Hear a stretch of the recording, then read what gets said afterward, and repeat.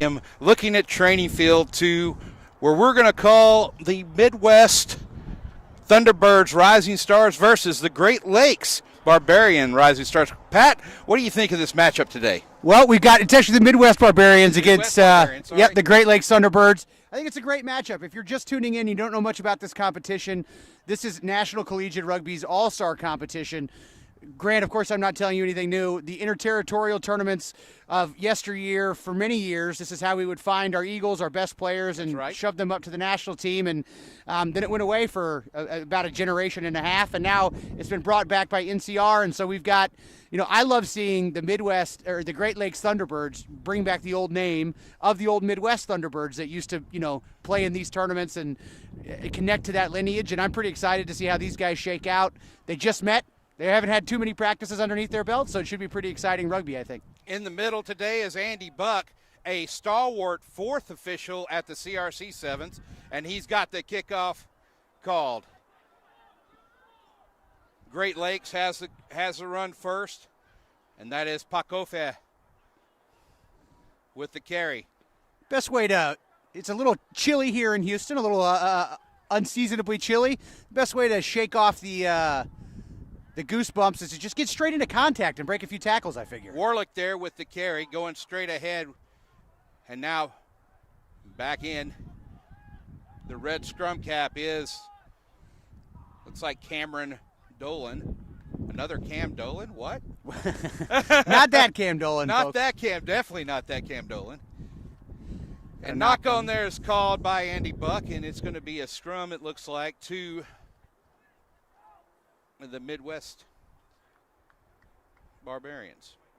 Midwest Barbarians coached they got Jeremy Kachuba, longtime coach at Minnesota Duluth, won a handful of national championships there. And he's assisted by Joe Lippert, who won a D1AA National Sevens championship at Lindenwood Belleville. They got Justin Witten on the bench over there as well. He's done a lot of winning there at St. Louis University back in the day. So a lot of good gray hair on the coaching staff for the Midwest Barbarians. Steal by the Thunderbirds. If you ever saw the old Minnesota Duluth scrum, you're not surprised that they were able. Roten there with the carry, gets a couple of meters off of it now. Out to Warlick again. Warlick trying to find his back line. Cameron Dolan there at scrum half, doing his best he can to keep that ball going forward. Now that's, I want to say 42, Runyarara Mukingure in the red scrum cap. Midwest seems to be pooling right around the breakdown quite often. I think if the Thunderbirds can get the ball wide with any kind of efficiency, they're going to find some purchase.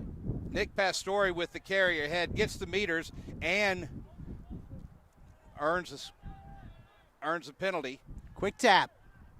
We've got a couple of Kessler carrying there. All-star teams may not trust their set-piece plays just yet, so a quick tap in the win for the Great Lakes Thunderbirds. Warlick again with the carry.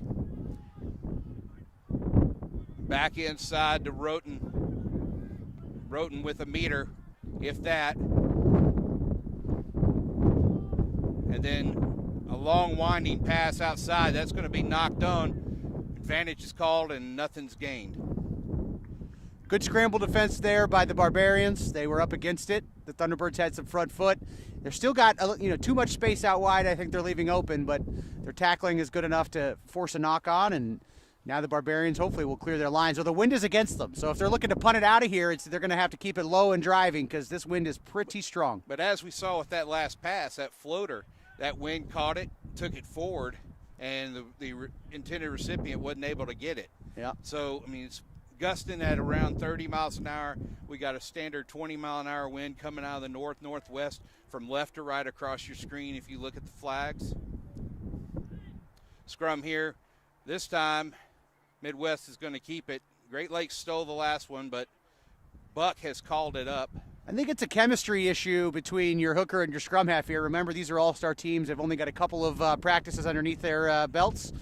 So that center quarterback exchange, if you will, I think is a little rusty because you're seeing the Barbarians get the push and the drive at the scrum every time. but the Thunderbirds seem to have the size over them. Oh, this is a good contest. Bakofia penalized for boring in. And out to the Midwest to take it to the edge.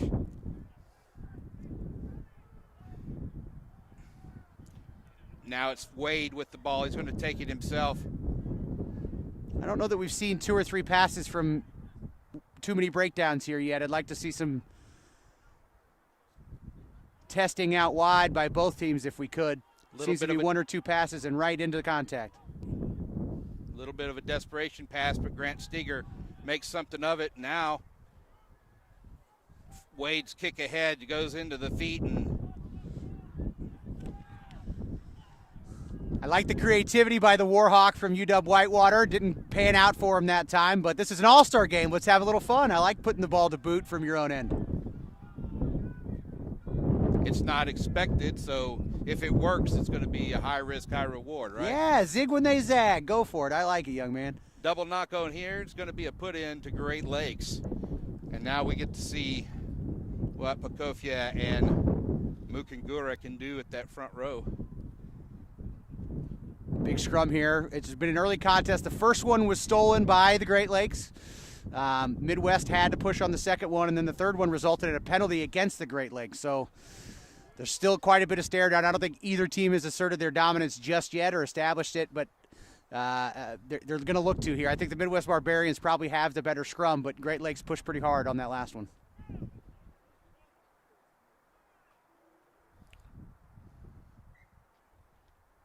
Before it's even together, Buck calls it up, says, hey, I'm not seeing what I want to here. Goes to the other side, talks about being straight when he goes into the drive.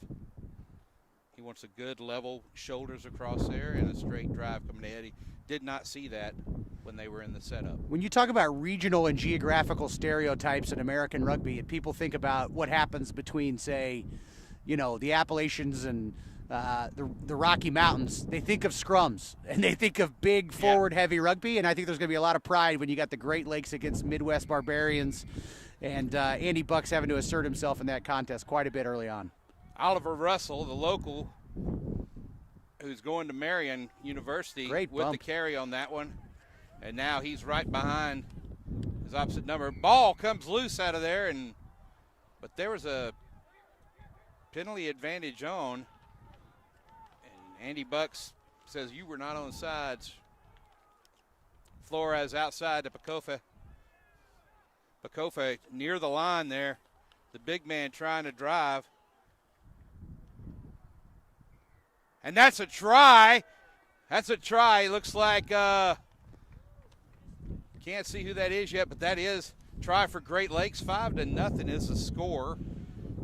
I'm not sure who dotted it down, but Michael Pakofe from Adrian certainly did quite a bit of the work. Kahuku Warrior from Hawaii. They drafted him, recruited him all the way from Kahuku in Hawaii to lovely Adrian, Michigan. I'm sure he's loving the winter term there. Yep. The weather, just like back home. That was Clay Peters with the try, it looks like. Peters was driven in by Mukungura. And then Flores is going to try to have the conversion here, and he's giving it a good 30 meters out to see what he can do with this wind. Peters plays for John Harley at Marion University, one of the newer varsity programs there in Indianapolis, Indiana. They've only been around for a couple of years, got started just on the back end of COVID, and mostly underclassmen. Harley is also the head coach for the Great Lakes Thunderbirds this weekend. So, and, you know, if you look at the Great Lakes Thunderbirds numbers, you're noticing that they're not your typical rugby numbers here, Pat. I love it. I absolutely love it. You know, Heather Harley there she and John decided that if we make sure we have a single number for a single player on the day, both the All-Stars and the Rising Stars, they'll be able to keep their jersey with them from this weekend. And that's a great idea, especially when you're running both an All-Stars and a Rising Stars record. That was a conversion was made good in this wind. and that is 7-0 to Great Lakes. It may be a little inside baseball, but commentators love someone who puts a lot of thought into their jersey. Yes. Yeah, the numbering, and even if we it's appreciate a weird it. numbering system. I love it. I don't get to call number 64 going across the gain line very often, so I'll take it when I can.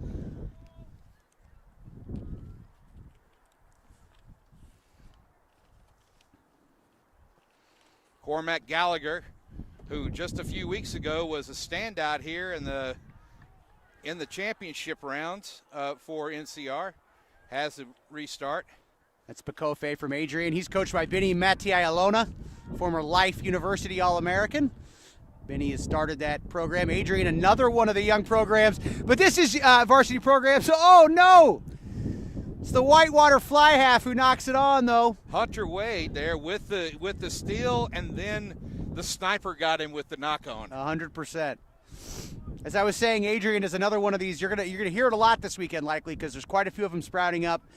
These varsity programs where they got full-time coaches and they've got some recruiting artillery and financial aid they can give out, and they treat the game of rugby like it's supposed to be and really elevate it. And that's how you get a kid from Hawaii to Adrian in Michigan. And congrats to Benny Matialona and what he's got going on there. And obviously some very talented young people getting great opportunities. And this is hopefully a platform for them. I think that guy, along with a lot of these dudes, are hoping to catch the eye of like a Steve Lewis who's here. The Houston SaberCats obviously are hosting this weekend. Well, I've looked around this morning, Pat, and there are several MLR teams represented out here with either coaches or general managers. Absolutely. So that's got their eye. This is an important tournament for them. Yep. And make no mistake, it has changed college rugby. Major League Rugby has changed college rugby. I was talking to Justin Hickey, who's the head coach at Notre Dame, and he said, if you'd have told me when MLR came around that it would affect my program, I would have told you were nuts. But even at Notre Dame, a very high – people don't go to Notre Dame to get into professional sport usually, but even at a high academic institution like that, he's getting more and more people calling him, looking for a hand up because they produced a few MLR pros. Right. And it's even affecting them, and it's affecting every program, and it's created an aspiration for a lot of young men to shoot for. The players expect more of these programs now. They expect more skills training. They expect more mental training, more decision-making training. And so that means that we're going to have better coaches at that level, right? And more, 100%. And more coaches. Better and In more. fact, you and I were just talking about, actually Steve Lewis and I were talking about how coach development is so important in America right now. Coming back to the game, Great Lakes with the put-in inside their own 22. Nice clean put-in down the two-channel. Flores has it out. Straight up the middle. Up the guts.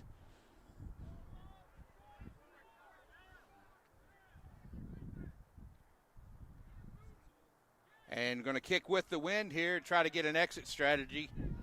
Gallagher gets under it, though. And there's a penalty called on the scrum. Impressed by the exit strategy. It's little things like that. It's kick receipts, it's kickoffs, it's exit strategies. When you come together, you don't have a lot of time to train. It's some of those things that sometimes get left by the wayside.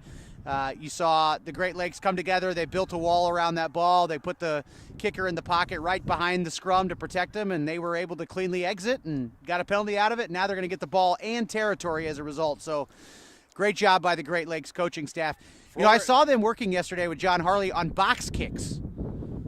So skill development not going by the wayside. Flores there trying to kick the touch, and it's not making it. He went the wrong direction. Cormac Gallagher with the take, gets it up to midfield. Now out to Wade. Wade trying to find his Daniel Huber, but there is not rolling a dangerous tackle penalty, Wade with the quick tap, trying to find his way through, doesn't. He gets about 9 meters out of that quick tap before he's brought down. Now stand in. Big Floyd King. Floyd King, they're trying to bring him down. Oh, he's got the ball come out of his hands and got into Charles Roten's hands, and Roten driving forward to the midfield. Now Russell getting over the midfield, getting another meter out of it. So far this game is equated to essentially a run-it-straight challenge in the middle of the field.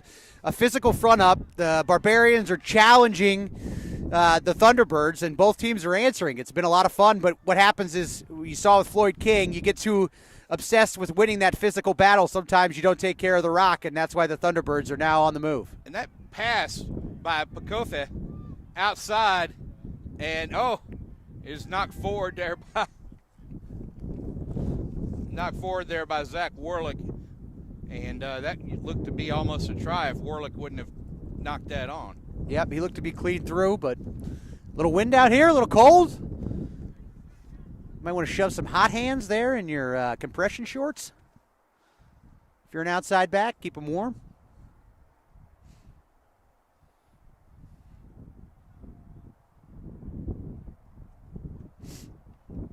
Another big scrum here. Let's see what the Barbarians can do. You know, just standing up here, we have all these MLR players walking. I know, just Nick Boyer walking by on his way out to go for a nice surf down in Galveston. This is a perfect day for a good surf, wouldn't you say, Grant? Actually, he probably would say exactly that. Yeah. Wade now with the carry, getting it outside to Lewis Ipma. I've been impressed by Wade. He hasn't had a lot of time in the pocket, if you will, using the football analogy, and he's still making some good decisions under pressure. Russell steals the ball from Grant Steiger, and now Great Lakes attacking inside. What an offload. 22. Oof. Sam Williams now with the carry. Is tackled up and doesn't release the ball, Williams, so he's going to give that ball up that Russell secured for him. It was Clay Peters, the John Ryberg lookalike, number 64 with the Thunderbirds, with that looping offload, but he does kind of look like that Houstonian Ryberg, doesn't he? Let's see if he moves like him. Yeah, he does got the quadzilla going on. Absolutely. Didn't get a lot of clearance there on that kick, but they're going against the wind. It has died down a bit. Number 41's Oliver Russell on the Great Lakes, and he came up in the system here in Houston, going to Kingwood, playing there, but he also at the age of 16 started refereeing. That's awesome. It was a fairly accomplished referee by the time he graduated and went off to Marion to play. I was talking to a father yesterday of St. Thomas is, of course, one of the great rugby programs down here in Texas. They've won 1 million state championships. And if you've met somebody who played high school rugby in Texas over the last 30 years, there's a decent chance it was at St. Thomas. And he's got a son here that not only was able to play in the club or national championships a few weeks ago, the men's 15s championships down here, but is also here again. So thanks to his son playing in NCR championships, he's got to see him here at home in Houston a couple of times in his senior year. For the second time in a row inside the Midwest red zone, Kessler has got a nice little pass off, and that's Pakofe to Warlick. Warlick using that 15-meter deep try zone to get near the middle and score the second Great Lakes try, bringing it 12-0 for Great Lakes. Pat, what about that? The Great Lakes are they're denting the Barbarians' defense so much in the middle of the field, and a lot of it is Pakofe. This is a team game, but Pakofe's dents are bigger than everybody else's, and it's creating a lot of space around him. You notice there, they had 2 quick taps in a row. Both of the quick taps, they won this. They won the line out. Got the ball immediately out to Kessler. Kessler makes some meters and then slips a nice little outside, little pass out. And they make some more meters. Then they get a penalty. Quick tap, get it to Kessler. Kessler with another feed out, and then into Pakofe's hand, then into Warlick. That looks like it's a game plan for Great Lakes there because it's been happening a couple of times this half. They've chosen to run quite a few penalties, even when it hasn't been as quick, and it's the aggression's worked out. They're going downhill. They got the wind, and they've decided they're going to rack some points up while they do. He struck it well, and he struck it very well, and that is 14-0. 2 Great Lakes Thunderbirds. You wonder how much this wind has to do with the game.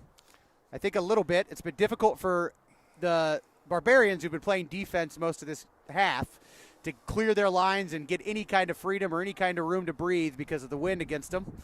I wonder how much that'll affect as we flip. Of course, these games are a little shortened. We're only playing 20-minute halves as it's a tournament, and these guys are going to play a couple games throughout the weekend.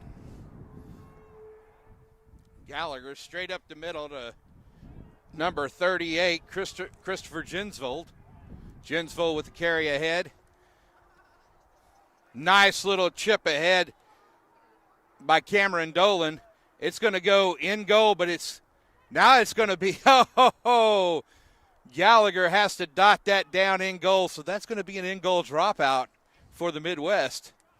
And that's going to put that was a good little win decision to use there, wasn't it? Yeah, it really was. You the were just dropout's talking about it? A fun new wrinkle that we're just now getting used to in American rugby. The goal line dropout. This would normally have been a scrum, but it's a goal line dropout. So you're under pressure, and now immediately the Thunderbirds are right back on attack. Sam Williams with the carry. He's just diving along, dancing through, gets a few meters. Dolan now looks to go blind, doesn't. Checks up, finds Garen Leland. Leland, no meters. Outside to Christopher Ginsvold. Ginsvold gets tackled early up. A little bit of tip hands there. Now it's Nick Pastore. Colton Kessler is calling for the ball in the wing, and he's 2 passes away from it before the knock-on. He'd been calling for a few phases, and if the Thunderbirds had gotten that out quickly, I think he would have been walking over for a try, but penalty advantage is on. Pakofa says, I want the ball. He's hungry. And he gets up to the 2-meter line. Took about 14 Barbarians to bring him down. At 22, Kessler with the try. He reaches out, dots it down on the second phase there. Great job. That is now 19-0 in the first half. Great Lakes Thunderbirds over Midwest Barbarians. That's Colton Kessler from Marshall University with the score. When you think Marshall rugby, what do you think, Grant Cole? Well, I don't think Marshall. You don't? I think football when I think Marshall. That's fair. I think of Luke Gross, one of the great international yes. locks of all time. Yes. Played a little basketball for the Thundering Herd. I forgot about that. You are so correct. And then picked up a little rugby and played for a decade overseas. One of the first great American pros. One of the also great guys in American rugby. One of the greatest guys in American rugby, yes. So Colton Kessler, the next Luke Gross coming out of Marshall maybe. He's going to need to grow about another 1.5 feet. Dolan puts the sticks up again, 21-0. Man, in this win, putting the sticks up every time is something else. Yeah, it's pretty impressive. It helps with the wind. We'll see if he could keep it up when the wind's against him in that second half. The second half is going to be a little bit more tough on that, right? Yeah. Well, the Thunderbirds, if they the option after the kickoff was to go ahead and play aggressively and run it downhill while you had the wind, it is definitely working in their favor.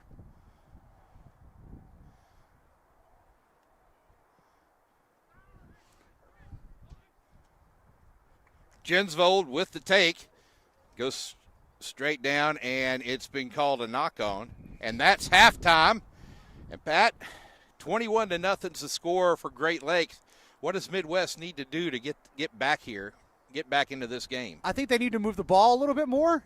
And on defense, they've got to find a way to slow the ball down and win a little bit of gain line, right? So I think the way that you do that is you need to probably contest the ruck a little bit more so you can get your defense up and ready so that they can launch. And so when you're tackling all these big guys for the Thunderbirds, you're doing it with 4 or 5 meters of safety before they hit the gain line, right? So they've got to, in order to get up and get that launch, they need to slow the ball down at the ruck, I think. There's not too much threat, I don't think, so far of the Thunderbirds getting around the corner.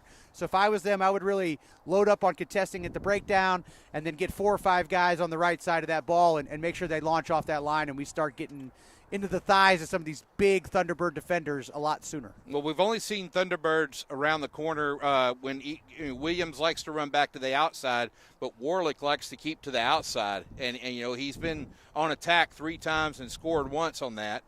But really the tight 5, Mukungura, Pakofa, Jensvold, and Kessler have really stood up and been big guys for the team there. 100%. I like the fly half for the Midwest. He hasn't had a lot of clean ball whatsoever.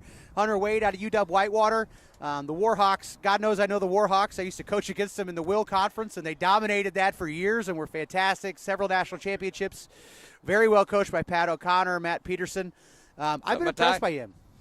Matai Luta and Mako Nufe just standing by to say howdy to us. Just a couple Olympians running through.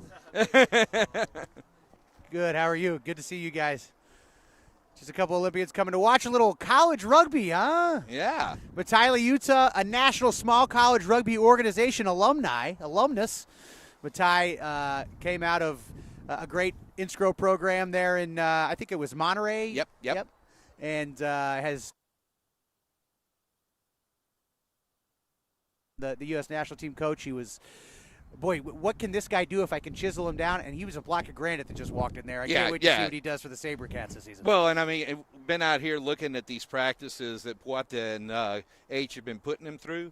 And, you know, if you read H's book 7, my notes on life and leadership, he basically lines out what he wants out of a person who's either going to play with or against or for him. And one thing you see is it's fitness. There's so much talk in the early aughts about the Blue Bulls' fitness when they played in Curry Cup and in Super Rugby. And watching these guys come in, and I mean guys like Zach Bangelinen, who you and I both know is in phenomenal shape. Yeah. And coming in looking like he has been run through the ringer. Yeah. You know this is a team that Danny wants Barrett, start jogging, because when you get here, you're going to have to be in shape. I know that fitness isn't his favorite thing. Of course, we're talking about the Houston SaberCats, who are hosting this fantastic tournament as Major League Rugby Season 5 is set to kick off here in just like 3 weeks, Grant. 3 weeks? Got a new head coach, Heineke Meyer, or new director of rugby, Heineke Meyer, new head coach in Pote Human. Yep. So exciting times here for the Houston SaberCats. Maybe some future SaberCats out on the field. You never know. Yeah, and a lot of guys have kind of taken to calling us either the Saffir Cats or the Sevens Cats. The Saffir Cats or Sevens Cats. I like it. A big South African infusion, and a lot of the recent Sevens Olympians and guys that have been working with the national team down in Chula Vista. Got some changes on the field. Looks like Leki Taatuua is on the field, the big number 3. And you can't miss him. He's another Adrian University product. Adrian got a strong influence here. If you just join us, Midwest Barbarians are in the stripes, the red and white stripes on the left, going left to right on the field. And on the right of the field in the gray is the Great Lakes Thunderbirds. Both of these are the Rising Star teams.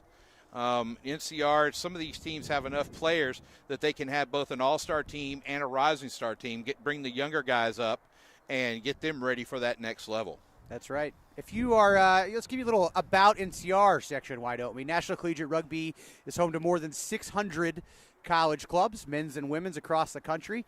And this is an amalgamation of geographic teams that pulled from those colleges to give players an opportunity to play up and maybe be selected by national team coaches, All-American selectors, by Major League Rugby. So these are guys looking for a better experience, some of the best coaches in the country as well.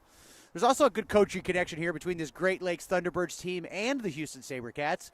Part of that coaching staff, as we mentioned in the first half, for the Midwest team, part of the coaching staff for the Midwest team is Jeremy Kachuba, longtime Minnesota Duluth head coach, and he coached with Mary Swanstrom, who is the athletic trainer for the SaberCats down here, who you know well, Grant. Good pick there by number 16 from Midwest. That's Caden Crane. Gets a carry up past the 40. Now Casey Lambert with the carry. Flores trying to get the ball out quickly. Oh, what a crushing defense by Tatua.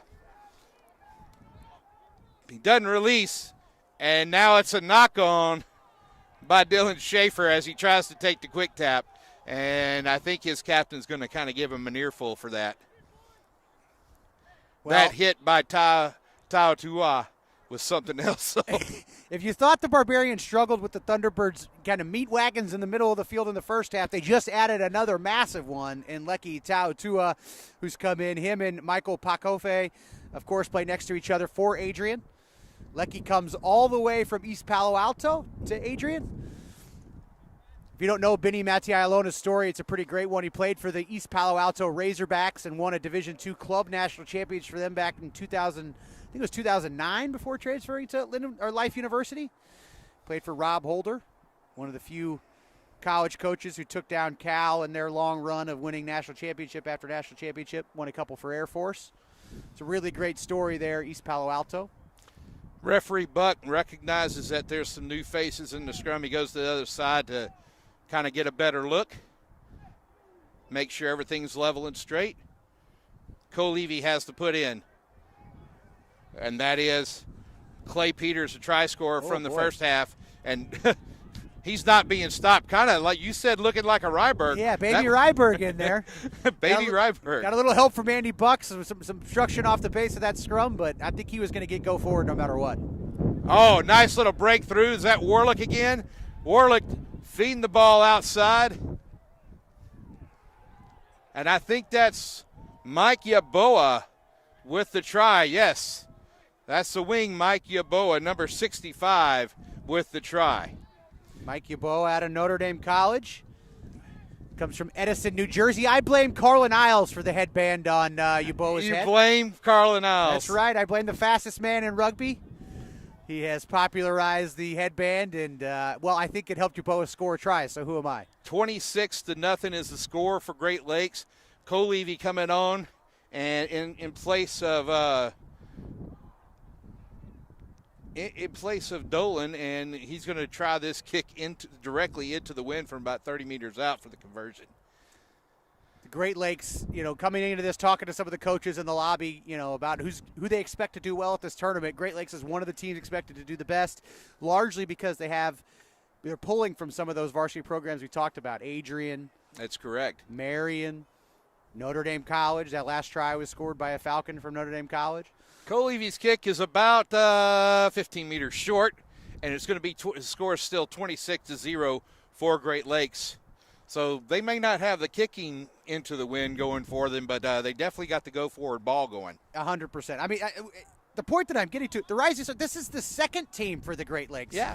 And I think Pakofe and Tautua could be in Sabercats jerseys with a little bit of that Pote human fitness action. So I'm pretty impressed by this is the number 2 side for the Great Lakes. Right. Straight spinner going back to the Great Lakes fullback. He gets tripped up. Warlick does. It's a great ruck there. That could have been turnover ball quitty really easily for the Thunderbirds. But Baby Ryberg came in and cleared it out. Baby Ryberg. You know John's going to eat that up, right? Now Tautua. Bad pass gets the ball turned over to Midwest. But there's a counter ruck going on. And the way Andy Bucks got it positioned, Great Lakes got the ball back. If I was Lecky Tautua, I would counter ruck about every time I had the breath to do it. Oliver Russell now take it in. Now Steger. Steger with the carry forward. Colivy getting it outside. Finding Hernandez.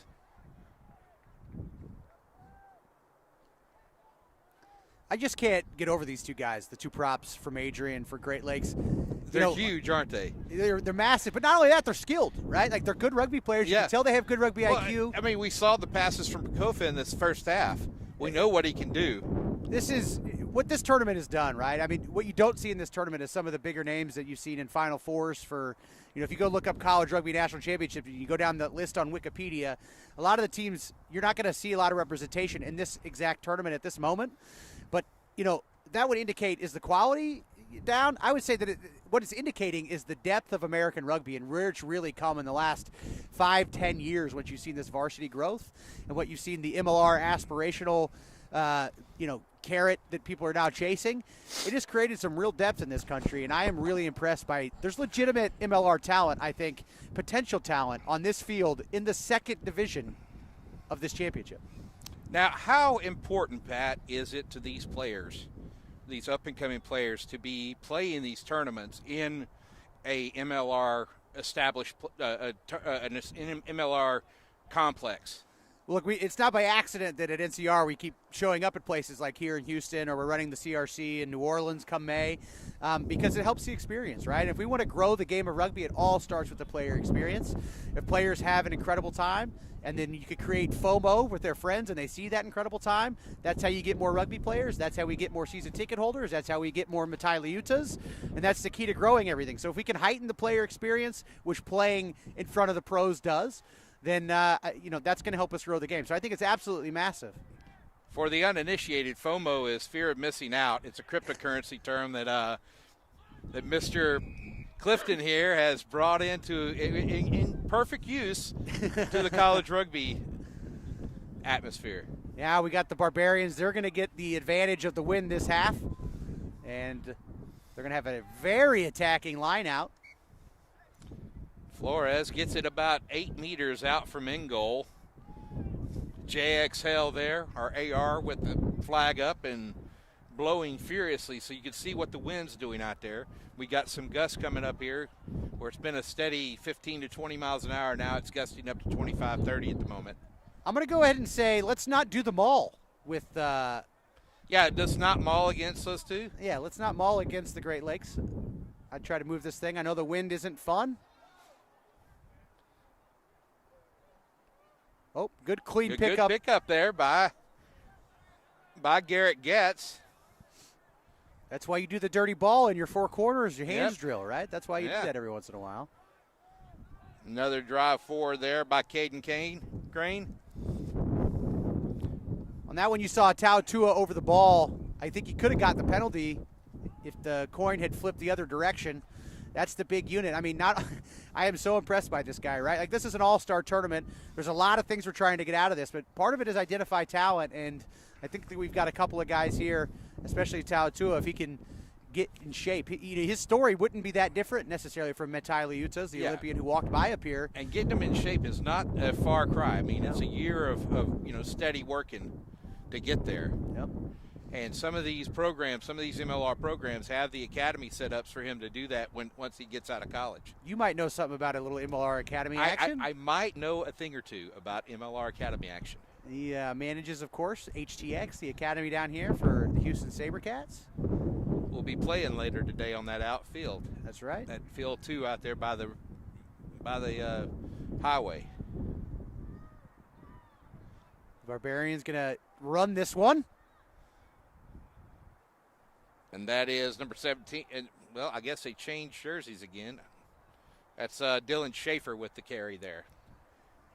This pressure that the Great Lakes are creating around the breakdown is what the Barbarians need to do. I talked about it a little bit at halftime, but if they could slow the ball down with these counter rucks, or even steal the ball with the counter rucks like they just did. And that steal's going back and forth. Good job by Midwest there. Again, there's a huge Schaefer. hole inside of Tau Tua on the left. The big man is tired. If the Barbarians can attack the channel on either side, I think they're going to have some luck. Wade going straight up, not being hit by any of the forwards really.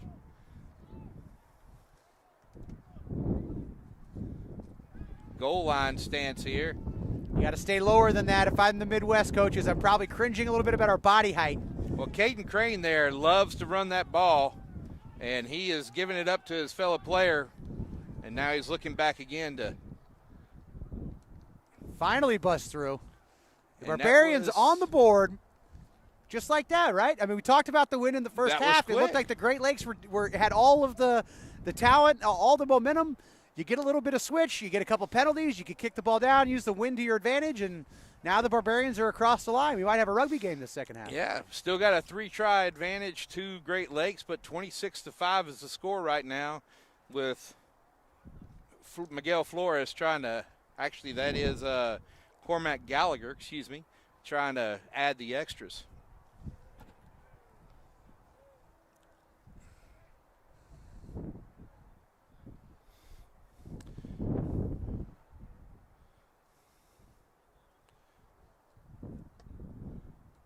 And off to the right it is. He doesn't add the extras. 26-5, still the score, with Great Lakes coming back to restart. This is a big one for the Barbarians. If they can get this ball, take it across the gain line with a little bit of momentum, get an early score, I have a feeling the tone of this game will change a little bit. Now, does it surprise you that once they get into the red zone, the Midwest tries to keep it in between the 15s? Absolutely not. That's textbook move right there, especially All-Star, you know. Yeah. You get together, let's keep it tight. Let's hold on to that thing. When you spin it only when you got the room. You know, the phrasing we use is, by the time you get into the 22, you've already earned a check. You just got to cash it, right? You don't let that thing fly out the window. That's going to be a free kick back at the midfield because it didn't go 10. And they're going to call for a scrum, Midwest is. I like this. Get a little first phase ball. A split scrum is a great attacking platform. If you do it right, you're always going to have a man advantage on one side of the ball, oftentimes two. It's difficult to defend. If you notice the Great Lakes on the left side of the scrum, they've only got 2 guys covering 40 meters. Garrett Getz hasn't been called. We haven't called his name a lot in this game, but at 8, he's pretty speedy for the Midwest. And looking at some of the space he's got out there, it wouldn't be surprised. You got 2-on-2 with space to the right and 4-on-3 to the left. They choose the 4-on-3. And driving through to get some space. That looks like Brian Vargas for the Midwest. I think we got offsides for a penalty, so the Barbarians got that advantage. Are they going to quick tap it, or are they going to kick it to the corner? Oh, it's going to be called a knock-on there. Knock-on. I got a by little. Cooper Osgood. And look at that. Just like that, it's Houston. The sun has come out to greet us. Can it stay? Ah. Don't jinx this now, Pat. Gorgeous. I just went from freezing to sweating in 3 seconds.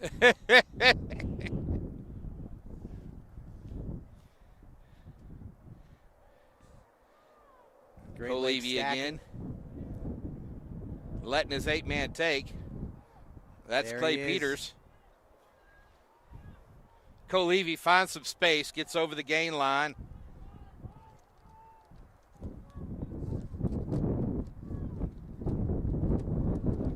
Gavin James tries to get it outside. Just a forward pass there by Mike Yoba. And we got a number out there, 66, that we don't have a name for. So apologize if We'll we call don't him know Ray Nitschke. Everybody knows Ray Nitschke, the old number 66 Pro Football Hall of Famer.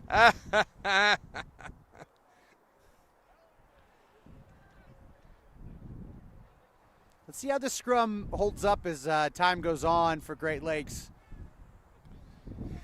I think these big props could wear down and the Midwest could get some go forward. Again, I think one score here could change the tone of the game, even if it doesn't change the outcome. I think it could really pick up the Barbarians. Great Lakes gets the drive, and Clay Peters takes it weak, gets 10, keeps going. I think John Ryberg would take Baby Ryberg with that run just fine. Now Jack Featherstone with the run. He keeps going. Featherstone's still up, down to about 6 meters out, and he's got support there. Colevy getting the ball outside quickly to Sean McNamara. McNamara finding his pod, getting back into place. McNamara again with another pod, gives it to Pakofe. And Pakofe looking 47 now. Isaiah Ariza Escala gets in. Does he dot it down? Looks like no score, I think, on that one. No try, but Pakofe, that little offload that you saw there that should have resulted in a try is why that young man is a realistic MLR prospect. It's not just about being big and beefy and strong. You got to have the skills and rugby IQ, and he's got it. So the in-goal dropout goes about 65 meters downfield into touch. That's about as good an outcome as you can have from an in-goal dropout. dropout. Right? We saw when they were doing the in-goal dropout against the wind, it resulted in a net gain of, 10 meters? You do it with the wind, it's about 50. So a huge turnaround for the Barbarians. They're one mishandle away from going down another try, and now they're on the front foot. Got some territory.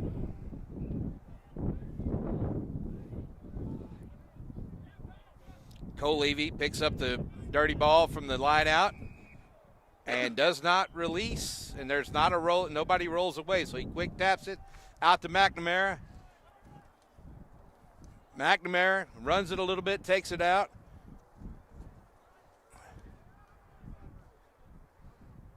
McNamara, only one person outside of him.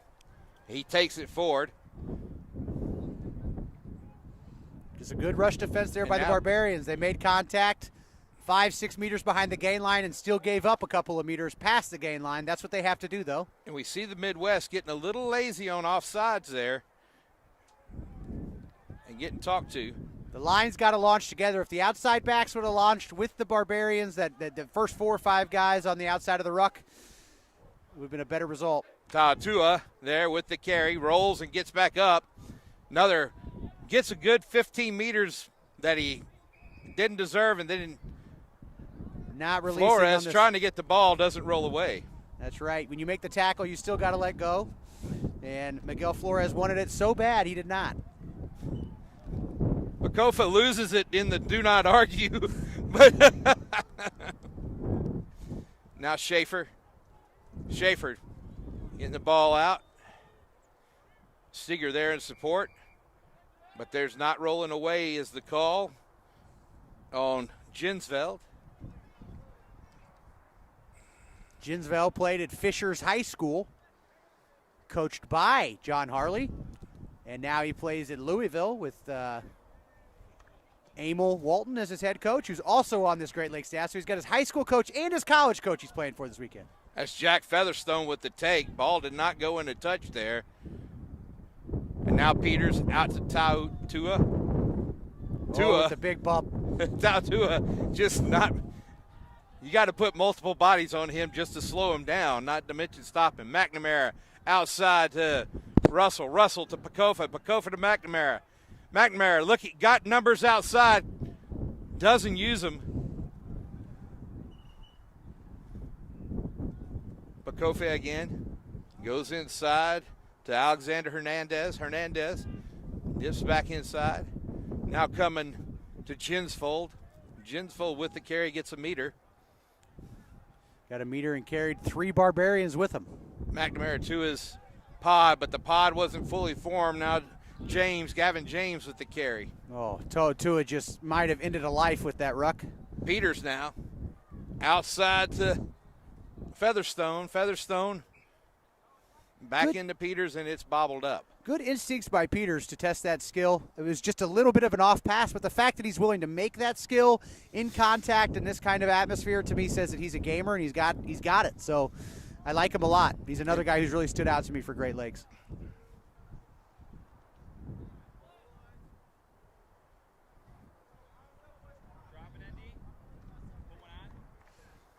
The Thunderbirds against the wind, looking for just their second try of the half if they can force a turnover here.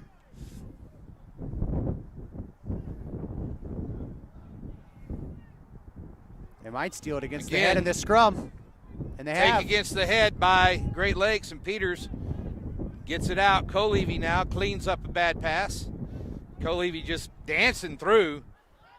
Gets back to the gain line. And Peters now steps into scrum half. Gets it out to his hooker. Midwest defense is still not launching as a group. They're only getting 2 or 3 guys on either side of the ruck to go. If they would all go, they'd be having contact already. Gavin James getting tackled there by Schaefer. Actually, that was Casey Lambert on the tackle. Jinsfold again. Got Tua out here on the wing. If they get him the ball with any kind of space, it's going to be an athletic mismatch. Bacofa over the gain line, over the 22. Peters now. Peters. What an offload just a by nice Peters. Little dish. Featherstone couldn't handle it, but Colevy's there to clean it up, and Lambert takes him into touch. Dangerous tackle is the call, though, and Great Lakes is going to get the ball. That time Peters did get the nice fancy offload. I love it. This is exactly what these moments are for. The bullets are flying. The results matter. Test your skills under pressure. And that's the game, folks. 26-5 is your final score. Great Lakes Thunderbirds over the Midwest Barbarians. Great matchup we've had here, Pat. And, what do you think about what the Midwest needs to do to get back into this tournament? Well, I think they need to play someone other than Great Lakes. That'll be a help. No, look, I thought they had a good game. They had, it's early days. You expect the defense to be a little bit unlinked in all-star tournaments, and I think that it was, and I think they'll go back to the sheds. They'll talk about it. They'll link it up and hopefully get their launch fixed and start Cadesso more at that breakdown so they can be a little more aggressive on defense. I think that's all they got to do, but they got a great coaching staff, and I think they can do it. We'll be back in about 10 minutes with the Rising Stars match between the Southeast and Tri-State teams right here on Field 2 at Aviva Complex.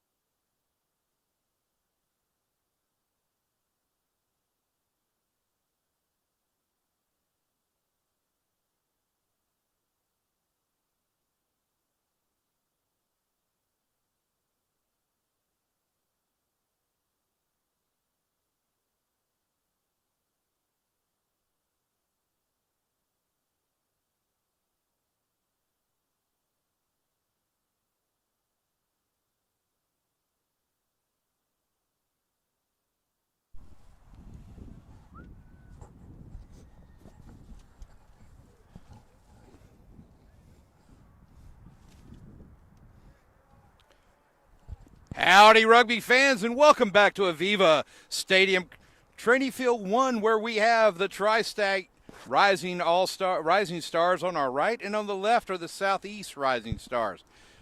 With me is Matt McCarthy, the ebullient man himself, and he will be calling color for us, color analyst.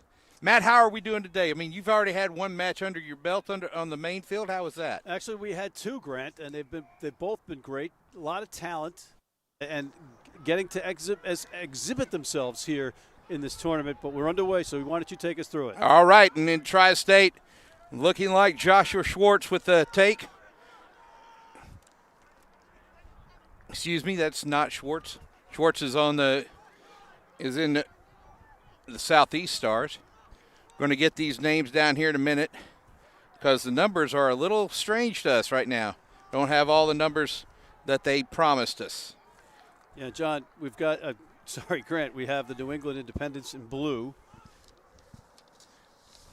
And you got your Southeast Bears also in blue. Also in blue. So Southeast Bears in blue and green, Northeast Independents in blue and white there. Driving forward for Southeast is now their 8-man John White. White gets driven back by the Independents, number 5. Stepping through is their 10, William Newell. Newell, nice pass back, but the Independents defense retrieves the ball from the contact. Nothing going for the Independents there. They're caught behind the line. And now their 9 has it. Garrett Peel has it outside to their number 12. Drive forward. Nice run there by the Independents. And Grant, you got your Rising Stars in a tournament of Rising Stars. Right? Yeah, it's an all-star. So this is a twofold tournament, right? We've got a set of all-stars here, and then 4 of the conferences have their Rising Stars here. So that's the next level down from the all-stars. Pretty much most of their sophomores and junior level players who are going to be, coming up. They need this experience, and they're going to get it. Yeah, and you mentioned next level. This is the next level. Next level rugby is bringing this to you. Yeah, that's correct. Continued growth of covering rugby in the United States. This is a perfect example of that. The NCR, the National Collegiate Rugby Organization, bringing this to you. And this is no small event, ladies and gentlemen. This is a tough undertaking, a lot of hard work from a lot of people. Peel has to put in. Little bobbled outside, but he finds his 13, Cameron Duplantier. Duplantier with meters going forwards. Gets tackled inside the 22. And that is Anthony Wilson with the bobble. And the scrum going to the Independents. Yeah, it's interesting to see how these teams will figure out how to, play against each other, but then also deal with the wind because it is a bit windy. It's getting a little bit warmer out. The wind was very much a factor in the first game out here. The team who had it going left to right, we've got about a 20-mile-an-hour wind steady going left to right here on the field, and occasionally it gusts up to 30. So if you're on the right side of the field trying to go right to left, kicking is not your game. Yeah, I mean, previously when we were down here for the playoffs, the wind on this particular pitch was blowing like crazy in one direction, but it was pretty much the entire match. Yeah, the entire day, and then you had 2 days there. We had the wind come in one direction one day, and the next day it was going the other direction, save 20 miles an hour. Drive here by the Independents. Looks like they're number 6, and now they're 4 taking it up the field.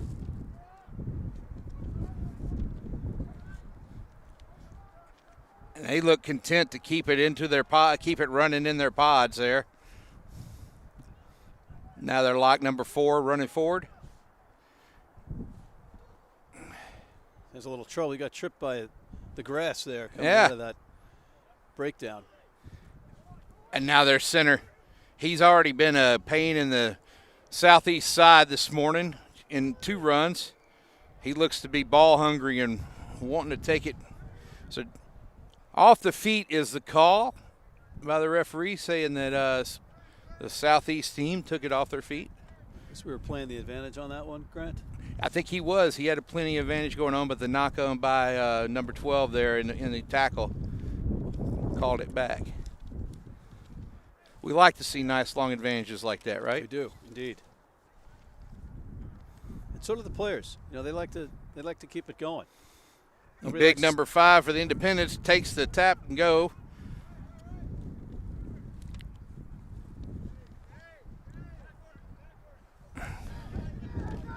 And that is some good work there by that Independent 14, staying in touch. You know, if you look out there, I'm not sure,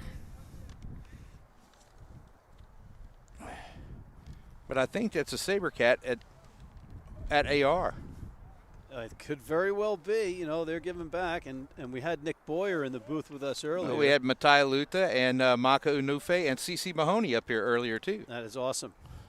Great combination. And then, of course, we've got the great Steve Lewis gracing our presence every once in a while. He is scouting. He is scouting, which is great for Rugby New York and Major League Rugby, having these venues to try to get some talent in this vast country. Cameron Duplantier again with meters, but it's stolen. Not releasing is the call on the Independence number 7. And advantage is being called. There's a knock on by William Newell, and Independence picked it up, and they've taken it forward a good 15, 20 meters, and advantage is off. Grant, I don't know if the camera's picking up, but there's a house driving by us on the road. Yes, there is. It's a mobile home. Should see another half of it coming by in just a second. Yeah. That's just half of it right there. That's fabulous. That's bigger than my apartment by 5 times. And probably cheaper by 20. Yeah. Independence number 5 carrying over the midfield line. Independence trying to keep it going back the same way. It's Dylan Walsh in on that crash ball, Grant.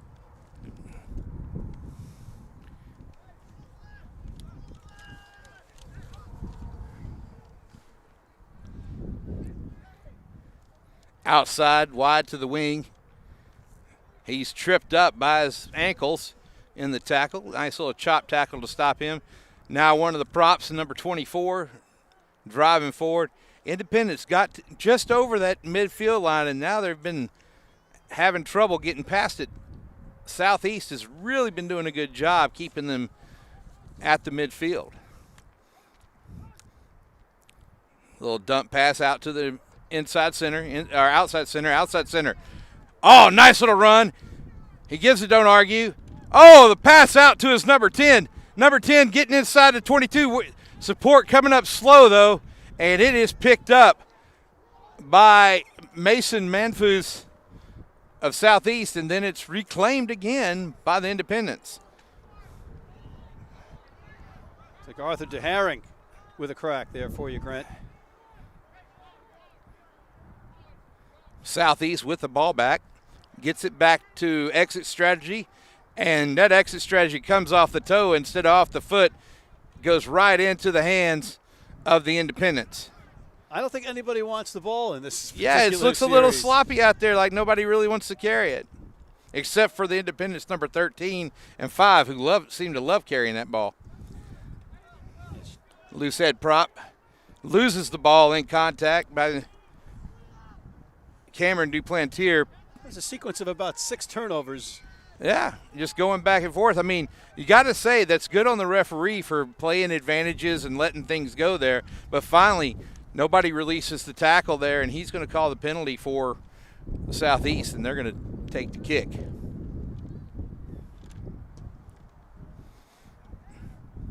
It does not go to touch. Fullback for Independence takes off, breaks one tackle, gets up to the 40. He's broken 2 tackles, getting up, finally brought down. Back to the weak side.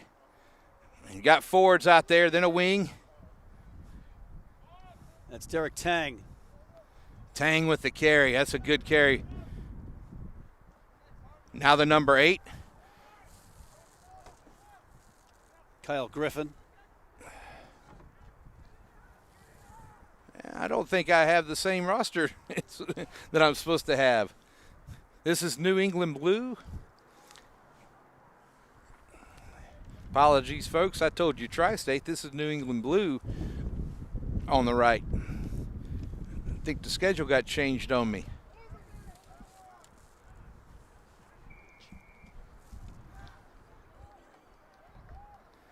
Penalty advantage there, and Southeast has a penalty to kick ahead. They're going to choose a kick for touch.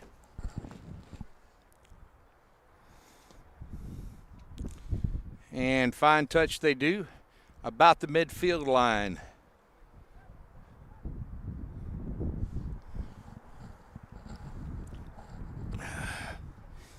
As the players come to the line out, score is 0-0 now.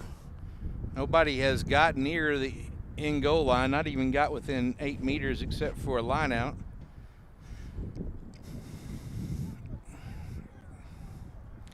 Two teams feeling each other out, trying to figure out which direction they're going to go. Southeast takes it, cleans up bobble ball into a maul. Trying to get to ground, and they do. But New England Blue has recovered that. Now up into Blues inside, they're number 10. And he just drives forward with the first receiver take. Now the 13. Now the 8-man goes to 9, goes in there and dishes out to his 8-man.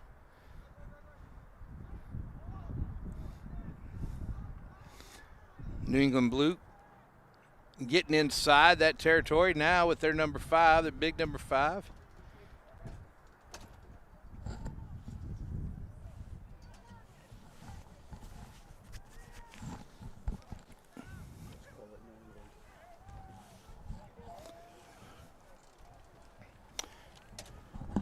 New England getting the ball out again. Little bobble there by their prop.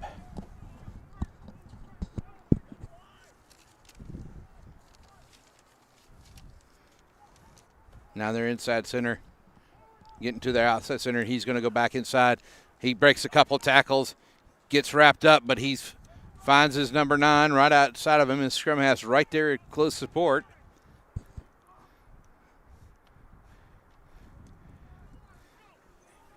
Going back in the traffic does New England, but they've still maintained the ball. And it's not rolling away as the penalty here. And they want a quick tap. That big lock for New England wants a chance to head towards in goal. Gets tackled up by Marquette Hayes. But Hayes couldn't get the turnover. Driving in near goal, and New England thinks they've got the try.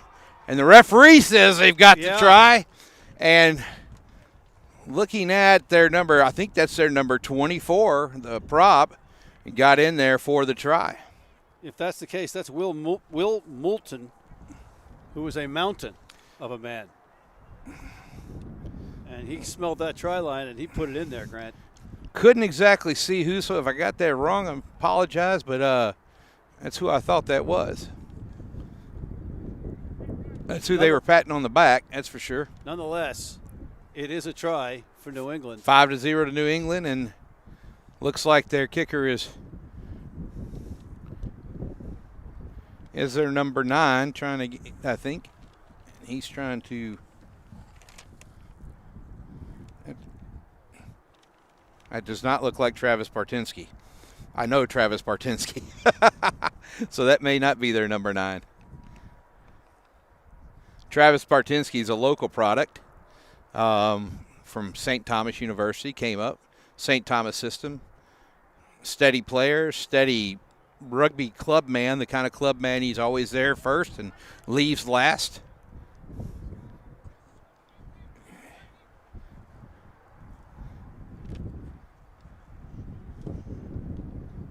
That was their 10, Joe Hall.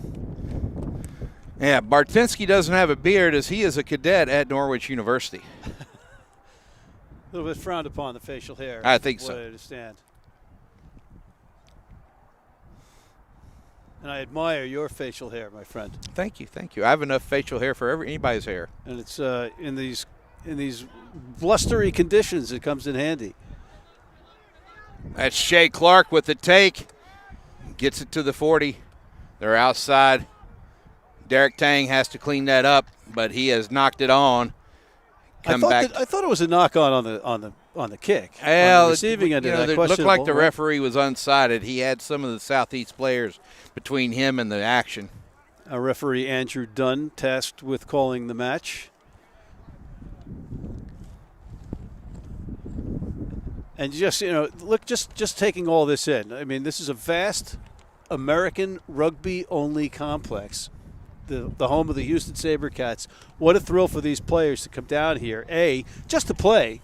And even the training pitches are better than anything that we ever play on, right? But they're also being watched, and they have an opportunity to get on the radar on the American rugby landscape. That's correct. For professional rugby. That's correct, Matt. Yeah, I'm just looking around, and it's just every time I come down here, it's just so stunning and so cool at the same time to see that this is what we have. And the fields here today aren't even in the best condition. They've been played on quite a lot. You ever play on Randall's Island in New York City? Yeah, well, I remember Randall's Island when we were picking up needles and glass. So before the match. Southeast with the put in again. New England's had the advantage at scrum time every time, and they take it against the head there. Bartinsky picks it up, gets it out to his 8-man. That's Kyle Griffin. And now Shea Wagner's running with the ball, and Wagner has been difficult all day for New England. Tang gets across to the other side. Bartinsky again. Hall driving forward with it.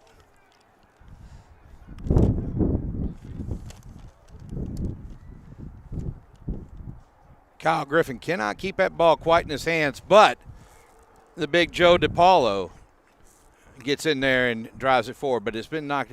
The knock-on was seen by referee Dunn, and we're coming back to a scrum to the Southeast. One thing I've noticed in this first half, Matt, is the New England scrum has been powerful every scrum.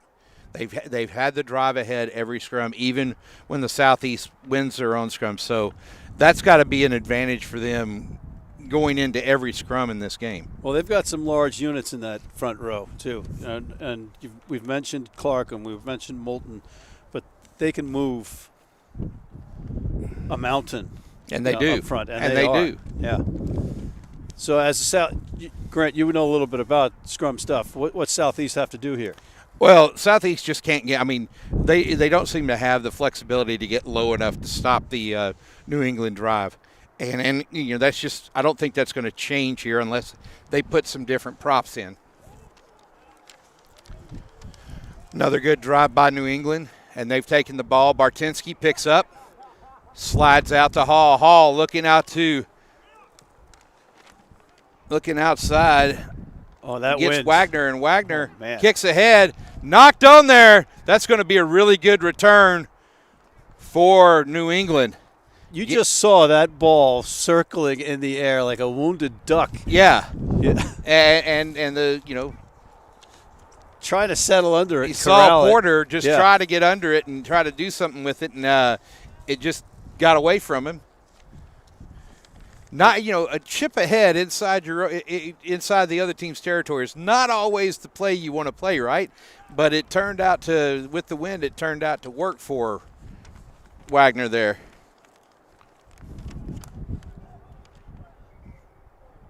Let's see if New England can add to their lead. 5-0 is the score. New England over the Southeast here. And if you're just tuning in on the Rugby Network or on the Next Level Rugby or NCR Facebook pages or YouTube pages, we are playing 20-minute halves, right? So 20-minute halves, we are. 20-minute halves. So if we're telling you, that's the end of the first half, we haven't lost it completely. We haven't lost the plot completely. That's actually what's going on. All of today's games are 20-minute halves, the ones that will be broadcast.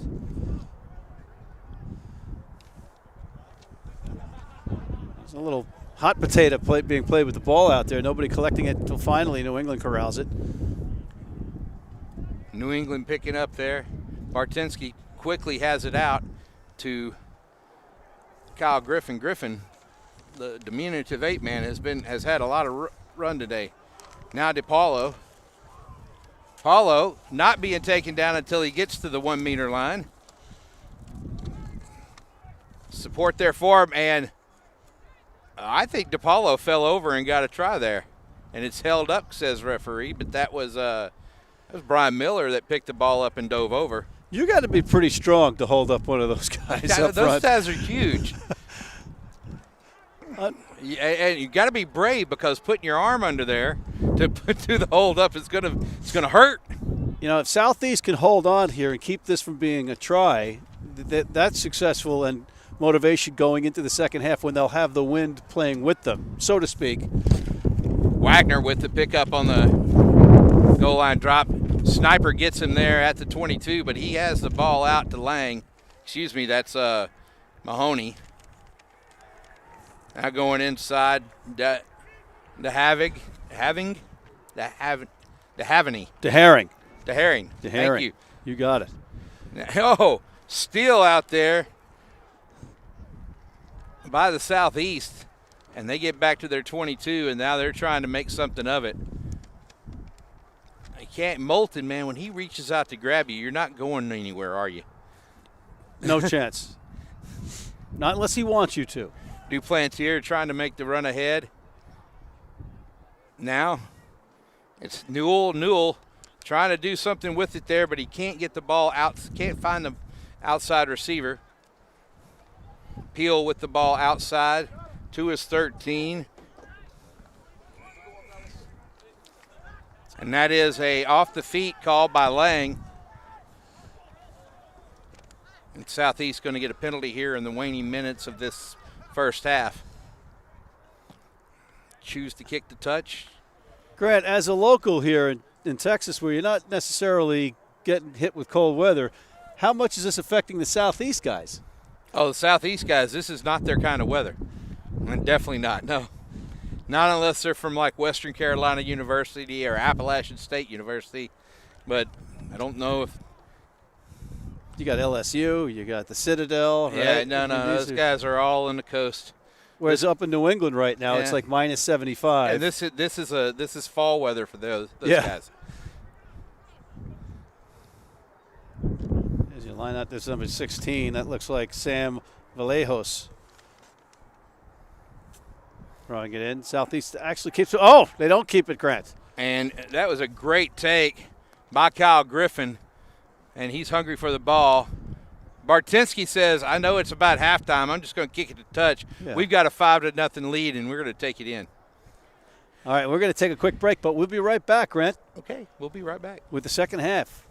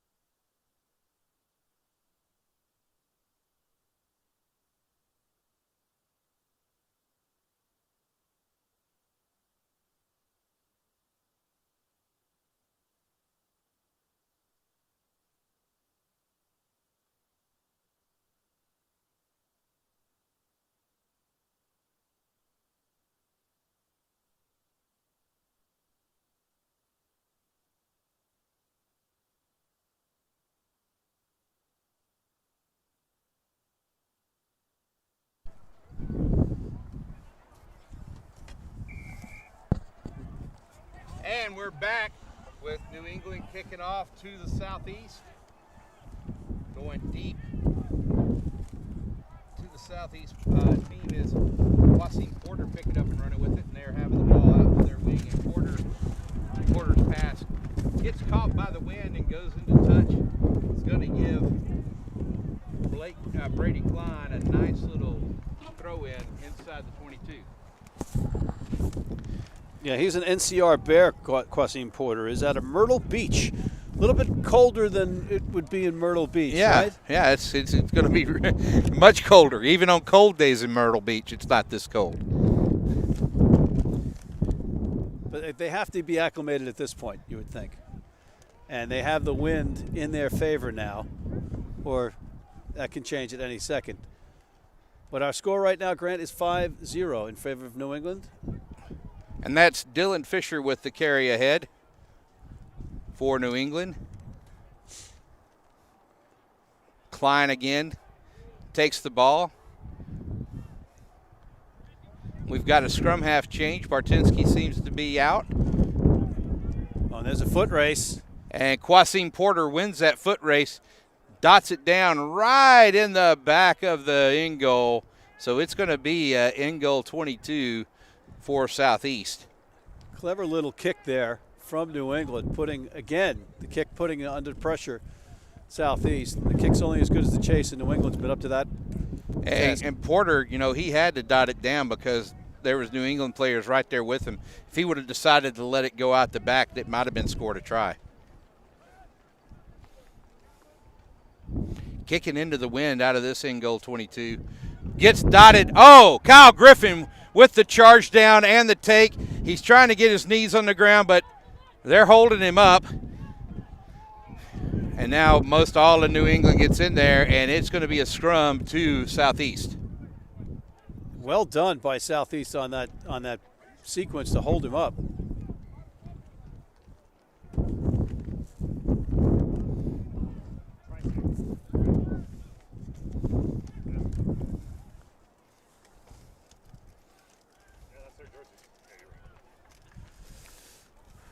Even a blind squirrel finds a nut once in a while, Grant Cole.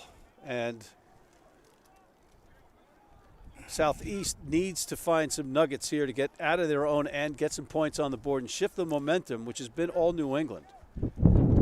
Southeast with the put in. New England with the drive, though. It's Southeast quickly takes it out. That's their number 6, Colin Langfelt.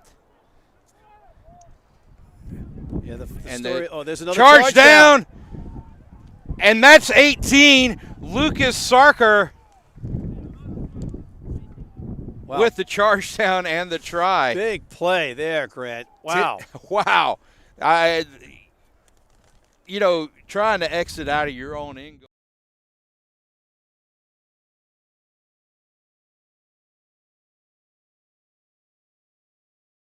Scrum coming off a breakdown.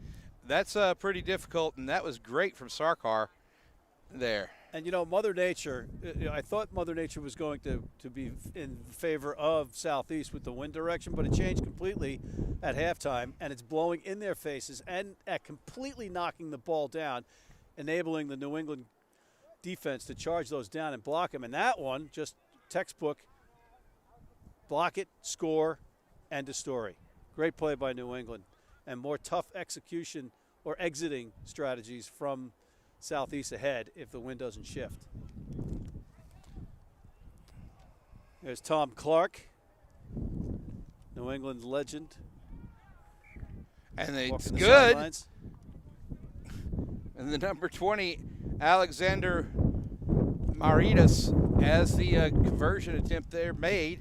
And it's 12-0 for New England now in the second half of this game. And the wind is now just really gusting directly in the faces of Southeast.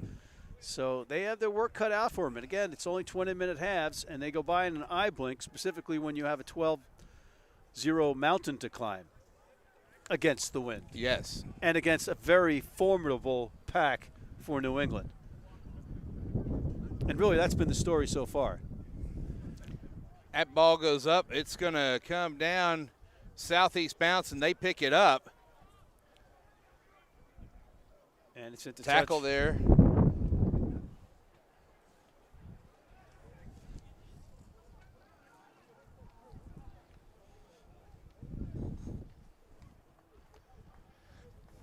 Now New England, or Southeast with the tap and go. Get the ball out to John White, their 8-man. Quick pass, bobble through, knock straight down, says the referee. Continue to drive forward, Southeast. William Newell now looking for a place to go, finding only a meter ahead of him, but not at the gain line yet. Coming outside to there's number 12. Quasim Porter out there wide with Nathan Hollifield, waiting to strike, but the ball doesn't get out to them. Now coming inside, that's Alan Pennington taking a hard hit. And they turned it over, Grant. Yeah, Griffin in there, or not Griffin, but DePaulo again. He's just been a pain. Now Southeast has got it, and they're driving forward. I don't know how they got the ball there. It's flipping back and forth. Here. Look, they're doing the caterpillar on the back of that. Yeah, how are you going to kick ahead on a caterpillar out here? Now driving ahead is John White, the Southeast 8-man. Now outside to Duplantier. Duplantier doesn't look like he passes that often, but when he runs with the ball, he does get a meter off of it pretty much every time. Porter. Ball goes out of Porter's hand and backwards. If he'd been a step back, man, that might have been some points for the Southeast. So, Grant, I was pulled aside by these guys in the hotel lobby, and they told me that he is going by the French pronunciation of Duplantier. Duplantier. Duplantier. Duplantier. I'll get that corrected. Porter now with the ball, the danger man. Porter trying to get around the side, not finding anything out there, and surprised that I don't see a advantage for a dangerous tackle. Southeast keep getting driven back by the New England defense, and looks like side entry, or nope, off the feet's the call by referee Dunn. Southeast going to get a penalty here. And it's important that they do something with it. There's a tap. And again, that's the wind influencing it, because you can't put the ball up in the air if you're Southeast right now and expect anything remotely close to what you thought it was going to be. Alexander Meridius thought he had the pickoff there just through his hands. The wind took the ball on that floater of a pass. And, you know, that brings up into question the whole defensive knock-on situation. I mean, clearly he was thinking he had the ball and he had a quick set. Pick five, if you had will. Both hands out in front of him. Yeah. Looking like he was trying to catch it instead of one hand out. You know, one hand out and you don't have a chance, right? We know that. So two hands out, you're actually trying to retrieve it, and if that's a knock-on from there, then it's a knock-on. It's not an intentional knock-on. Which is a penalty in rugby. Yes. So you can't just slap the ball down on defense.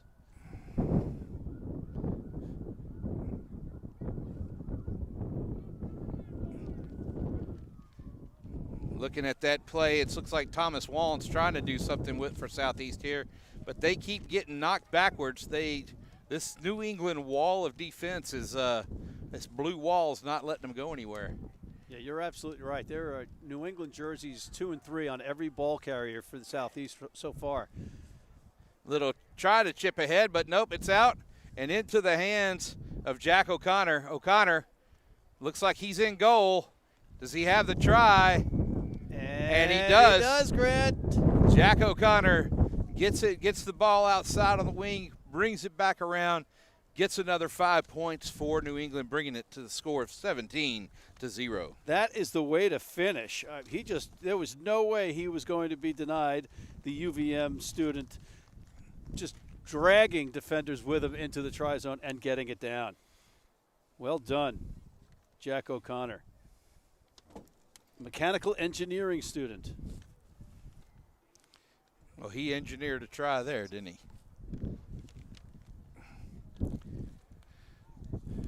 Yes, he did. But well played, sir. I see what you did there. Yes. Alexander Meridius trying to add the extras here.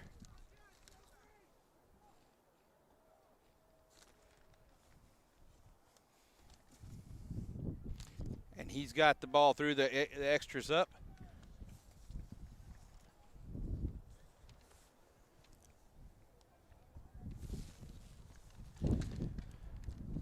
And I beg the your score pardon. is 19-0 here. I beg your pardon to the O'Connor family. I think I got the information wrong on the sheet here. So We've got one roster here that says 23 is Jack O'Connor. Number 23 scored that try. and I got another one that says 17. 17. So the beauty of If you're the O'Connor family, talk to your coaches. Nice kick ahead there by Meridius. Porter trying to run it down. That's going to go in goal. Porter wants to pick that up and run it out as much as possible, but he dots it down for another in-goal dropout. And I bring it up, Jack, the O'Connor thing up because he's listed at 5'9". Mm-hmm. That was not a 5'9" guy that scored that try, as far as I can tell. Anyway, We do the best we can with it's a what New we England got. try nonetheless, and now Southeast under more pressure is the in goal. Boy, it just gets tougher and tougher for Southeast with this relentless New England wave. Meridius right there. I think you're right. I think O'Connor's at 17 out there because that's definitely a 5'9" scrum half. And that's a try through. I can't tell which New England player drove into in goal, but he had he had Will Moulton on his backside, and it was called held up. That was number 5, Joe DiPaolo, that drove that in. And so we're saying that Diarmuid Allen scored the try on that one. Okay. Drive ahead there by New England. The ball was kicked from the in goal out into their 22. New England picks up with good position for themselves driving forward, but a side entry gets the penalty to Southeast. Now New England's going to have to pick up with their defense again. New England defense is looking good, not allowing Roy Reset any space to run with the ball. And they're fighting for possession. Rousset carrying again. He is brought down by Moulton. Out wide. And we've got substitutions pouring in for both squads right now, Yep. Grant. Will Moulton somehow gets that ball out of that breakdown and takes it forward. I think he pretty much does what he wants. There's Allen again with the run. The try scorer. And he's in goal again. And it's another try to the number 23 from New England.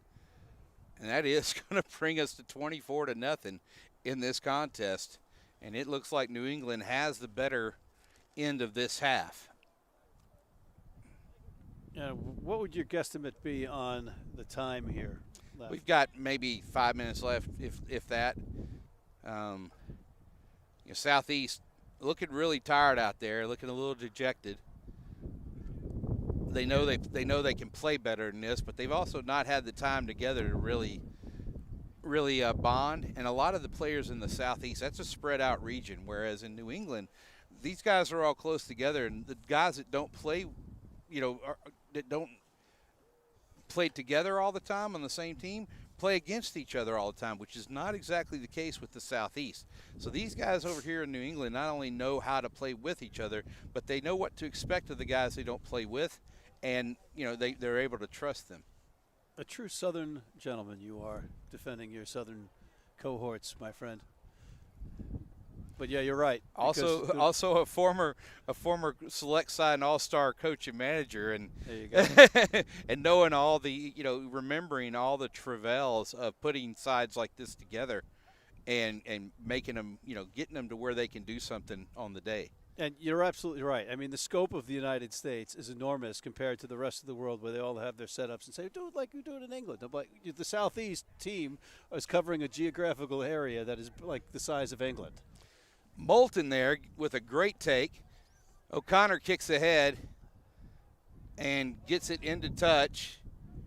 And that's going to be straight out. It does not meet the 50-22 rule. So it's going to go straight out and going to bring it back to the 22 for a line out.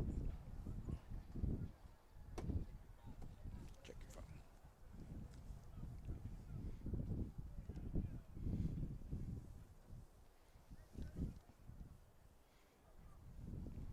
23 is Aiden Amos. So we find the Jack O'Connor, Aiden Amos. Yes, story. We've got that unfolded. Aiden Amos is number 23. He scored 2 tries. One of our listeners has corrected us on that, which is great. And we appreciate that. We do appreciate that. Thank you. Thank you. Thank you. Thank you. We were suspicious. Throw wasn't quite in straight, but I think the referee's trying to be judicious today and give the Southeast a chance. Offsides is the call, and actually dangerous tackle is call. He's going to call Thomas Linkus back, and looks like he's giving him a card for that. And we have the first yellow card on this side of the press box for the day. That's history. That's history. That is history, ladies and gentlemen. And you love the fact that the Southeast team has not quit. They're clapping. They're all motivated. Yeah. They're all driving. It's great. Luke Kittrell there with the carry and the hair.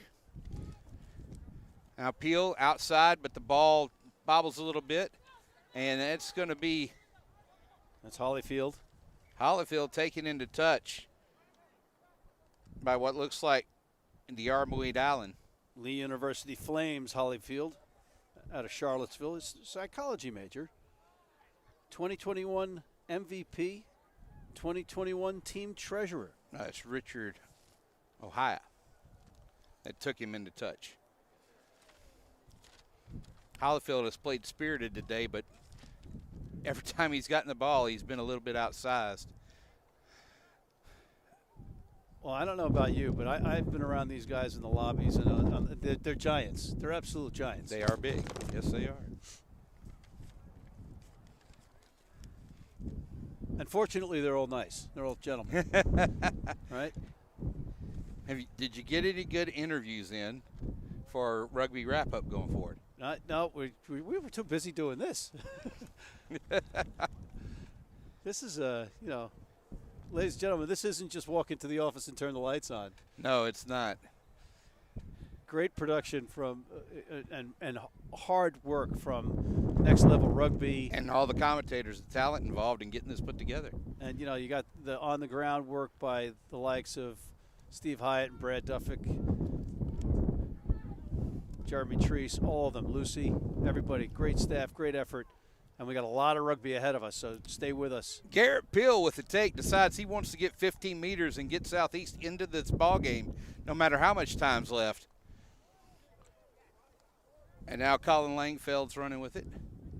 Langfeld gets a couple meters. Peel goes back to Duplantier. You did it. And now Langfeld again. Langfeld over the 22 and into, but he's giving it up, and now New England has the ball back. They're trying to get it wide.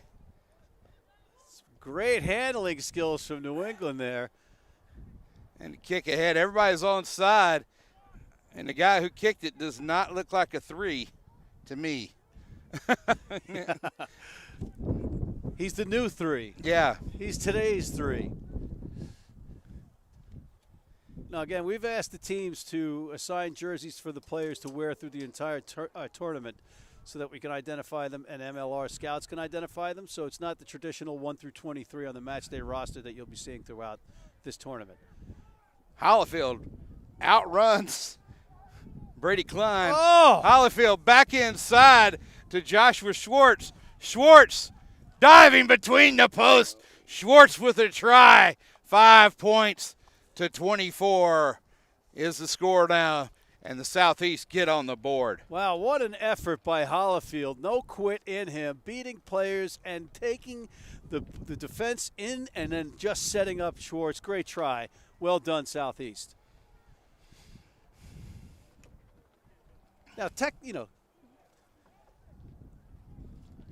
theoretically, they could keep the game going. Yes, but time-wise, I think we're done here. Yeah. But do you end on the conversion? Yes, you do. My question's answered. 24-7, the final score for New England with the win, and Southeast going to go back and get ready to take on But a nice little finish there for Southeast. Maybe some potential momentum they can take into their next match. But Grant, I think we're done and dusted on this one. We're going to take a quick break and come back with more rugby from Avita Stadium here in Houston. Don't go away. NCR All-Star Weekend. Thank you.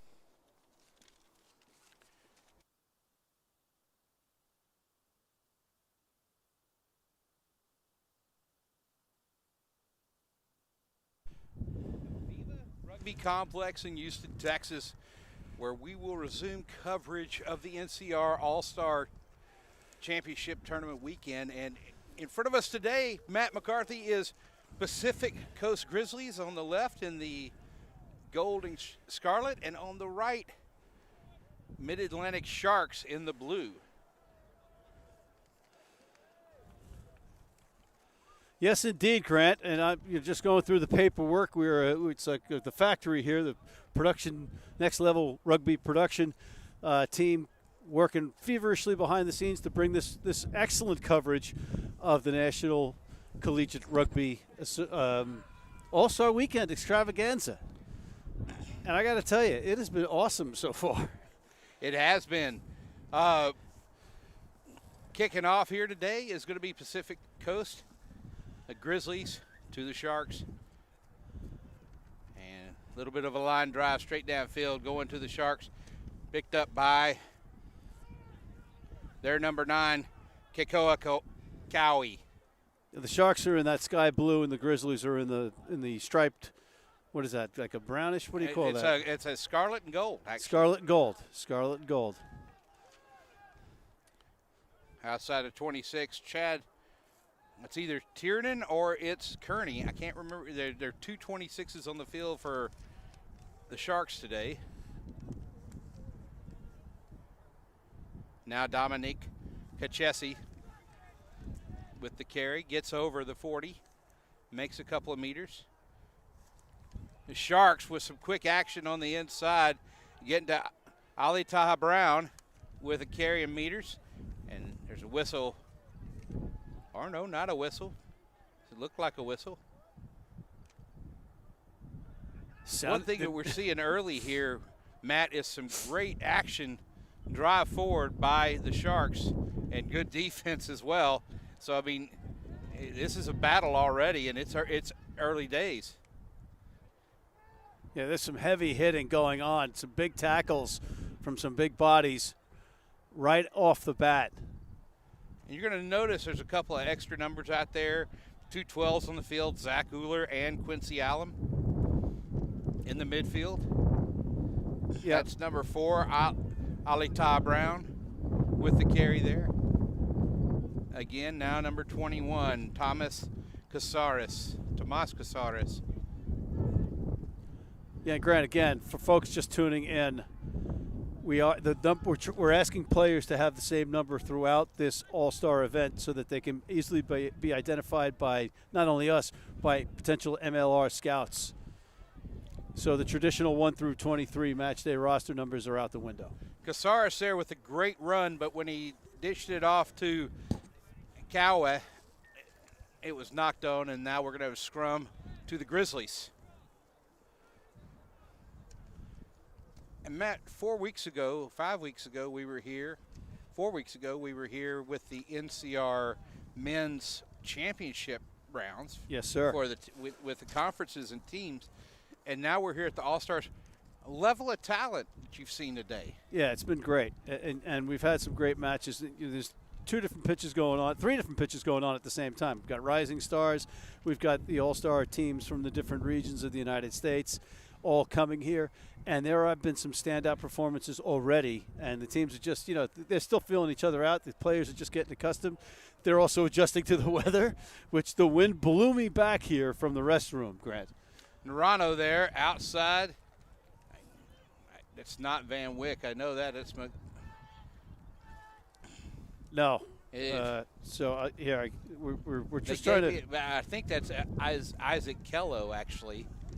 We're trying to torture you. In the 10. Yeah, they've really given me some crazy numbers here, so I'm going to have to guess here from what I saw. But that's Isaac Kello in the 10.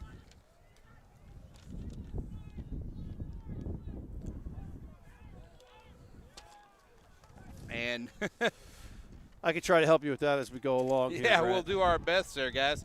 Chase Chevy with the, with the carry there. Almost a Chevy Chase there, huh? Chase Chevy, and now going forward, number 22. He's giving it. It's Lorenzo Lelli. Cowie tips, does a quick tap, driving forward, getting to the 22.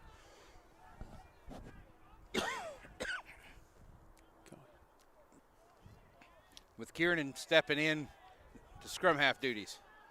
That was Hudson Montgomery barreling forward too there, Grant. Ethan Ghostlaw with the carry there. Not getting much of anywhere.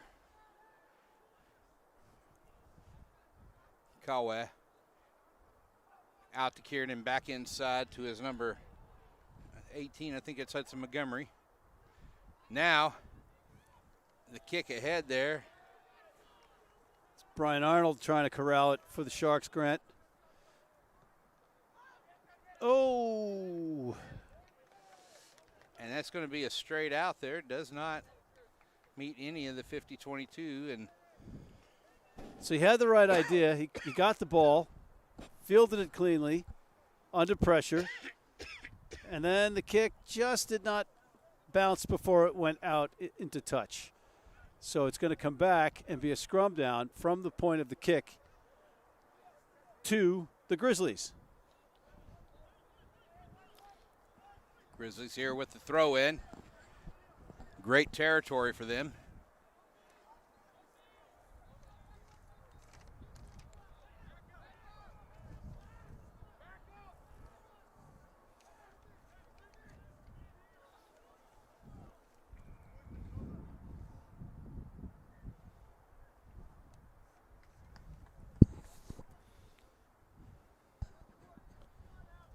There's been a substitution made. The referees want to wait until that substitution is finished.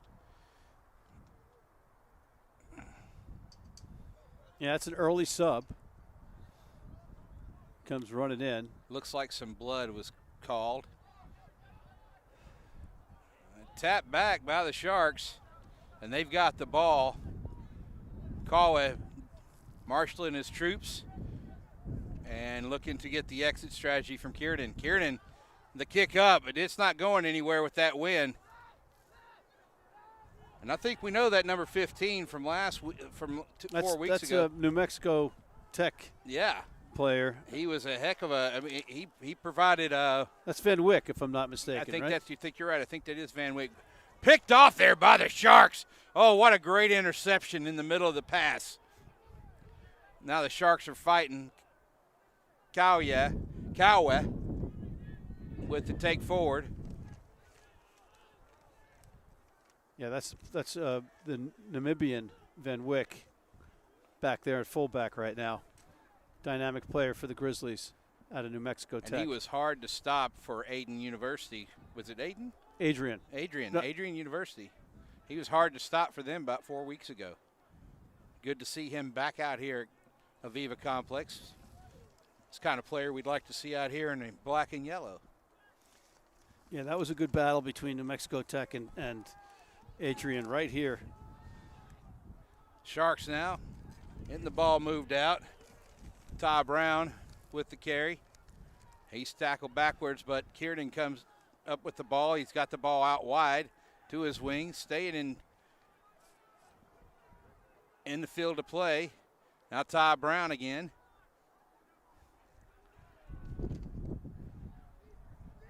Kawa taking his time. Slow ball coming from Kiernan now. Oh, wow. Big tackle by the Grizzlies. I believe that's the Sam Houston product, but there is a penalty called. Advantage was on for a penalty. Looked like a dangerous tackle penalty, and now kick to touch. The Sharks have a line out inside Grizzly territory.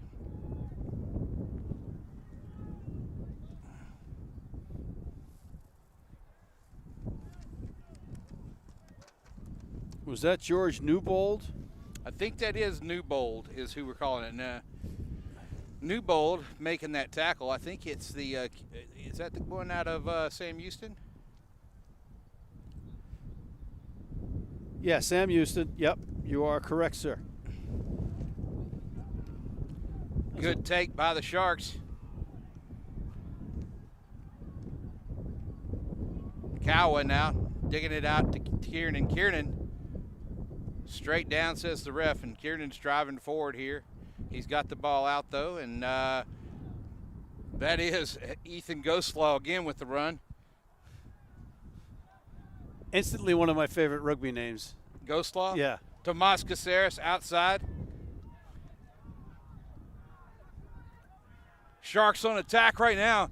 Kiernan taps it back, gets it to his 13, DeSoma.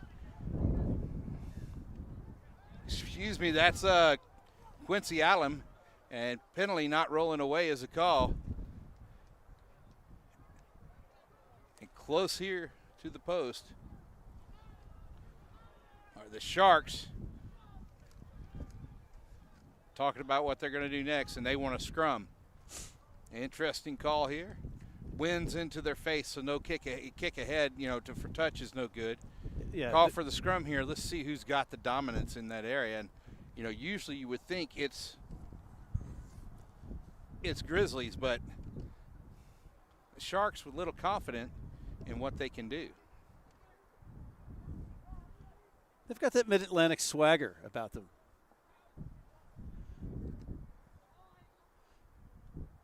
But no kick is a gimme here. So not with this wind, not even kicking with the wind, it's not a gimme. So, for everybody that's not down here on this pitch, you don't understand the wind is just wreaking havoc. You could see the sideline poster just bending over all the way. Yeah. And again, literally, the wind pushed me here. Yeah. Well, it doesn't take much to push you. That's here, true, Grant. That's true. I'm like a feather in the wind.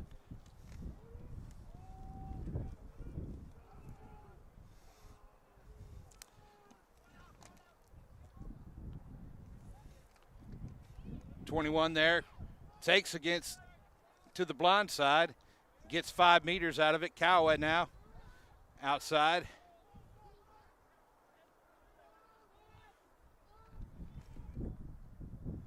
And nice wide pass, not affected by the wind that time. Still possession, Cowaway outside to his 2, out wide to his 14, and Gautam Tele. Tele stopped outside, near in goal, 5 meters out. Sharks still on attack. Oh, got to recover there, and Casares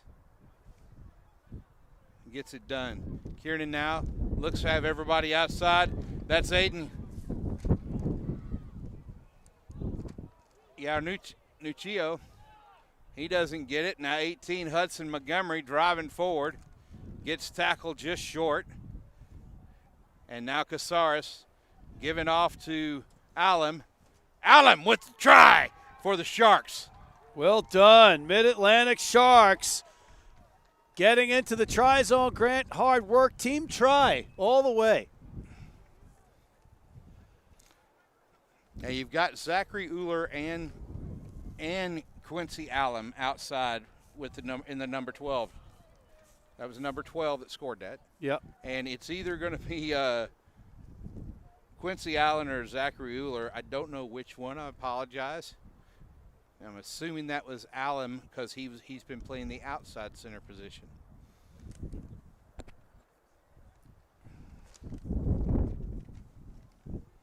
Yeah, it's not exact science down yet because these games everything is happening all in real time, and they're playing multiple games in a day. Yep. So it's not like it's a one-off that we can accurately get the rosters, and they all assembled basically Thursday and getting to know each other. That's for the correct. most part. So everybody's working as hard as they possibly can to bring you, I should say, the right calls, and we apologize for any mistakes. But it's just organic, and it doesn't matter. It's still a great try, whoever scored it. Ali Ty Brown asking for somebody to come hold the ball for him in this win. The lock with the kick. Oh, he got it. And he bent it Wow. through. Oh. And then the wind tried to blow it back, but it was already through, and that's a 7-0 lead for Mid-Atlantic Sharks over the Pacific Coast Grizzlies. And that's a lock that did that, Grant. That's a lock. Second rows everywhere on their feet. Rousing standing golf claps. If he was Australian, his nickname would be Nobody. because nobody's perfect, and somebody and the great. Oh my word, my brain is not working Eels, this morning. John Eels. John Eels. John Eels. John The Eels. great John Eels was a lock who was considered perfect. Arguably the tallest, best kicker, Yes. right? Ever, perhaps? Casares with a great run, has it outside. Now getting it to Telly. Telly finding Cowa. Wow, the Sharks now have that wind at their back, literally and figuratively, it seems. Casares not going down there. Having a great run. Now Montgomery. Cowa outside. Kiernan steps through. Kiernan with a meter or two. So far, we're answering that question, what would happen between a Shark and a Grizzly? Shark smelling blood in the water right now. And they're playing some great go-ahead rugby here. I mean, it's just drive, maintain possession and drive. Oh, almost picked off as there you say that. by Kello. And Telly now, nobody in front of him. Telly finally gets in, but it's knocked on as he goes in, says the referee. Oh, boy. That's going to result in a 5-meter scrum. He did everything right. He had turned that corner. He stretched out. He was just going to get it down, and no. Let's see if the Grizzlies can take this and turning it into something positive, maybe get an exit kick. Looks like a Grizzly dotted it down before it went touching goal, and they're going to have to kick it from an in-goal dropout. Well, it's better than a try, right? 7-0 to score here. The Sharks in the blue against the Grizzlies in the gold and scarlet stripes. Kello now. Grizzlies on the attack.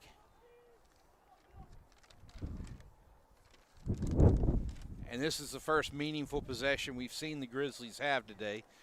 We've actually got 2 phases out of this already.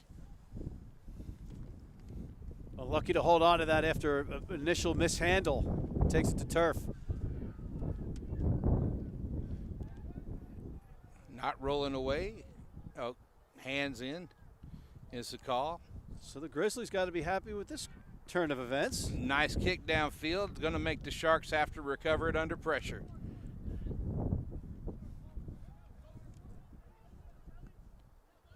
Brian Arnold with the recovery. And on his tackle, the Grizzlies don't roll away. Tap and go is the call from the Sharks.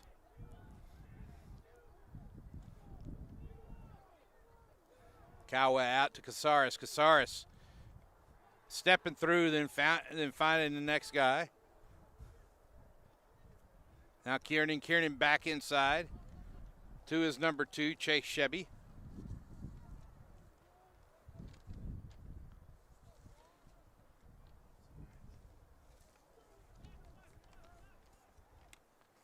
Cowa proven tough to bring down.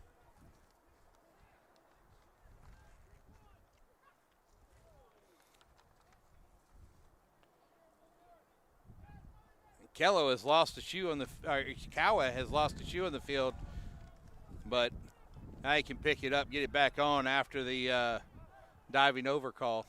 We're seeing some shoes being lost in the big earlier in the main stadium.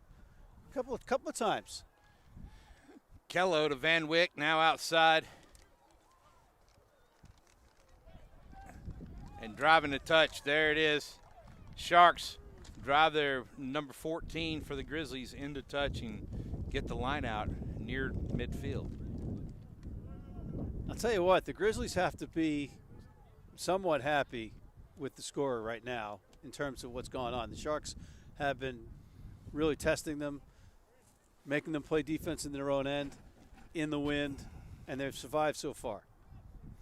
Casares with the take there. Sharks wisely going to the one jumper with the win today.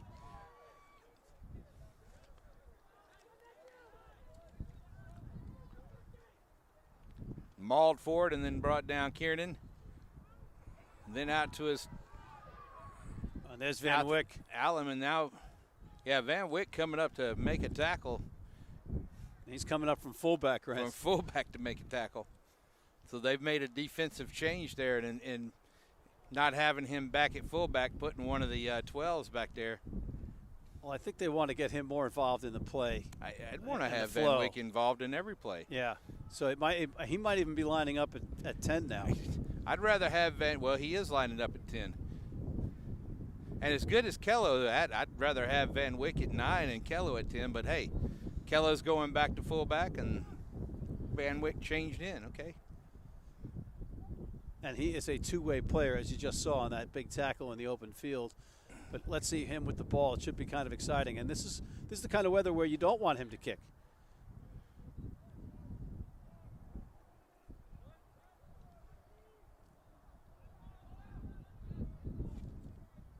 Little bumble there at the scrum.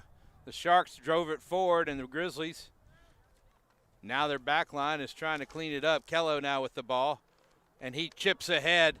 Nice decision. It's going towards touch, and it's a race to see who can get it down, and it's kicked into touch by the Sharks, giving the Grizzlies a 5-meter line out. That was pretty smart play by Garnuccio, because I mean, if he would have kicked that in goal, that would have been that's not good. It was good. That was smart play by Garnuccio. But some pressure all of a sudden. Now the Grizzlies in the position to get on the scoreboard. And again, it's been all, for the most part, Mid-Atlantic Sharks. Here's the line out. They don't get it. Sharks getting a break. Diving out of the in-goal area. Just wanted to get that ball out so he didn't have to have a 22 in-goal drop. And that might be the half, Grant. That is the half. Wow. 7-0 still the score. Scott, you have to be really bummed if you're a Grizzlies fan right now, because they had their opportunity and the clock ran out on them. And Grant, we're going to take a quick break and we'll be right back. All right.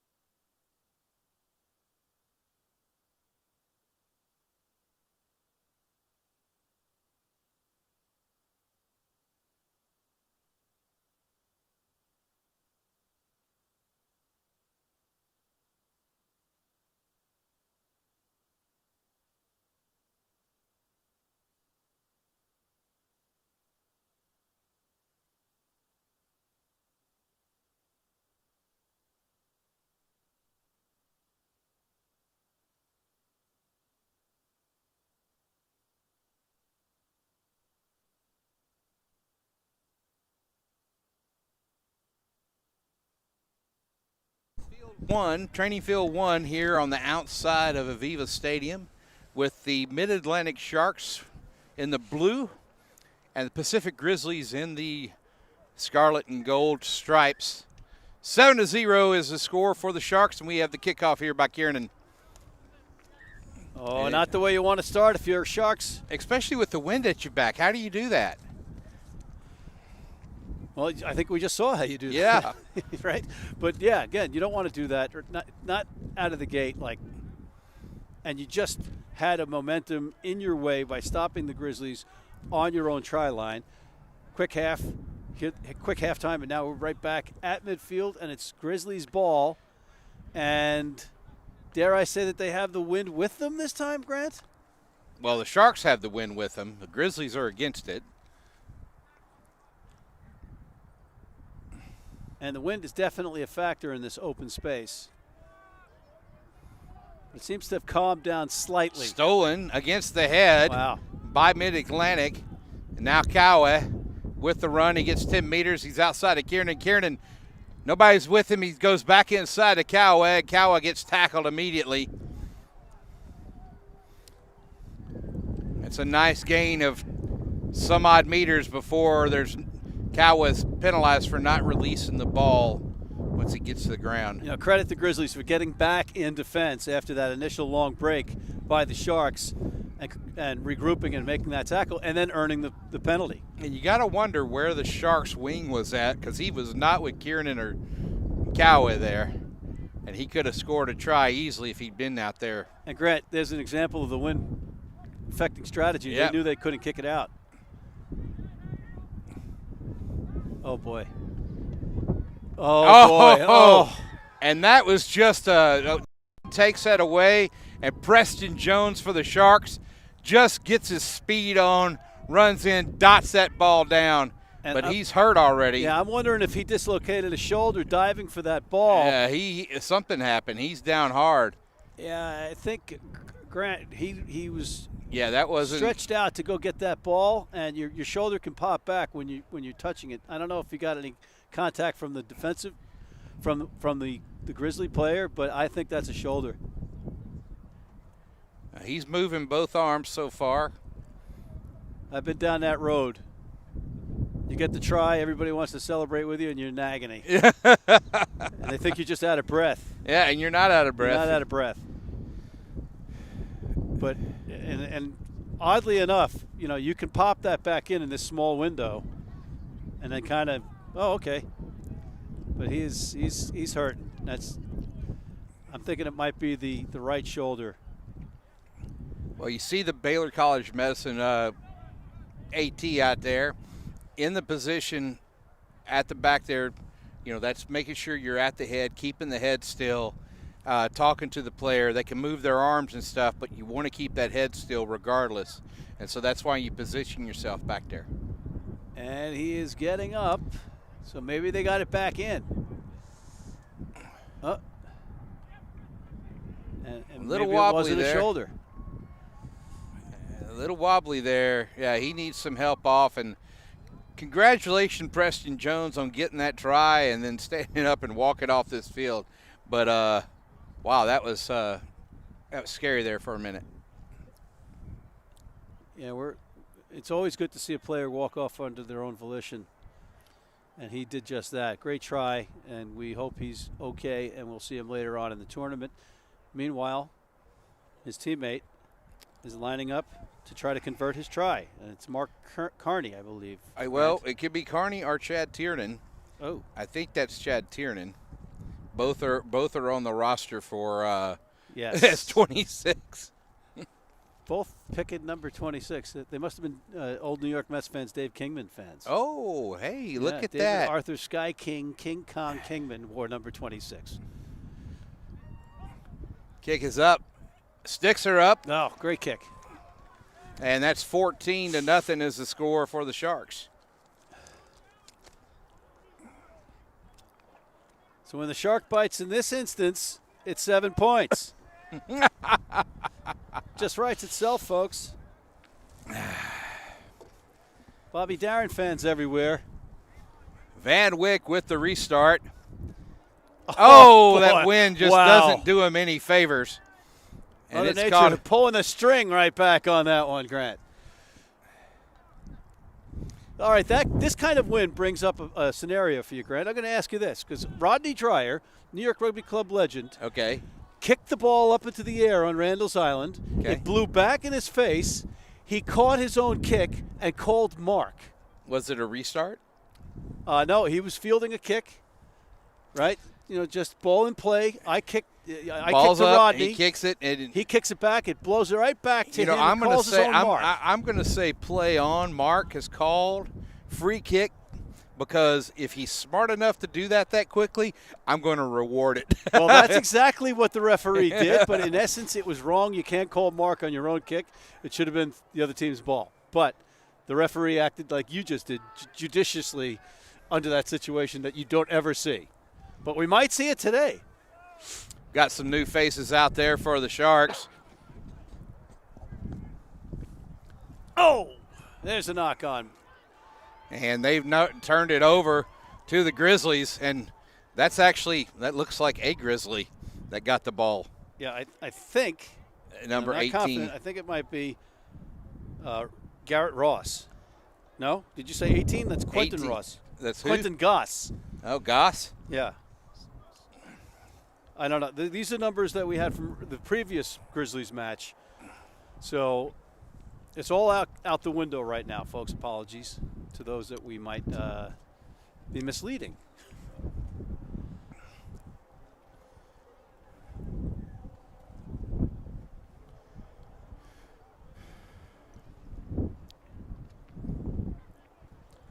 Scrum here to Pacific Grizzlies again. Last scrum they had, Sharks took it against the head. And I mean, they actually took it against the head, something you don't see that much anymore. It wasn't just a drive over, the hooker actually took it. That's a clean take this time, outside.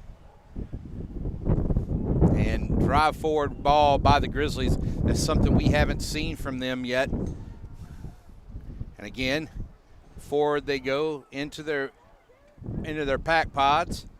Their hooker now with the ball. Yeah, folks, if you're just joining us again, there are only 20-minute halves, not 40 minutes. We're playing 20s in this tournament. Van Wyck there, stepping through, getting the dish off, and now he's in there to secure the ball at the breakdown. Gone to the side is their scrum half.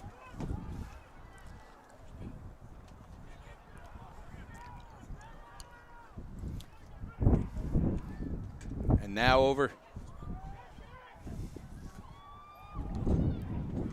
to the hooker again, outside. Go and get some good ball here by the Grizzlies. Inside the 10-meter line, and they're really trying to push there. We just Their had big number 8 barreling over. You said that was their number 8 was Blake Frost. But their number 8 over with a try, and that's 5 points for the Grizzlies. So Blake Frost, we're going to call that Blake Frost because that's the numbers they gave us. Again, folks, apologize if we're getting some names wrong. Didn't quite get a straight roster from the Pacific Coast Grizzlies for this match. And again, they are all these teams are up against it, injury and transition, and just it's not the traditional thing where you play 2 15s matches in one day, sometimes 3, but that's what this tournament's all about.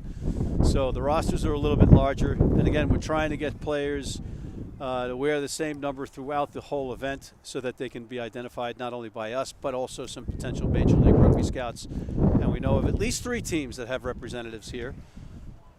Actually, I've seen 5 different teams today. Okay, there you go. There you go. Because word's spreading. They don't want to miss out. Yep.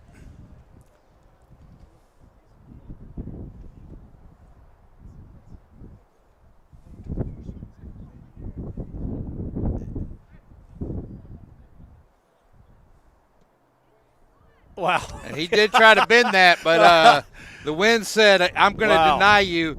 Scores 14-5 still to the Sharks. but the Grizzlies are on the board and on attack. That's like a force field is up around the post. That's exactly down what there, it looks like. Right? When you're kicking that way, that is no picnic. So what do we got? 14-5, right? 14-5 in favor of the Sharks here. The Sharks in ocean blue? In ocean blue. Caribbean yeah. blue? Well, Caribbean blue, yeah. I don't, Caribbean or Caribbean, Grant? Caribbean Queen. Okay. So. Or Caribbean Queen. Ha. Here's the Grizzlies coming back. Feeding out. Oh, it's a bad pass to Van Wyck. He's got it in goal. And Van Wyck, with a step off that left foot, comes back inside and makes something of nothing for Pacific Coast. Just get him the ball all day long. That's the game plan. Van Wyck finally getting the ball over the gain line and over the 22. And now our try scorer with the ball going nowhere. And that's been stripped from him. And now it's back in the Grizzlies' hands. So, Grant, really, with this win, this is a two-score game for the Grizzlies to get this, This is a right? two-score game, yes. You're not going to kick it through the post. No. You're going to – I mean, you've got to dot it down immediately between the posts to get that for the Grizzlies. Yeah. And even then, it's chancy.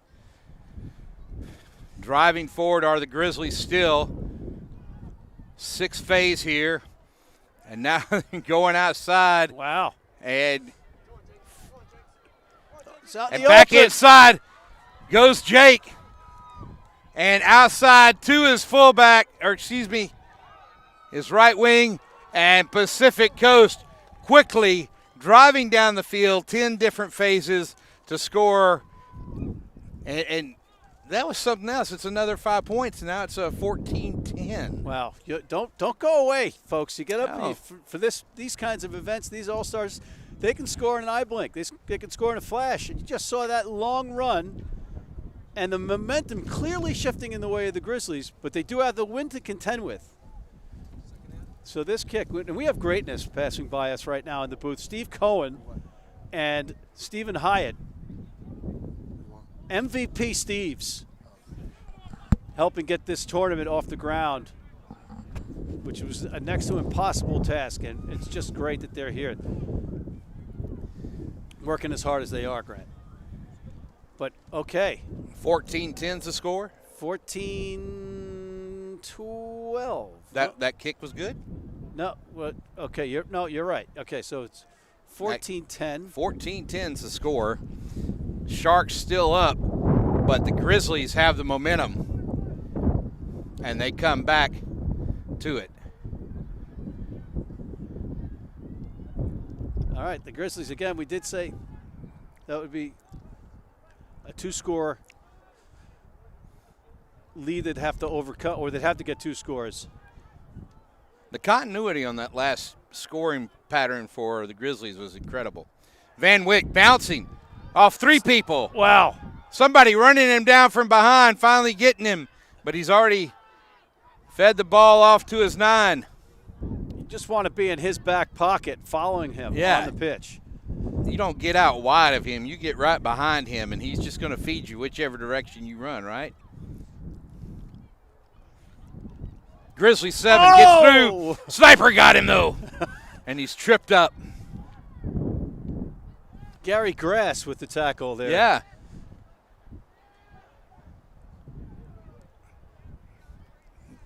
Getting outside. Now the Grizzlies try to get to their midfielders. I thought there might have been a little bit of obstruction or a moving pick there. Yep. Van Wyck has it ready set up. Feeds outside. Out wide again to the try scorer. He's taken into touch. And it's going to be a line out to the Grizzlies in what looks like a pretty incredible gust out there.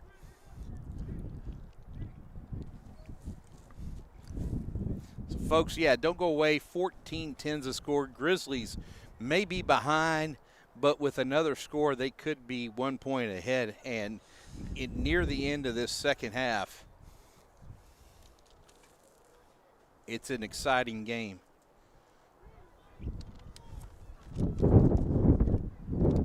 Taken by the Sharks. Key line out.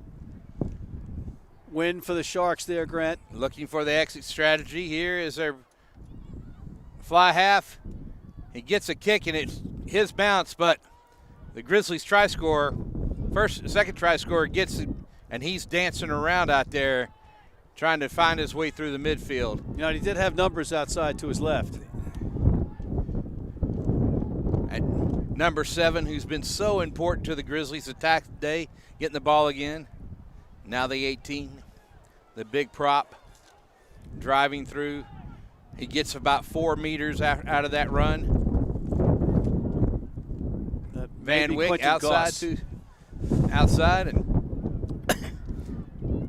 outside again to the 23. The 23 dancing back inside, comes to his support, doesn't get isolated. Smart move. He didn't have the outside to run to. And the Grizzlies just keep pounding it forward, but release the ball. Knocked on in contact. Great tackle. And that's going to be it, Grant. Is that it? No, that's a penalty. Okay. Called. Can't end this on a penalty, that's for sure.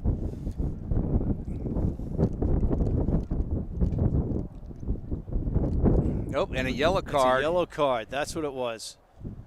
So not only was it a penalty, it was a yellow card. An egregious Grizzly trotting off to the sin bin. 14-10, minutes left in the game. The Grizzlies have just been carded. The Sharks have a man that's on his knees there. They're going to make a quick roster change. I mean, these guys have to be gassed. I mean, I know they're young and they're fit, but this has just been like one prolonged wrestling match, back and forth, up and down the pitch, chasing kicks, chasing ball carriers. It's just been action after action with this wind just kind of cruelly intervening at times. But just some exciting rugby being played here.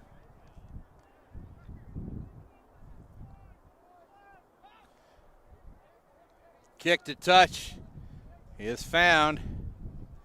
And you don't see the Sharks in any hurry to get to that line. They want to eat that clock up as much as they can.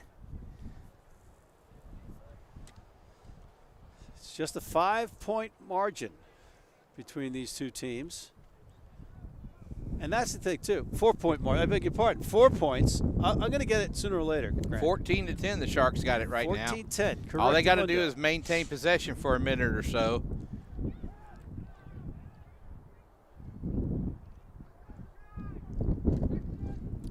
Wise keep there by the ball carrier.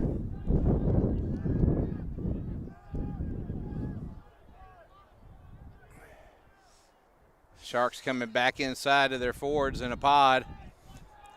Just a little bit of a drive is all they need. And curious kick ahead there by Kiernan. Well, I'll tell you what, with that wind, he's got it. It's going to have a bounce. And now the Grizzlies have it inside their own 22.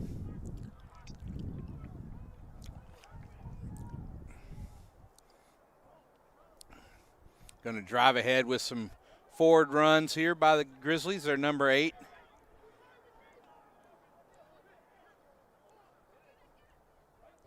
Now they're 13.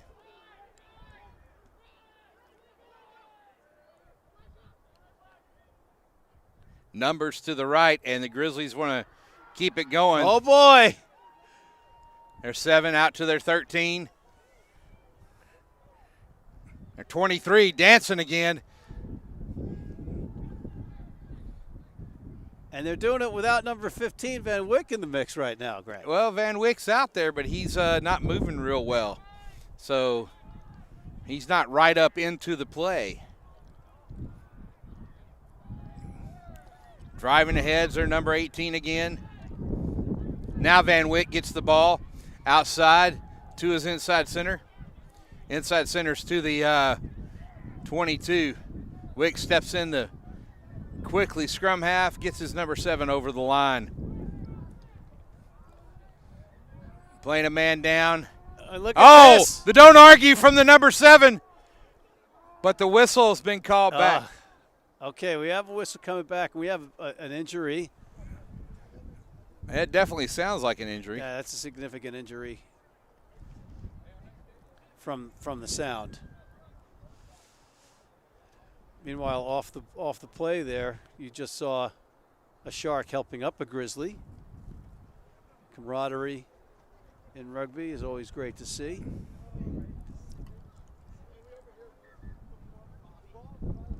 It looks like to be a lower leg injury, Grant.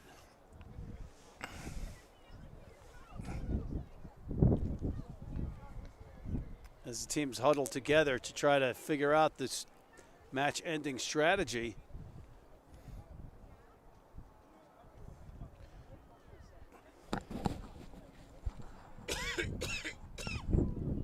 And for the Sharks, that's Cameron Taylor down.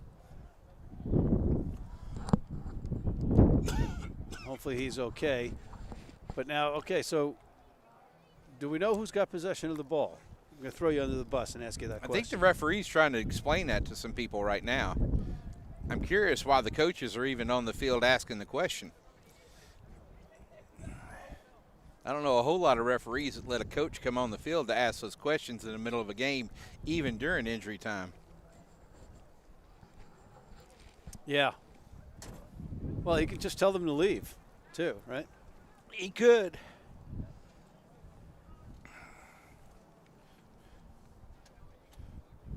Grant, we have more greatness in our booth. We have the Pat Clifton. The Pat Clifton. As we try to stay warm. Behind the scenes photog.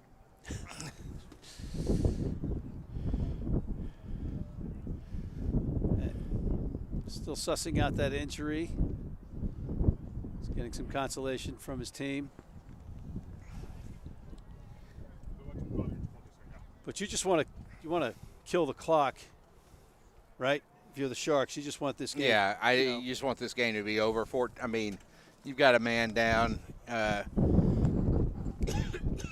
You got plenty of bodies you can bring on the field, but yeah, you just want the clock to be down and killed out. We may be taking a quick break.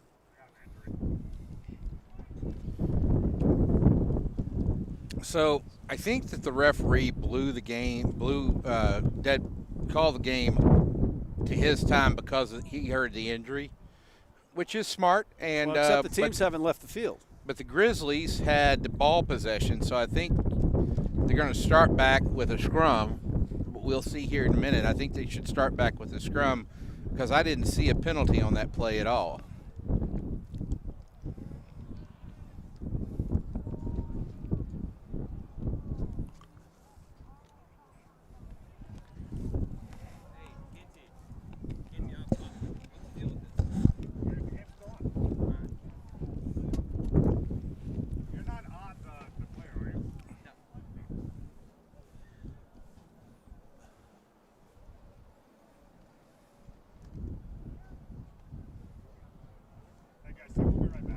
Hey, we'll be right back as soon as the field gets cleared. We're going to go off air in a few minutes.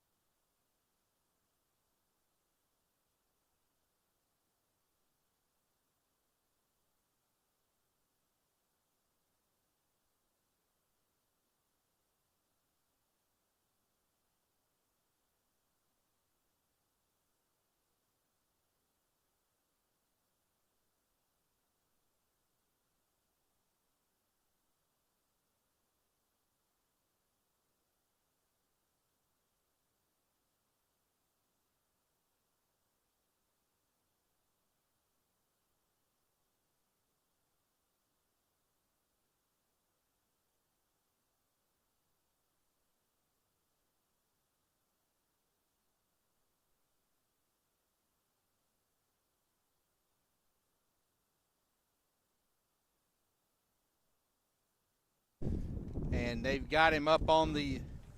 They've got Cameron Taylor up on the cart and taking him over to the AT tent right now. He's getting some love from his fellow players. Yeah, that's a good sign, Grant, because when you're injured, and depending on the injury, you don't want to be around anybody, but he's getting salutes and he was condolences. he was making some pretty terrible noises that we could hear up here, and the wind's against us hearing him. Yeah. So if we could hear him, it's pretty loud and painful. But he is sitting up now in the back of the flatbed there, and he is getting high-fived and everything else from his teammates. So that's a good sign. So he's hurt, but he'll be okay. He'll be back. We wish him nothing but the best. Baylor College of Medicine athletic trainer team getting him sorted there and getting ready to take him over to the medical office here at Aviva Complex and get him looked at before they decide where they're going to send him. Cameron out of IUP, which is in Indiana, Pennsylvania. Is that Indiana, the Independent University of Purdue? That is Indiana University. EOP? IUP. IUP? IUP. UI? It's my wife's hometown of Indiana, Pennsylvania, and the hometown of Jimmy Stewart. Well. And they've got a statue of him in the middle of town. But we are back to live action, Grant. Scrum going to the Grizzlies here. Sharks pick it up. And they're trying to play some quick rugby but they've knocked it on. And the Sharks, when they get possession right now, need to maintain that possession. Oh, no. I don't want to look at that.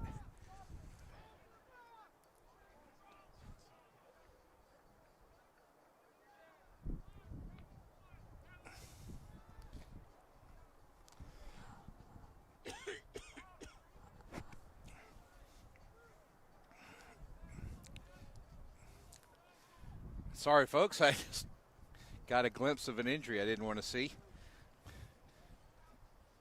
Pacific Coast gets this put in here to scrum. Final minutes of the second half we are in.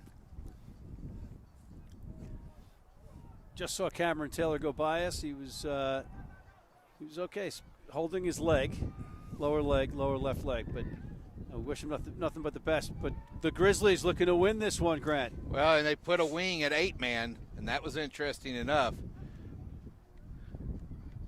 And they are trying to stick with their forwards, sticking with what works here in this final moments of this game.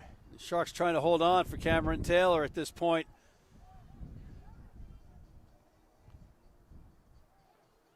Van Wyck stepping back off his left foot into traffic, and he is tackled up.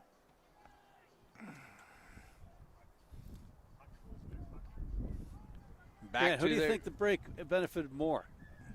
Oh, the break benefited the Sharks until this. I don't think it was really a benefit. I think the momentum was already in the Grizzlies and the Sharks. I don't think with the I think with the changes they made in their players, they weren't ready. They weren't quite ready for this momentum shift. All right. But the Sharks are tackling up well here at the goal line for the moment. Oh, that could be it right there. Oh, they sat him down. He's trying to get it down, and that's a score for the Grizzlies, bringing that score 15-14.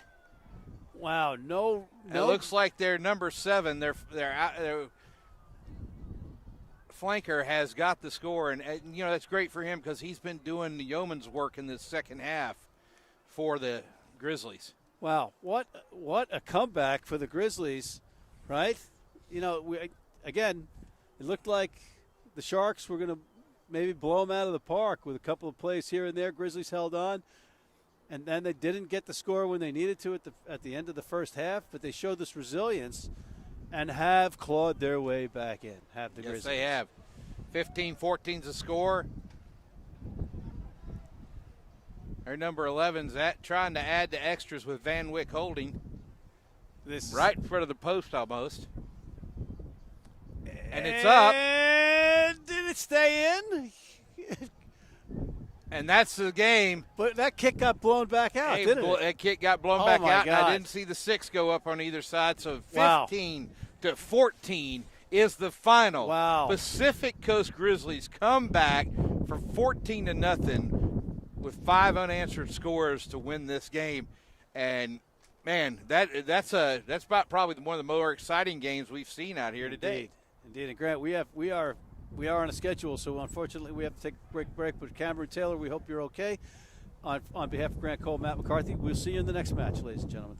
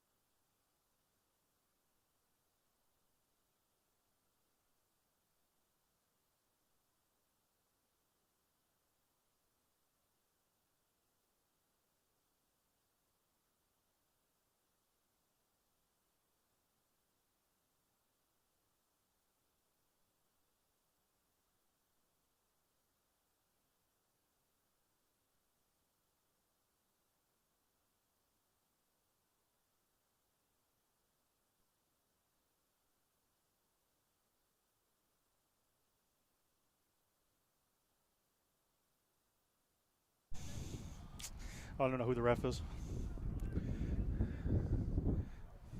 It's Matthew Rico, I think.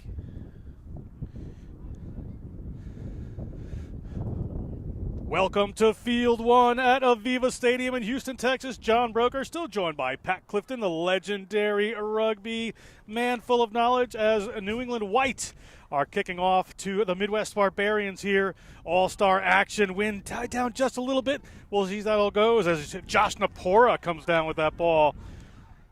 Breezy conditions out here. Let's see how these teams do. The Barbarians off to a good start here. It's about 30 meters out from their own line, having a run. They're looking to go wide. Robinson, he's been a danger man all day. The big number 3 is coming through again. Napora, always enjoyable to watch.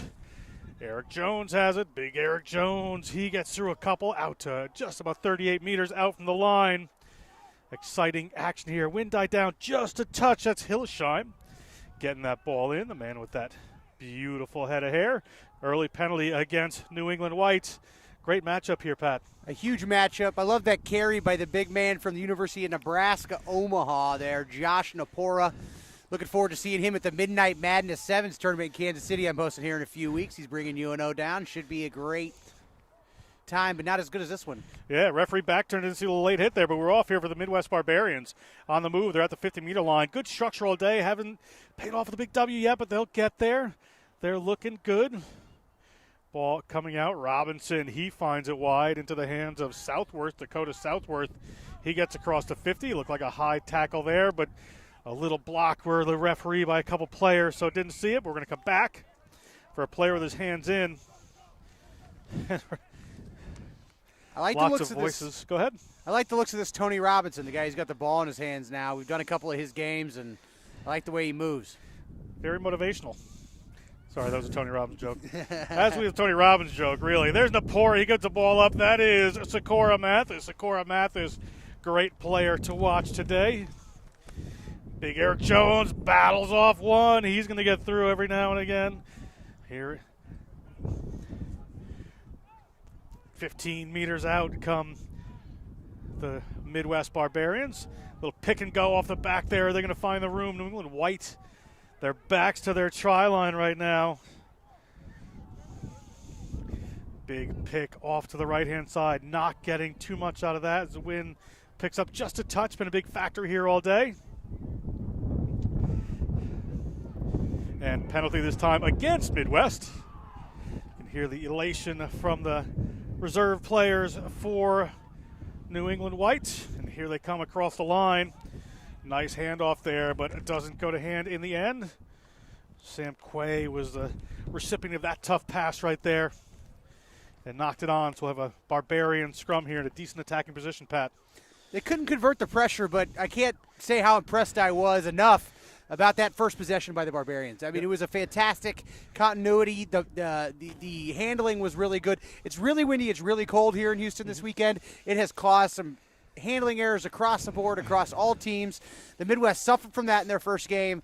They are night and day better here starting this second one. I'm really impressed because the New England Independents are one of the favorites here. Ball coming in away from Logan Stone. Hillesheim gets it out in the center of the field. He has to take a little jump for it, does Mike Kiso, so not quite where he wanted to be. Robinson moves it to the outside, and they're still on the run, heading towards the 22. Good work there from the Midwest. Knock on, however, spoils the party. We're going to come back for a scrum here for New England at their own 22. Maya Kiso for Principia College there in southwest Illinois, home of the Thunder Chickens. Principia. The Thunder Chickens is correct. A very good Division II program. Ward Patterson coaching them. He's been around a long time, a Kiwi, great man. Principia is a very good program. South African. Yep. Used to coach at Middlebury. In Vermont, now to Principia. Ball here. New England. Big jump in there from the Barbarians in the scrum, but they're going to be able to get this one away, although the wind is going to have its own story to tell. Hillesheim moves it across. Robinson gets a little bit behind him, but he can move. And the Midwest Barbarians going backwards a little bit. A little sevens play creeping into what they're doing, Pat. And The Thunder Chicken with a good carry. Little pass out there. Adonis Matthews comes in, cleans that one up. Hillesheim can't handle that pass. Good defense here from the Independents, using this wind wisely to keep this team moving back. Sakura Mathis across the 22. It's a great carry by Dakota Southworth here just a minute ago. The man with the mullet wearing number 7 from Iowa Central, majoring in HVAC. You got to love that. Iowa Central Community College. Yeah, great program. They've got a lot of great degree programs across the board, and certainly high employability in that industry. Certainly Dakota is. Southworth, a very physical player. I love him, and a lot of good Iowa Central Tritons on this Midwest Barbarian side. From their own 22, they're going to go quick. Burying his head is one of the players. Big collision there. You heard it. Pat was impressed by it. William the Fridge Perry out there. Here we go. Eric Jones. Hillesheim leaves it behind him, but I thought the ball went back from where I was. The referee much closer there, as that's a knock-on. We're going to have a scrum here for New England. The Barbarians have a lot of effective ball carriers across the board. If they just got to hold on to the ball, and if they can do that, keep moving forward and get the Independents on the back foot, they're going to have a lot of success. I think that's their path to success in this game, especially with the wind. Get the odd option out the back for the 15, who's really handy, or one of the outside centers there, like we had talked about from Principia. Yep. But I think their path forward is just to use those strong carriers in the middle of the field. New England to put this one in. And this just crazy weather. You know, there's spots of sun, and then the wind starts blowing across. Seems warm for a second. Reminds me of the Vegas Sevens. It was about 5-6 years in a row. The Vegas Sevens turned into an absolute wind tunnel. I remember the VIP ripping off the end zone one time. You think, oh, let's go to the desert in February. Yes, it'll be great. Let's go to Houston in January. Houston not giving us what we want today, but tomorrow is supposed to be sunny, about mid-50s, 60s. Should have a better day. A little kick over the top there from New England. Ball, let's see what happens to it. It's going to hang up in the air. And you don't want to play with that, but referee says he got the ball down, so we're going to go back for a 22 dropout here. That might have been a generous gift there to Robinson. I'm not so sure he had control of that ball and grounded it. But it's going to be a 22 dropout nonetheless, and they went quick. Too quick. Scrum here for New England with the 22. Nice attacking position here. Can't tell what it is down on the field, but there's something at about the 40-meter line that doesn't look like it should be there. Hopefully the independent back line finds it and does not trip over it.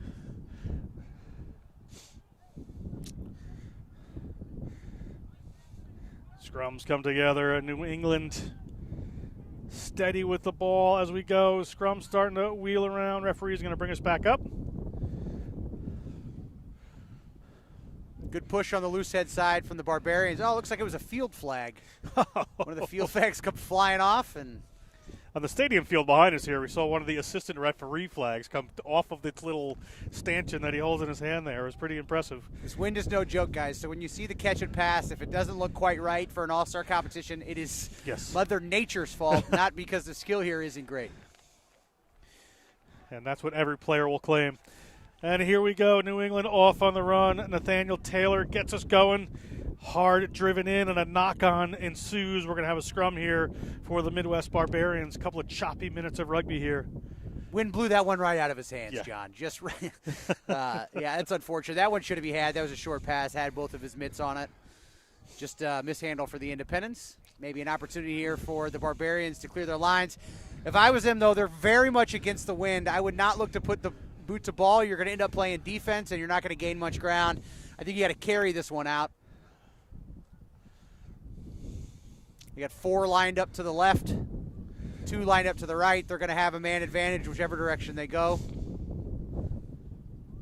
Another option might be a regainable kick, right? Maybe not gaining for territory, but kicking to regather. If you put something on the ground or just over the top of a rushing defense, I think you could have some success here as well. Barbarians get the ball in. Jansen has the ball at his feet. Ball's coming back here.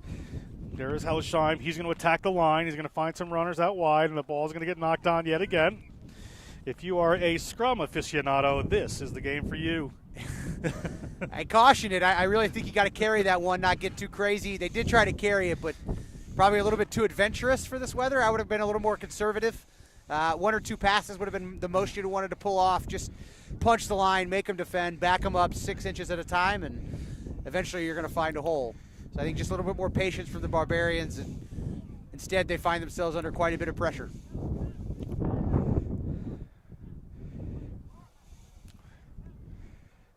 Scrum coming here. This is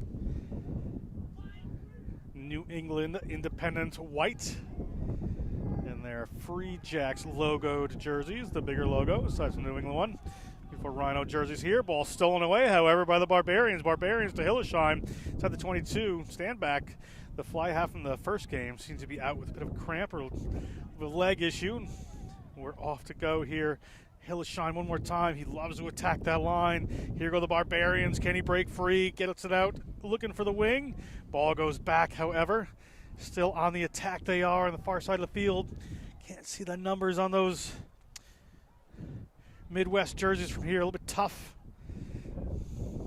But they are certainly on the attack and stringing together the phases. The wind picks up yet again, comes up and down in a few minutes, but penalties time against the Midwest. Turnover forced by the New England Independent white. That unfortunately is the danger of running it out. You're going to have a lot of rucks, and the timing's got to be right at those rucks, and unfortunately it wasn't there. The support was a touch late, and the Independents were able to get their hands on the ball, and the referee rewarded them with a penalty, and it's going to be a very dangerous attacking line out now for the Independents. Now you got to convert this line out in this win, so they got to be a little conservative, a little smart, get the ball in somebody's hands.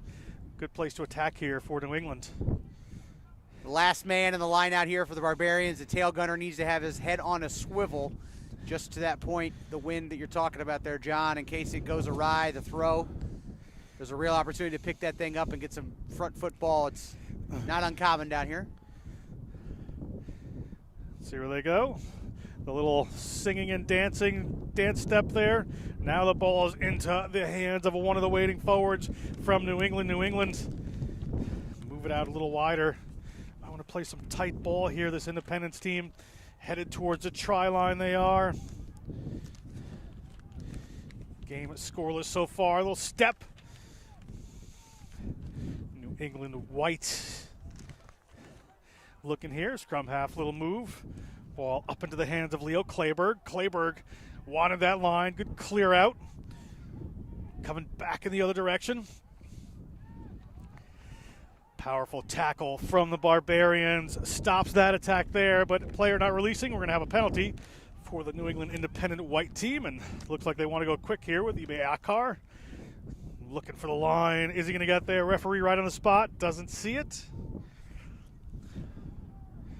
See where they're going to come to here, and try awarded there to New England.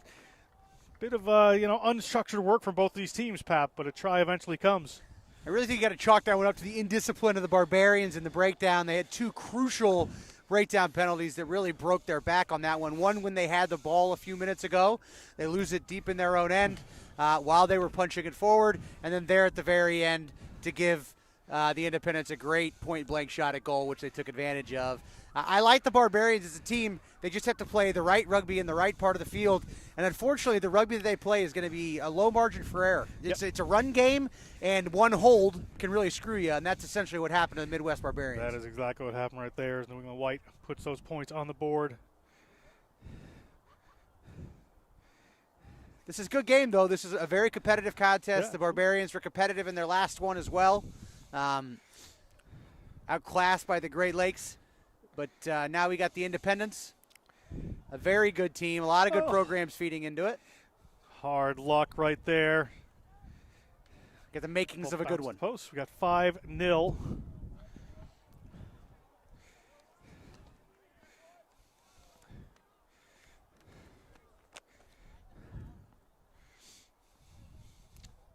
Getting the start at the fly half in this one is Conrad Hillesheim. We saw their number 10 Christian Standback from Iowa Central go down a little bit earlier, the Greenwich, Connecticut product, and now Hillesheim, an AIC guy, has stepped in.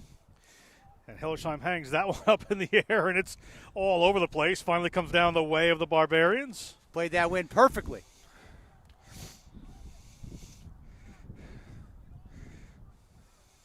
Great grab by Napora. That wasn't an easy one. He turned what could have been a losing scrum into some go forward. That's Sakura Mathis right there. Takes that one in. Midwest still on the ball. Hillesheim gets that ball out into the centers. Big collision. New England trying to turn that one over and has done. Great work at the breakdown a couple times in this game by this independent team. And they're going to go quick on this one as Kyle Christensen puts in a little pass. Eventually it goes in there. Sakura Mathis rips that one right out of somebody's hands. Another Iowa Central Triton. Ball coming back here into the hands of Eric Jones. Eric Jones just going to take on a couple of players. And again, penalty against, not releasing. I don't know what's going on there in the middle of the field, but an odd lift followed by a few pounds and daps and a yellow card. And that is Jansen. Normally wearing number 18, but wearing 8 for this one. Is going to have a little time to think about his indiscretions as we're going to move forward with this game. Another opportunity for New England to attack here. And New England just, the good runners on Midwest, you just get a little too over anxious and you can isolate yourself. That's one of the things with the breakdown rules these days is sometimes somebody makes a line break and you think it's a great thing, but it turns into the putting themselves in a spot where the defense is going to be able to force that turnover. And New England doing a good job of it right now. I'm never going to fault the guy making the line break for that turnover, right? Unless he makes a ball carrying error. Your guy makes a line break, it's on you to snap to that guy. We talk about the points of the triangle, right? Agreed. And the ball carrier is the main point of the triangle, and the other 2 points, the second that reaches contact, you got to snap to it. Yeah. That's part of this all-star thing, right? They don't know each other yet. There's a lot of rhythm to that. Yeah, I'm not saying don't go over the line break. I'm saying it's just it's something that the defense can. It's all an of a sudden externality get a of the little line bit break advantage. Yes, occasionally. Externality. That's the word we were looking for. Thank you, Pat.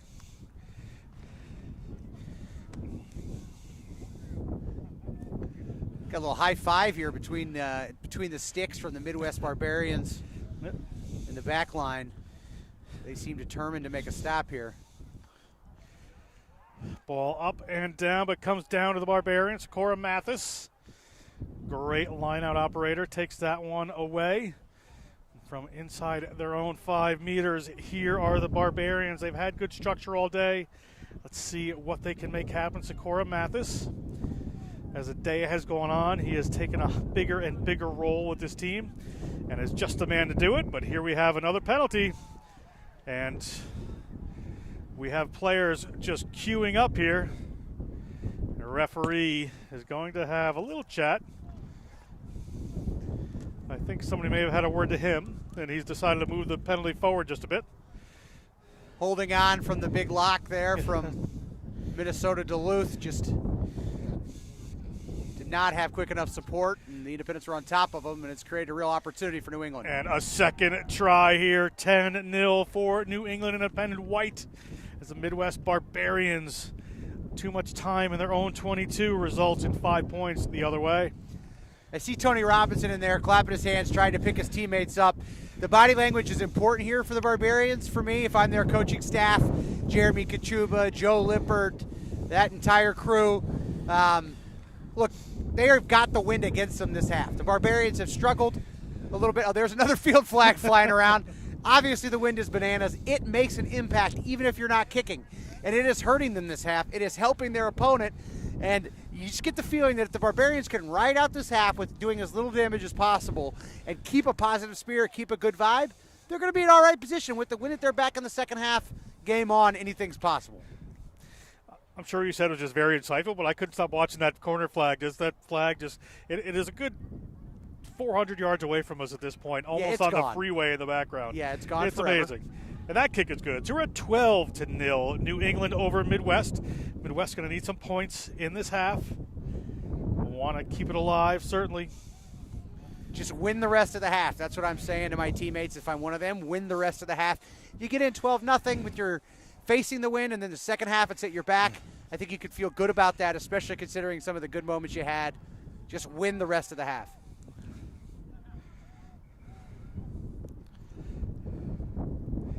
I think We're waiting for one of those white oval things you play the sport with. There it is, our rugby ball. Need that to get underway here again. Hillesheim. Had a great restart last time. Played perfectly. It's just the wind. You just put it up there and say, who's this going to be? But well played that time by New England. Player getting back on it to come forward to it. Just like in baseball, you want to give it to the runner coming from the back. Got to have a better chase for the Midwest Barbarians. These are too playable. That's winnable. Is that the 6 or 7 contact area infractions against Midwest in a row here? It's not been good. So they're on the wrong side of the whistle for sure. That one was, I think, just a little obstruction, maybe a little aggressive mistake, but they are definitely struggling at the breakdown. They've got to figure out the referee, or it's going to continue to be an issue even when the wind is at their back. Because if they leak another try here, it's a different story. Time starting to wind down in this first half. We're only playing 20-minute halves here at the NCR National Collegiate Rugby All-Star Weekend.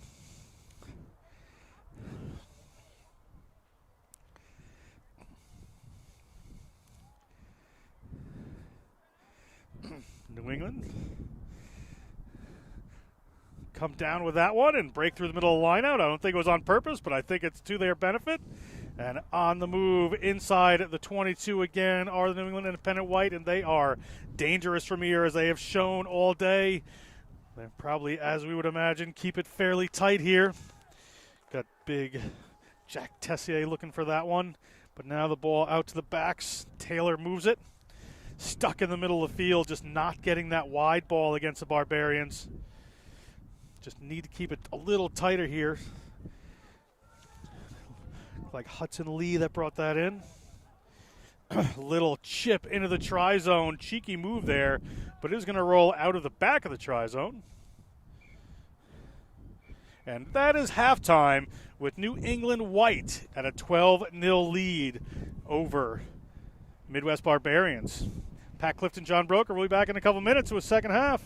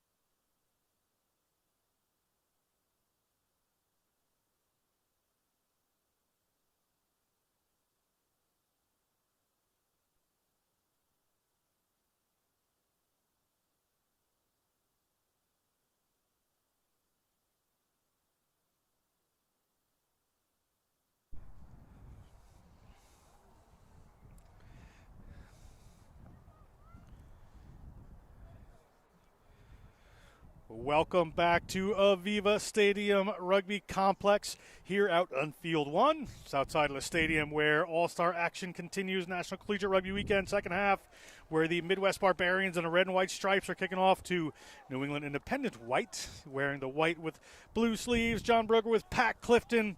Little lead here for this team, 12-0. Should be an interesting second half, Pat. Absolutely. We got the Barbarians got the win at their back. They managed to not leak an extra try at the end of that half. Let's see if they can get some hard carries, build a little bit of momentum, front foot ball, and maybe cut off some of these penalties they've been having. And I think that if they do that, they'll have some success, and we're going to have quite a game here in the second half. Hillesheim did great kicking off into the wind in the first half, and again, just drops a perfect one there. Winds up rolling in a touch, but lineouts are tough in this wind as New England will try to make this one happen. Messy as it is, but comes down to them. Here they are moving the ball out to one of their big props, just waiting to roll over that. Another contact area penalty against the Midwest Barbarians. And here comes New England. That little extra stutter pass there, not necessary. Would have gotten there a little quicker, but here we go. They're going to maintain possession of this ball. Ball up there. That's Christopher Rigno makes that pass. Lou Torigno. Chris, it's his cousin or nephew. And Akar moves it into a waiting pair of hands. Akar again looking for his runner. Gets it out a little wide there to Nathaniel Taylor. Taylor puts a little width on it. And finally, after a very long string of penalties against the Midwest, there's one against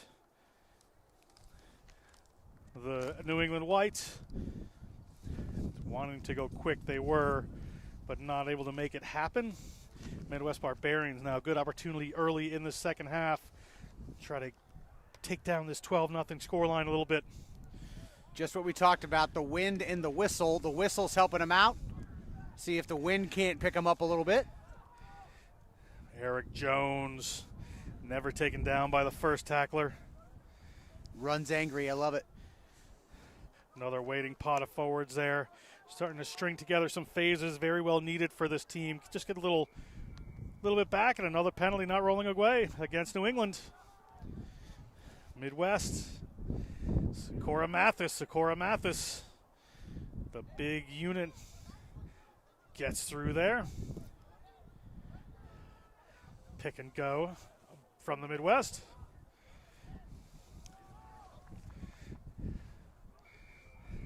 Another penalty against New England. It seems to be like whoever's on that side of the field, Pat. Referee Matt Rico is liking the red and white a little bit more this half than he did the first half. Bailed out even a handling error for the Barbarians. So that luck that they didn't have in the first 20 minutes, they found it now. And Josh Napora, the big unit from the University of Nebraska, Omaha. MLR folks, you're watching this one, jot that name down. I like the way this guy moves. 6 foot, 215. Good work there. He's been all over the field, and he touches down that 5-pointer. We're 12-5 right under the post. Opportunity to move the score line a little closer here. It'll be an unconverted try if he can hit this, and it should be a pretty straightforward shot. You never know with this wind, though. He's got it at his back, but those posts are moving. It's a little bit of a moving target. Yeah, it's kind of a cross breeze, like an angle here towards sort of coming from his back right shoulder. Slots it, and we are at 12-7. Midwest clawing their way back into this one, and that wind clearly playing a factor. The wind and the whistle, the Barbarians had to get the better of both. We knew one was going to happen, and it's looking like both so far. Keep running downhill. I like those big units for the Barbarians.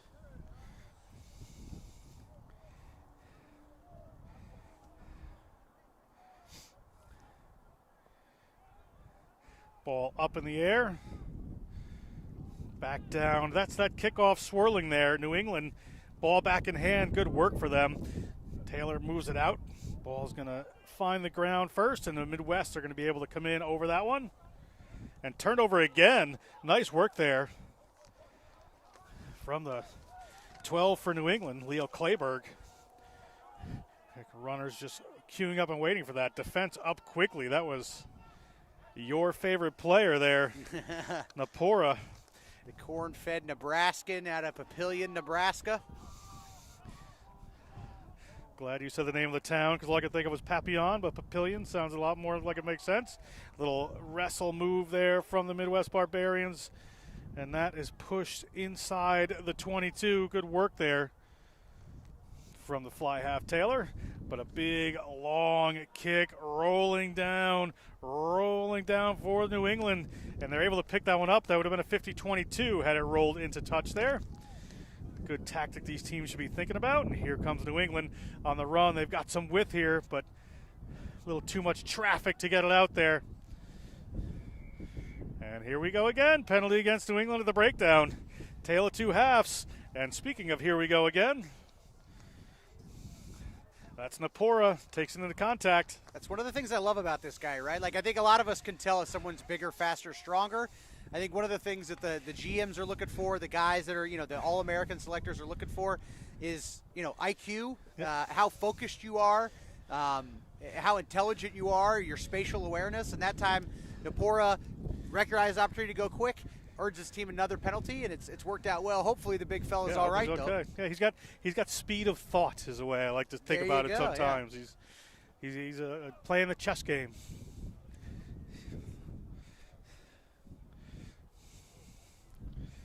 Get the big man Jones, the other half of the Midwest meat wagon, a little break. He was kind of blowing wind there right before that turnover. You get him the ball, get him a few seconds to get a breather, and then get him the ball. I like your chances. Some changes coming in for New England here. Napora's up. I think it's just a little bit of a cramp, or is he going off? I think he's going to go off. Unfortunate for the Midwest. He's going to take a breather for this one as we're in the second half.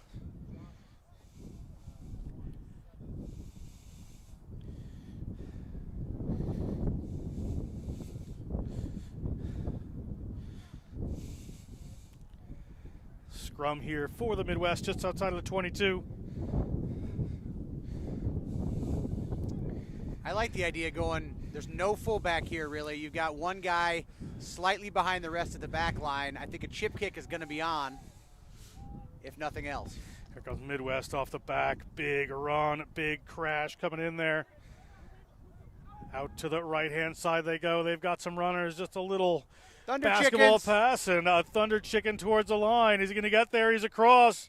And we are tied at 12 here. Great work by the Midwest Barbarians, really coming to life with the wind at their backs in the second half. From Pretoria, South Africa, to Elsa, Illinois, to Houston, Texas.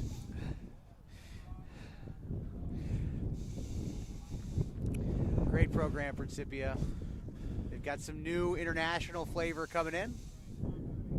And Ward Patterson retired, stepped away from the program for a couple of years, came back, opened the cupboard, and was like, man, who stocked this thing with all these really good players from places like Pretoria?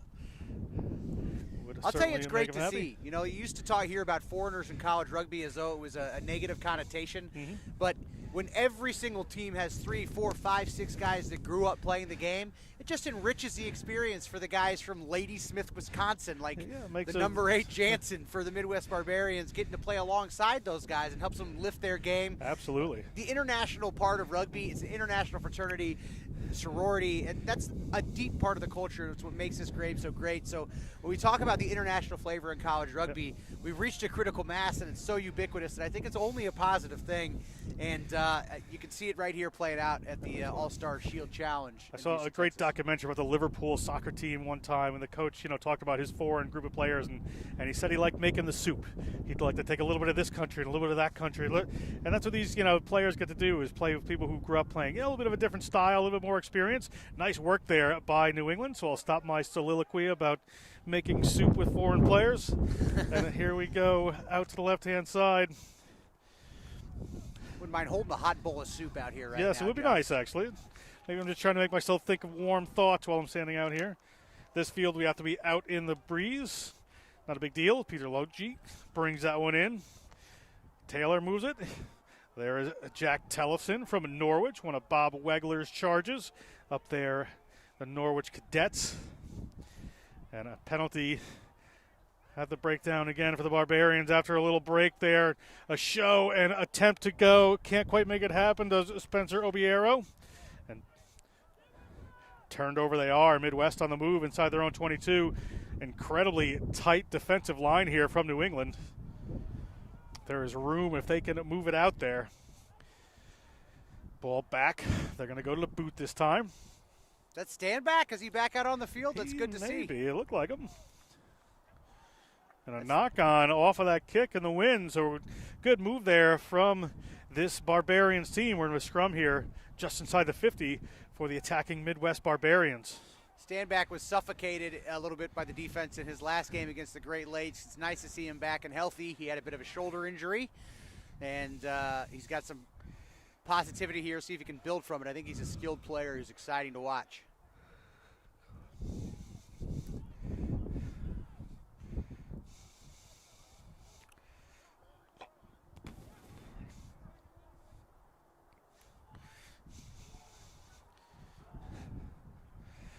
Off the back come the Barbarians. Nice little step there. Looking for a pass, and it is not the right one probably, but somebody comes down with it from the Midwest, and they're going to be able to maintain possession here. Going off to the other side now. Little spin move.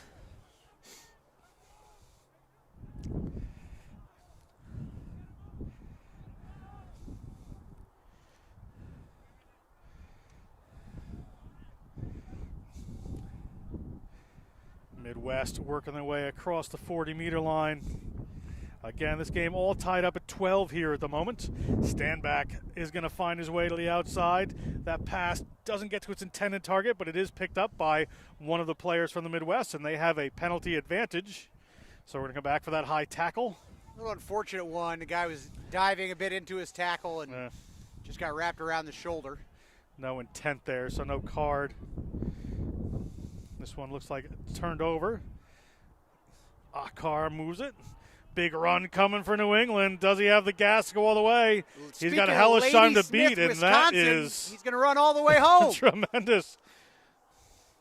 From the number 8 there, Nolan Buckley. Buckley goes in. A penalty against the Barbarians. This is a very defensive penalties coming at these teams. Akar on his own here, but moves it up, and we've got a big runner headed towards the line at the 5 meters. You're going to have to get to ground. So close. Can they hold him up? Have not. Ruck is here. And at the back they go, looking for the try line. Keeping it tight are the New England Independent White. Bodies are banging in there. You know, just to crash and bash around that there. Sometimes you got to look for plan B, see what they decide to do as the ball comes up to Cabral. Cabral looking for the line, doesn't quite find it. And penalty there, not rolling away against the Midwest. Referee giving a lot more credence to the attacking team here. And he's going to take time off for a second. I think we just have a potential injury.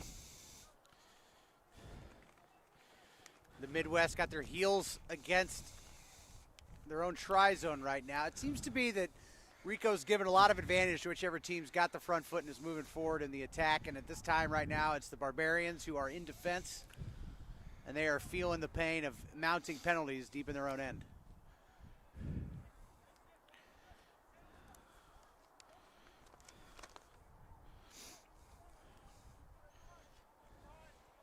Really impressive run by the number 8 there from New England. Get those nice long legs out, striding to pierce that 22. It was Jones that had to take a little time there. Referee's having a chat with him. He might have to head off the field. I don't know if they're calling for an HIA or he's just some guy's cramping up in this unusual cold and wind, but I think he needs to get checked out here. You know, Jones and Napora were really the 1-2 punch, the Yeah. right and the left haymakers for the Midwest when they were doing well, and they've lost both of those guys this half. Looks like Napora may have actually come back on for Jones. Akar is going to move it, goes back the other way. They're looking at the line, the big number 5 there for Rigno. Ball held up, going to have to get that one to the ground. Have done. Akar digging. Finds a runner, a little tip pass there. Cabral looking for the line. Right outside they are. Trying to keep it tight. Big tackle, drive back. Very important for the Midwest there just to stem the tide for a second. Nearly finding the space there is Kleberg, but ball's turned over. Nicely done here by the Midwest Barbarians. That little pass, probably not the wisest thing, but they're going to bring that one back in. Going to be okay.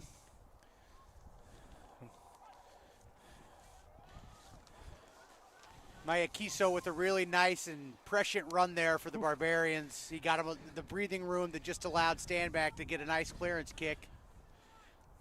They're moving that to the center of the field. Obiero moves it across a little bit further. They've got runners out on the right-hand side. They decide to go for the little chip kick through from Hudson Lee.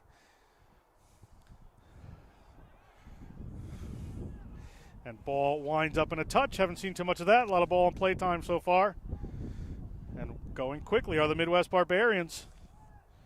There they are, number 1 and number 2 right now. Napora with a out pass, and to Miyazaki. Those guys are doing everything on this field. New England tries to rip that away, but not happening. Ball back to Standback. He is looking to get that one. Thought he was going to go for the distance, but he decided to just hang it up in the air. And here they come. The only one looking for that one, and the Barbarians are in a world of hurt if the Independents move the ball around. Getting that ball through. Kleberg takes it to the ground. Great ruck there from the Independents. Akar gets it up, but player just has to bury his head.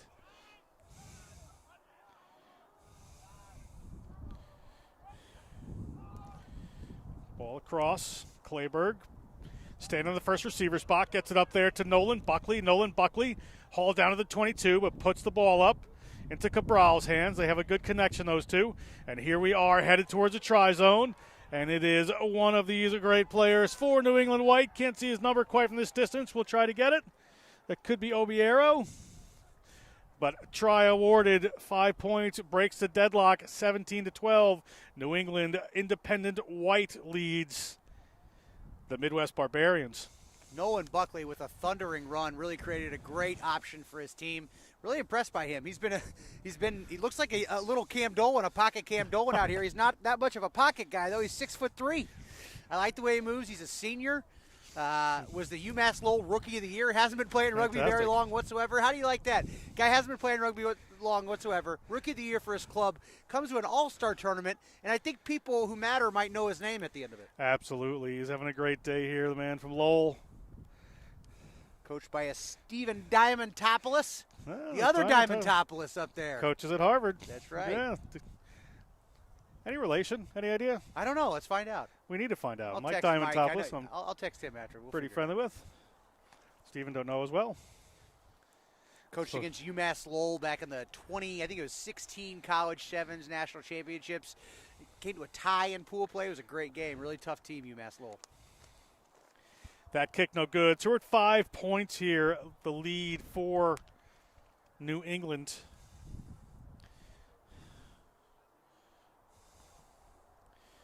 So we have time winding down in this second half. Still plenty to play for, right? I mean, you're playing for film, right? So you're playing to get film so you can improve your game and so that you can share it with scouts and people that you might want to know about you. And there's still a lot to play for if you're the Midwest Barbarians. Into the powerful hands of Tellefson. Referee penalizes Midwest. See what New England decides to do. They're going to want to go quick here. The boys came to play. Cabral taken down by a shoelace there.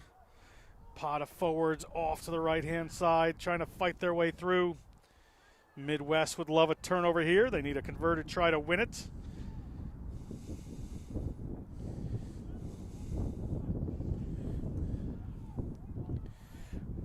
The referee says that's good. It's a turnover here. But Mathis just drops that one. Unfortunate, unlucky for them. Scrum here for New England.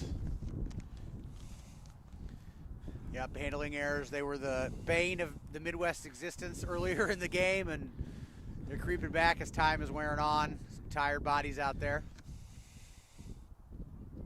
The Barbarians have a little bit of a depleted bench, racking up some injuries here as the day's wearing on. They're going to need to win the recovery tonight to come back out tomorrow and have a good day.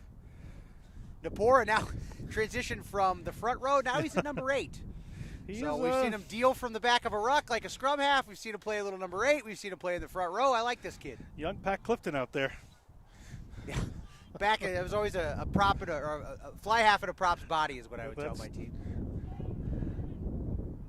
Akar here with the ball. We have penalty advantage here for New England. Trying to come around the corner, make it happen himself. He is an electric runner, great feet. Not saving anything for the dance club tonight. He's getting all his steps out right now.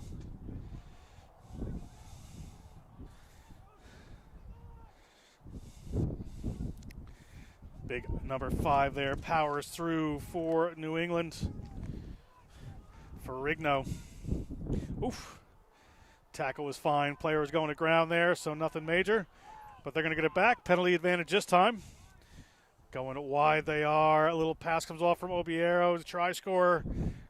Headed down the sideline. Can they get there? A little offload.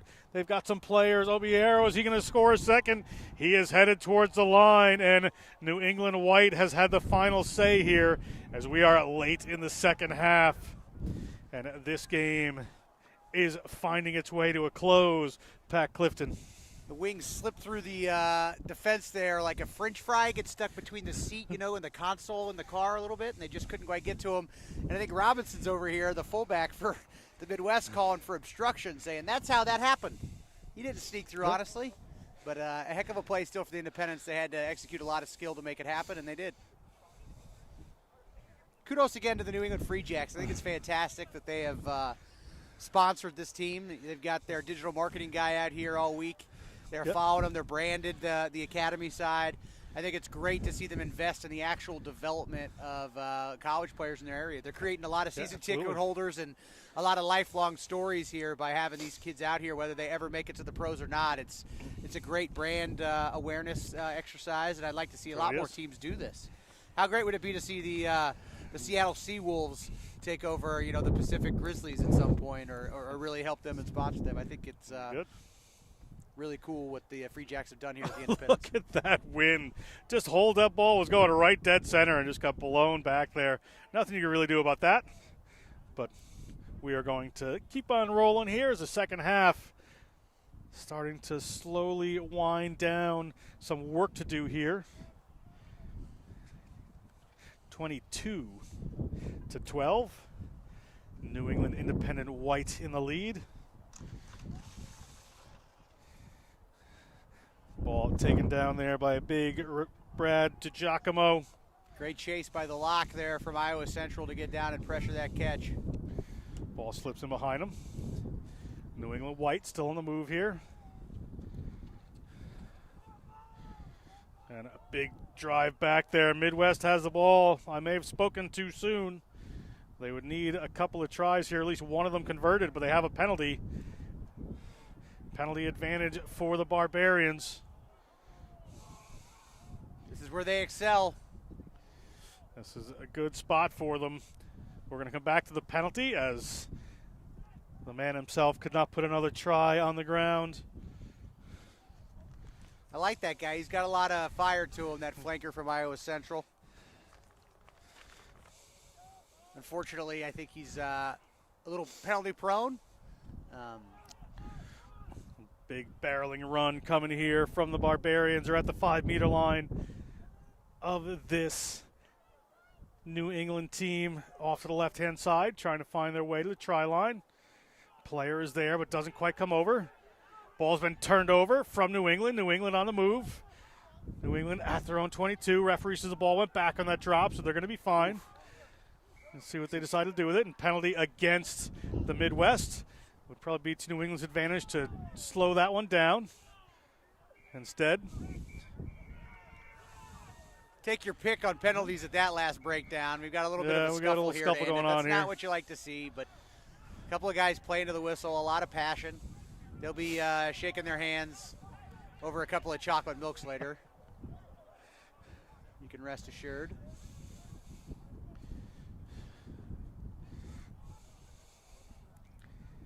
Well, don't let the end of that mar what was an otherwise Referee. good game. I really thought it was a good contest. Yeah, fantastic in the win here. Referee whistles the end of that one. So New England Independent is going to win that over the Midwest Barbarian. We're going to be back with more rugby action here at Aviva Stadium in just a bit.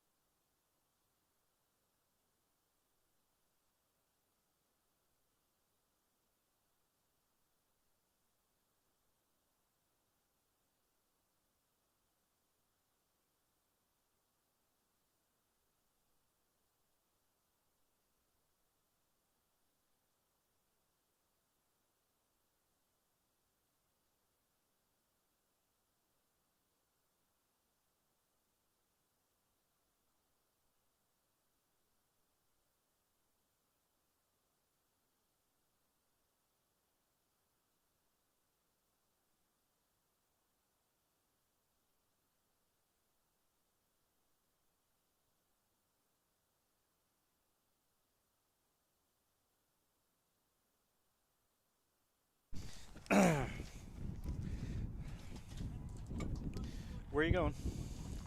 Do you want this headset?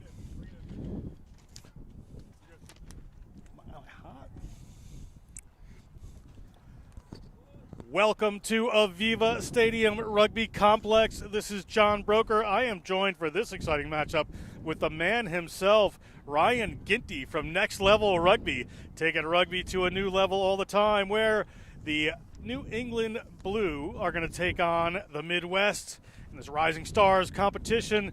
Ryan Ginty on the mic instead of behind the camera and all the equipment. This is going to be a great one. Yeah, it's the most next level thing that's going on right now is this wind. It's 50-mile-an-hour gust. It's quite windy here, if you can't tell by watching the flags. And standing up on top of the press box here, shout out to our camera guys, because it is not easy keeping this camera steady in this wind, let me tell you. I was just up there for the last game, and it was not that enjoyable. Ryan Ginty leading by example on the camera, on doing what he's got to do as the wind is wreaking havoc with both the games and the equipment. And New England Blue off to a good start here. That's Brian Miller. He's across the 22. Midwest on the back foot already. Ball in the hands of Dylan Fisher. Dylan Fisher takes it into contact. Here they come off to the left-hand side. Ball into the hands of O'Connor, Jack O'Connor. They move it back around. A little kick over the top there from Mavridis. Ball bouncing, hanging in that wind. Goes into touch. We're going to have our first line out here, and the line out will be for the Midwest. Yeah, just a little bit of unsettled play there, right? You know, good gather off the kickoff. It seems to be a consistent theme throughout the day today. It's like, you know, it's you kick it straight into the wind. It's coming right back. It's hard to judge it when it's kicked at you and then going away from you. But a good job, and then just little misplay there, and now we're here. A little stoppage, and now we got a line out.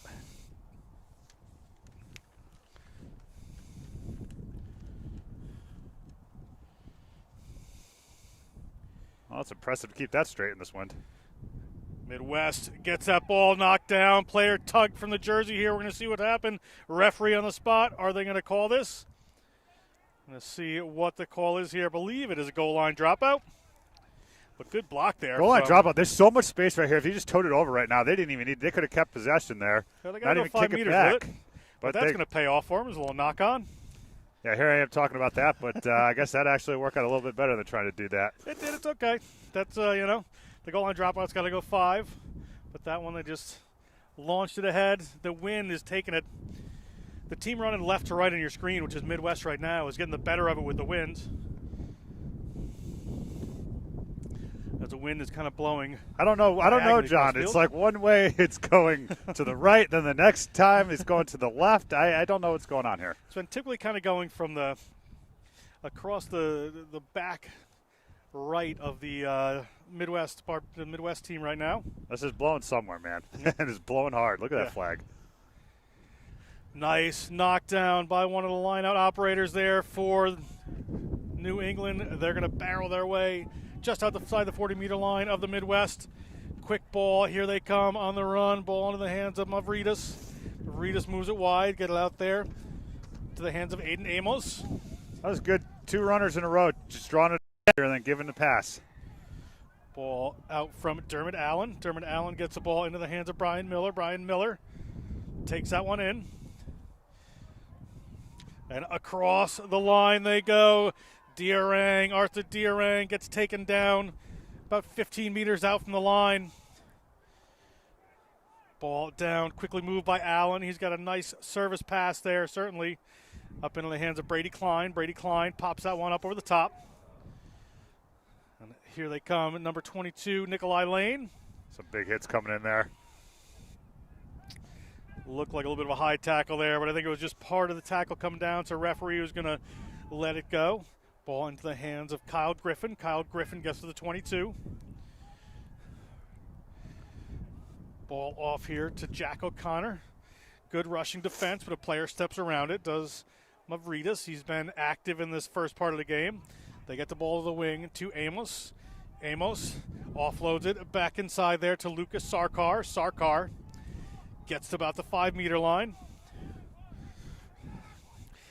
And ball quickly into the hands of Thomas Linkus. Linkus gets taken down just outside the line.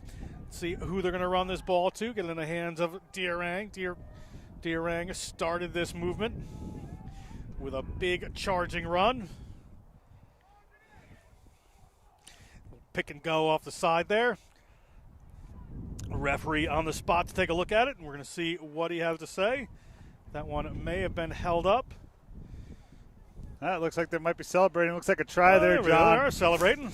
Just a lot of good downhill running going on that. They're coming in, that first up runner, taking a good hard line, moving the ball through the hands out on the edges and then coming straight down. So overall, if you're this New England side right now, Independence, got to be happy with how this first half started off, playing all the rugby in this end of the field, despite the direction of the wind, into the wind.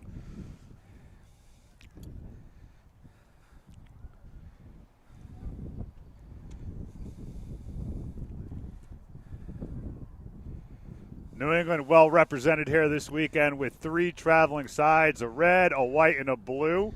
Go America. Go America. As we see the red team, looks like they're playing on the far field out just beyond us. Behind us, got games going off into the stadium. A great weekend of rugby here at the NCR Regional All-Star Championship.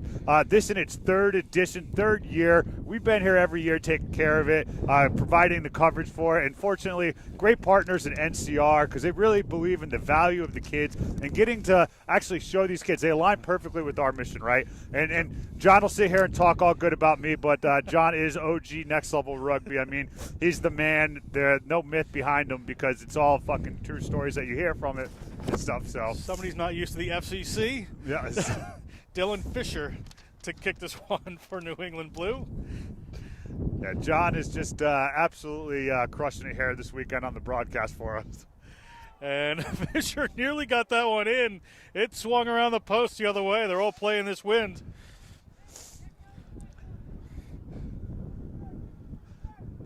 Yeah, these posts are barely standing here. We're standing upright. I tell you, it's a good thing I ate a couple extra pieces of pizza for lunch. That way I'm not getting blown around out here. But no, just a great weekend here, man. Excited to be here. This event, there is no other college event like this. It doesn't matter if it's any college organization, whichever one it is. This is the one that's doing it for these kids and providing this opportunity. Nice kick, breezy there. They want to get that across the line. They should touch this down. Have done. Ball into the try zone off of that kickoff. Wind just caught it there. Not sure. Off the kickoff, I'm not sure if that would be a goal line dropout. I am checking my laws here.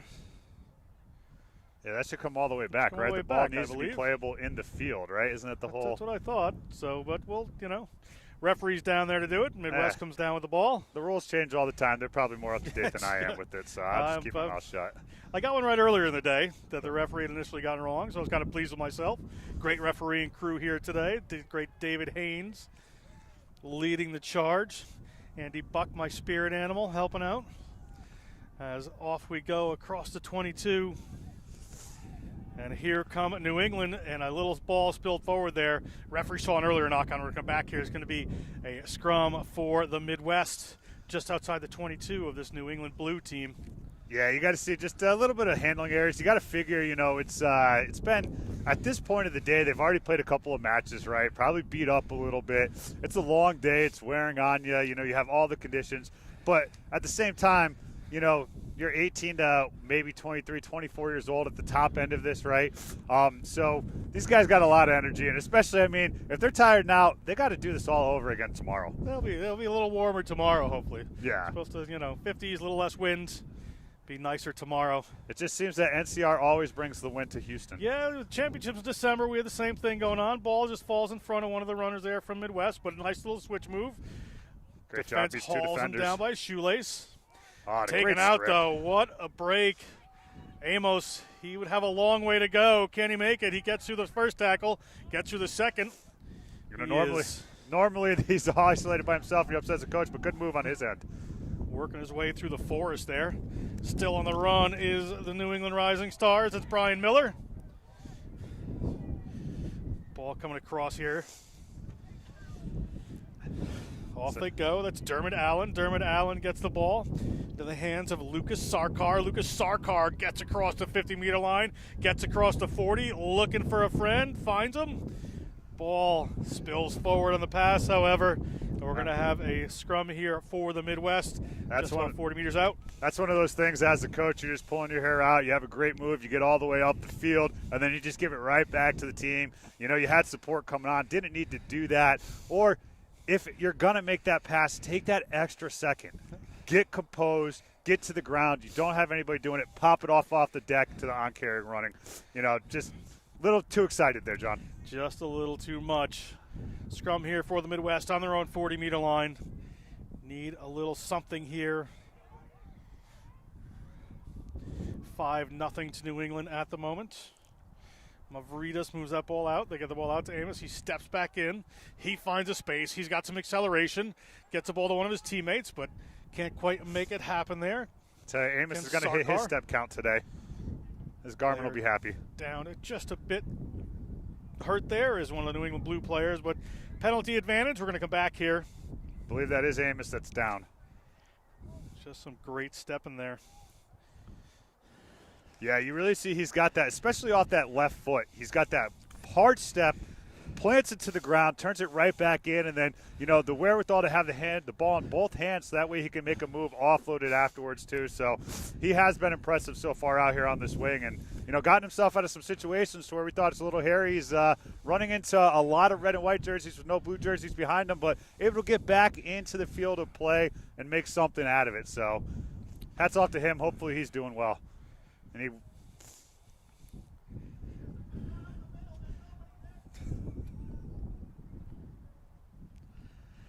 little check for Amos here. Well, hey, John, yes, we're fortunate enough to be staying in the hotel with the players. What's the vibe like? Great. You know, these players coming in from all over the country. Some of them, you know each other from rugby here and there and have seen each other before, but they're all getting along in the lobby. A lot of people hanging out. Really good vibe in the hotel. You know, really fun bunch of guys. I think the staff didn't know quite to expect, but they certainly love them. Dare I compare it, right? Like, this is to like what you would consider like when the British Irish Lions get together, right? That kind of camaraderie, or even internationals, right? You beat each other up all season long. You have these rivalries, and now you come together at the highest level, and then you got to gel, you got to go play, and, you know, all things forgotten, let's get together, let's play some good rugby, and, hey, you got new teammates now. Yeah, you certainly do. And guys that you'd probably be chippy with when you're playing, all of a sudden now you've got their back when somebody else is chippy with them. Absolutely.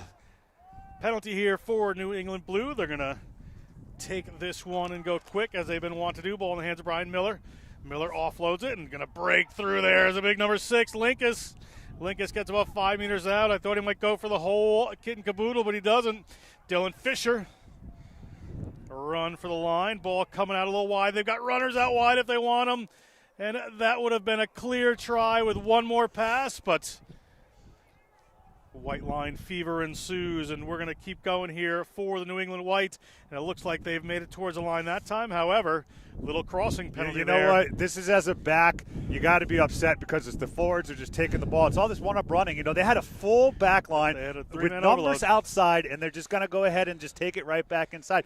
Move the ball through the hands. I haven't really seen it. The furthest we've seen is to get to Amos, but, I mean, that's only starting at maybe the 15-meter mark on the side anyways. They're not moving it across the field, right? Put it through the hands. You know, they're up there winning, so, I mean, they're doing it's working. But you just like to see a little bit more free-flowing and some creativity going on out there for this New England side. They're just barreling towards the line and keeping them tight. You got to have a plan B. Sometimes just a little move there will make it happen for you. Midwest Barbarians, ball over the top. Referees thankfully being forgiving with the get the ball in straight on the lineouts to a degree here this weekend. Or today. See how tomorrow goes. Here come the Barbarians moving that ball out. Now they've got some runners out wide. Ball into the hands of Cormac Gallagher. Cormac Gallagher gets to the 40-meter line. Great mullet. Ball comes back across. Hunter Wade playing in number 10. Ball knocked forward. We're going to come back here for a scrum for New England Blue. Don't want to make up for that missed opportunity before. Yeah, just playing probably just a little bit too hard. You know, you got to just settle it down right, find a rhythm. Midwest hasn't been able to find any rhythm so far into this game. You know, just a couple of successful things. Get maybe 3-4 phases together. You know, try and just recycle the ball, reload, get it moving, and then get on the other side of the pitch because, I mean, we have been playing it all on the left-hand side of your screen today, folks. It hasn't come across the other side of the pitch. Which the way the wind's been going, that's the other game's been played down the other end of the pitch here. So New England Blue having a good run of it here. They'll get a little more. It's sort of wind sort of at their back in the second half. So we'll see how that works. As we have ball coming in there again from Allen. Ball coming around the back, looking for a runner. A little cut back in.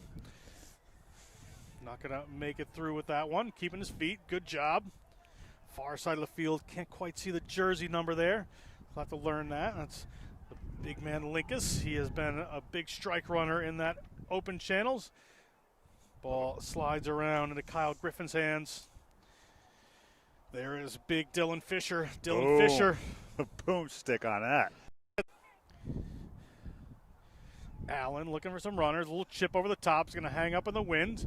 I'm not going to do what I might normally do, but comes down into the hands of one of the New England players. Off they come to the right-hand side here. Barreling his way in is O'Connor. And it turned over. Almost turned over, but hands in there against the Midwest. And you can bet that this New England team is going to go quickly, and they have right at the try line once again. Let's see if they can convert here. Have done. Another 5 on the board for New England, having a great first half here against the Midwest. Midwest having to do a lot of defending, Ryan. Yeah, it's just pressure, pressure, pressure, right? That's everything in rugby, right? If you put the other team on pressure, whether it's their end of the field, you're coming down, they're not able to recycle, and at this point right now, it's just piling up. And if you don't stop this train from rolling, I mean, it could just get way off the tracks, and then it's going to be hard for this Midwest team to even put up anything coming back up into it. Like, second half, who knows what adjustments they've got in there, but I think, you know, it's just they got to look up. They got to get spread out and just come up together. That's the other thing I've noticed out of this team as well, too. They're not really jumping off the defensive line. They're allowing New England to run at them, which you never want to do, meet force with force. You know, it's one of these things, especially when you start playing rugby, you're, like, afraid of the tackle, and you're like, I don't do it. But if you don't go in as hard as you can, you're going to get hurt. That's the one thing. You got to go as hard as you can, and they just got to jump up off the line. Something's got to spark there. It's got to spark a fire in them right now. Ball not good against that wind. No surprise there as the first half. Only playing 20-minute halves in these first days here. Start to wind down. It's about 2 minutes on the game clock. Referee will let us know when this half is done.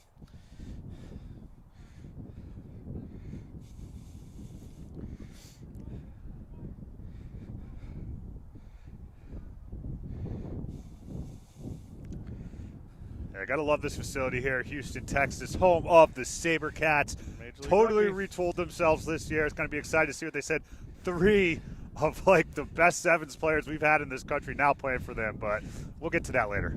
They have a big preseason game next week with the new-look SaberCats. That they do. Dallas Jackals. Ball comes down again to New England White. Player looking for a little offload there and finds it. Gets it in the hands of Kyle Griffin. Griffin moves it, but it gets turned over. In the Midwest hands are bopped again. A little messy patch of play going on here. We have a scrum here outside of the 22. It's going to be New England ball. Time winding down in this first half. Work to do. Yeah, you just see a little bit of some bad decisions across the board, right? I think it's, don't know what to do. You would highly advise kicking like that off of it, right? Like, you got lucky on that. Just run it straight up, get it back, get it to somebody that should be kicking your 10, or play the ball out, right? Like, just get tackled, right? Like, pick the ball up and get tackled. Yeah, there's the attempt to offload sometimes that these, they see players in the highest levels do this, and they think, I'm going to offload this ball. I can do this. It doesn't always quite come off for them as the ball, again here for the SaberCats, rushing defense coming on them. They're going to get that one way into the swirling wind. It's about 40 meters out now. Good return here for the Midwest. We're looking for a wide pass and some runners there. They have no defenders out to or a lack of defenders to New England, and a big break across the line here. This man is going to be hard to stop. Ball in 2 hands. Somebody probably should have made that tackle, but Brian Vargas doesn't care. Brian Vargas is going to touchdown 5 points, and they're closing the gap is the Midwest team. Great way to play late in the first half. Let's call him RV right there because he just ran straight down the highway and nobody stopped him. big man coming down, and it's a couple, to be honest, John, a couple of pathetic tackle attempts. Like, if we're going to be, like, just not wanting to get in the way, you got to get in the spokes of that guy. When you see players go up on a big guy like that, it's generally because they're afraid to get hit on him, and I mean, that's understandable, but you're not going to do anything like that. Get down, get run over. There is no shame in getting run over. I've been run over so many times, and as a coach, you get run over, hey, man, that's rugby. Yeah, it happens. You shy off a tackle, it's not the best thing. But, good for Midwest right now, going into the half. Absolutely. This is what they need. Get a little bit. Who knows, man? Maybe when they turn around, they go the other direction into win. Maybe there's something about that. Maybe it'll do that. But that's definitely got to spark them up a little bit. Get the RV pedal to the metal. Nice kick. Oh, just so unlucky on the post. And the kicker comes up with a cramp. This wind is really cramping some of these guys up. I know we got a lot of rugby going on today, and there's been a lot of tries, but the amount of, balls off the post today Has been impressive. Yeah. Been surprising. Almost had it. Almost there.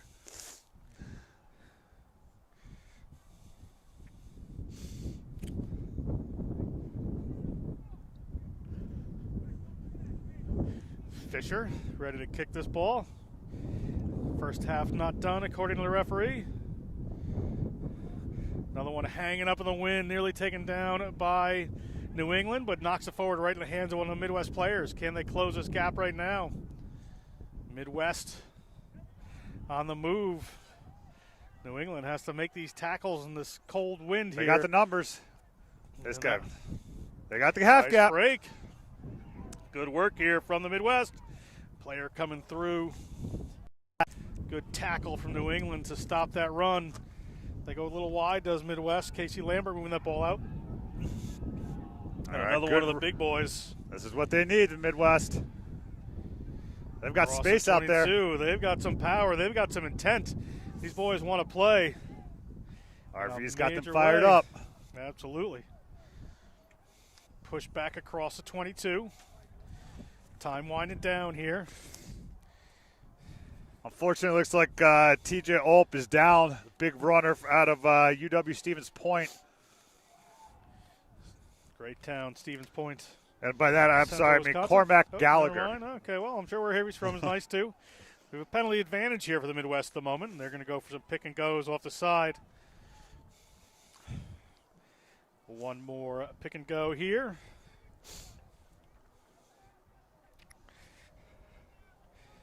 Player back up.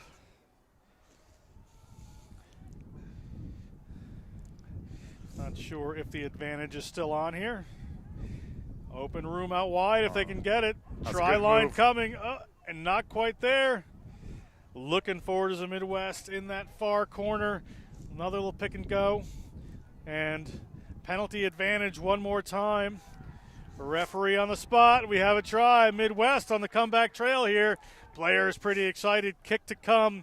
What a way to end this first half for this Midwest team. That was a great job. You had numbers all the way out here to the right. They were patient. They saw the space out on the left-hand side. They got it out there. Fortunately, the pass didn't really go to hand. Wind probably had something to do with it, but still able to gather that, get everybody moving, and then the forwards just sticking their nose down, doing what they're doing, grinding a couple pick and goes, and then getting the try. And again, now it's like it's what was a dominant half for the Independents is now turning into a half that's going to motivate this Midwest team going into the second half. And I tell you, I'm excited. This game's not over, John. This game is certainly not over. We're just going into halftime. Got the second half to come.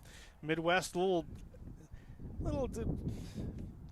backs to the try line for the beginning of that game. Looking for a better term for it, but great latter part of this first half. Second half should be electric.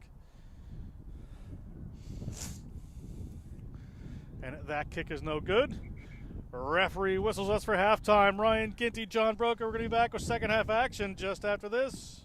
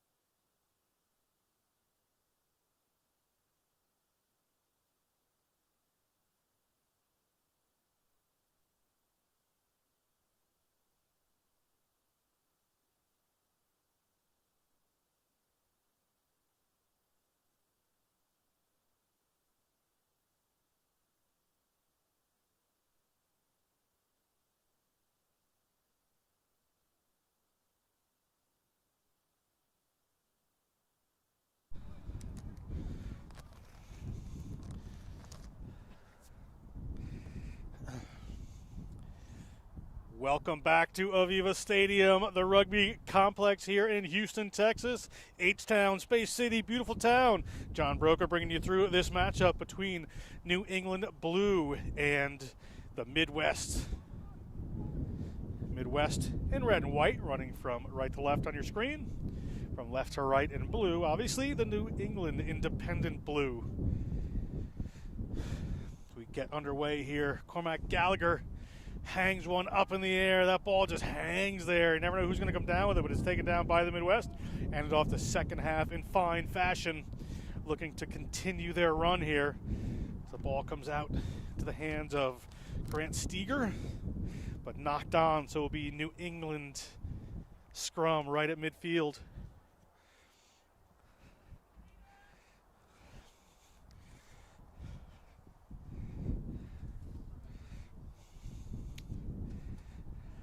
Scrum here for New England right at the 50-meter. Good attacking position for them.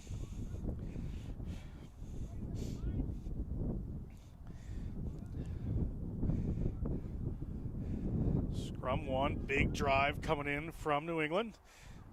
Attempted a big run there, just across 50. New England continues the move. Players have to come in and clean that up, have done. Just a little pick and go going forward. Player spots a little gap behind the line into the hands of Fisher. Fisher, been a very big runner for this team, also doing some goal kicking for him. The ball winds up in the hands of Joe Hall. Hall puts it in the hands of a waiting at number 15 there. That is Cormac Gallagher for the Midwest. The Midwest on their own line. New England now just that win slightly at their back a little more than the Midwest. We'll see how this turns out. Looking to try to turn this over, have not done. Midwest trying to attack from their own line here. Ball spilled forward on a turnover from New England. It's going to be a scrum here for the Midwest. Ryan Ginty. Yeah, good stuff. Midwest, doing a good job of repelling the attack to start the first half. This is what they need to do. Now they just got to get this ball out of their end into the wind, which is no easy task. If you're here, I wouldn't even risk trying to kick the ball out in possession. I'd run it up a little bit before you even try and kick that ball up, because who knows how far it's going to go and then come right back in your face. Looks like we do have a little bit of depth on this back line, so maybe they will go through the hands. They got 4 on 3 to the left, but they're going to go to the right. Big push there from New England. Midwest on their own line, trying to make long passes. Not going to work too well for them. Scrum half is in that ruck right now. Little kick over the top, back into the hands of New England Blue. Blue, that is taking it into contact. They've got runners across the field. They can get it to him. Ball misses the first intended receiver with that wind. Hits the second. But penalty against Midwest. We're going to go quick here. Or not. Slow down just a touch here.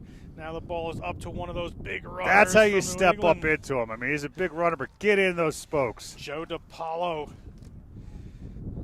Step back in and around here. It's good work there from Hall. Ball out across. The wind's blowing up my rosters around here. Shea Wagner takes that one. That's a 1-on-2 there out on the side there for Derek Tang. Tang, a lot of defenders to beat. Let's see where they decide to go. They're going to Fisher.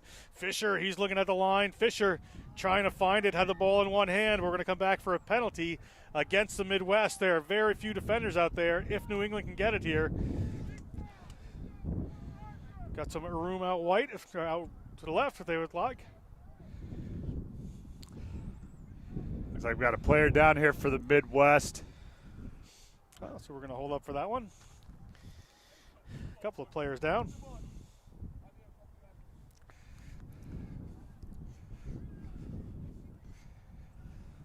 Got a really good game going on behind us on the other field in the stadium.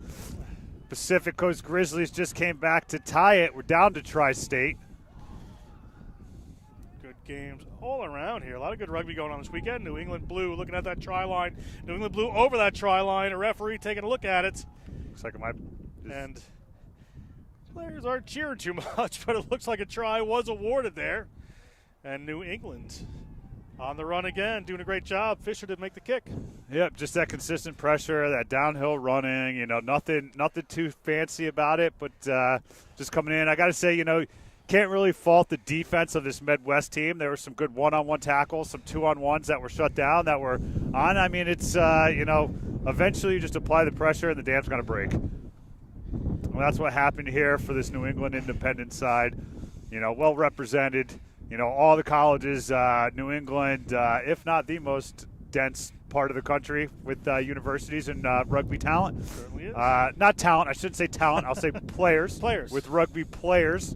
Don't get mad at me. Everybody out in California and in the Midwest and everywhere else. So, but a good density of rugby schools out there and growing, you know, across the country. And I mean, I think that's what these events are out here for, right? Like, you know, get together, grow the game, enjoy the game, come out here, not just make a name for yourself, but make a name for your school as well, too. That's one of the big things that you can do is put your school on your back and then rep that and, you know, just all around good stuff.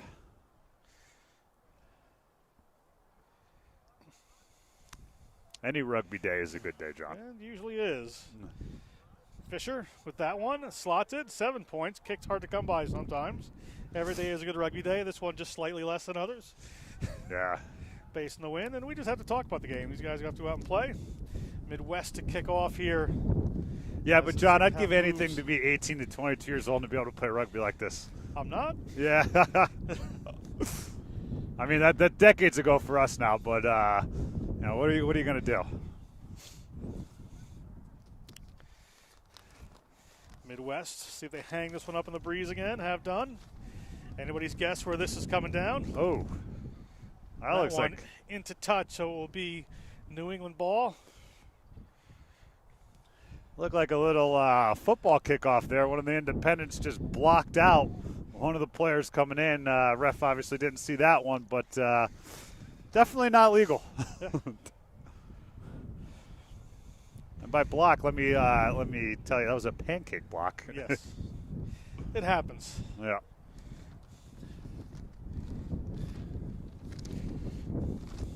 New England hooker has to make this throw work as it just drifts across into Midwest hands. A knock-on as well, so we got a knock-on advantage here for the Midwest. Referee's going to blow it up. We're going to have a scrum here.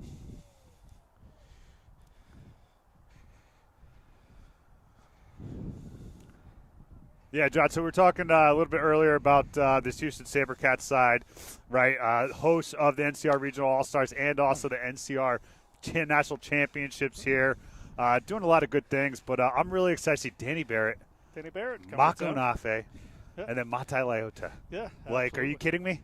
Like, Great three of the best players that the U.S. have had professionally playing sevens forever. Now they're going to come here into this back line. Going to be exciting here in Houston. It's going to be a lot of fun to watch. Danny Barrett probably won't be in the back line, although he could. He'll be arriving down here any day, according to the team. Ball coming off the back there for New England. New England's going to have to get this ball to the ground at their own 40-meter line. Well, if Danny's watching, and we know he is, congratulations in advance. He's waiting his firstborn child. Oh, really? And then after his kid's born, he's going to move the family out here to Houston, Texas, and should hopefully be available by the second or third game for the SaberCats. Wasn't aware of that. Congratulations.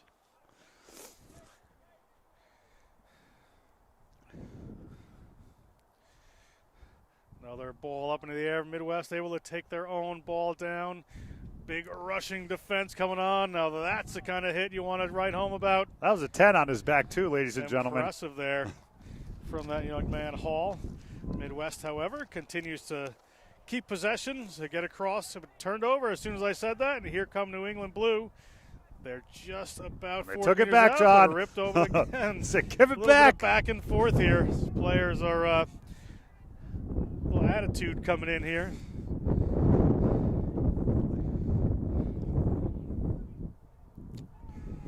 And a penalty against New England for just coming right off their feet there. Here come the Midwest. Midwest on the run, just straightening it up there. Referee says that's okay. It was turned over yet again. And here come the New England Blue across the 50-meter line.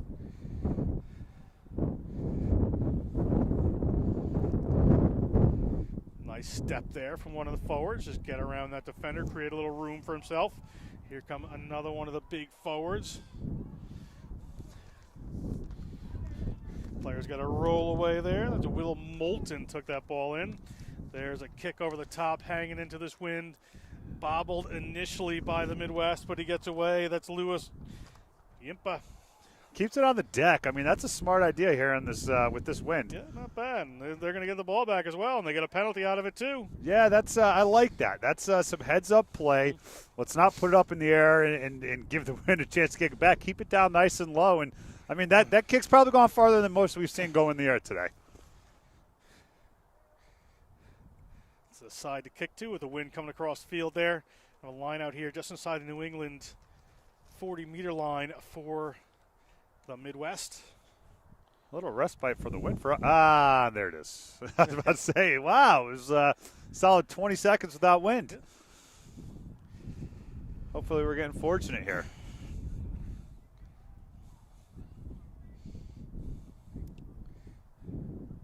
South Houston, not too many hills to keep blocking the wind out for us. Midwest comes down with the line out here. Moving the ball across field. Oh, there it is.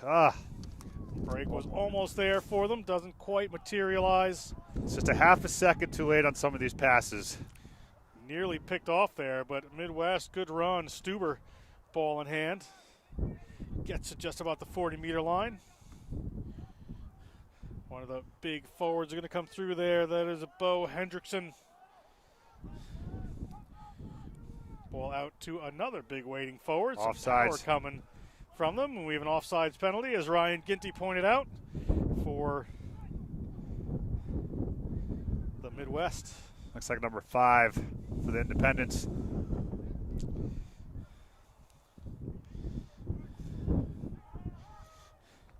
Good work from the Rising Stars here. Hunter Wade tried to make that pass. That wasn't going to happen.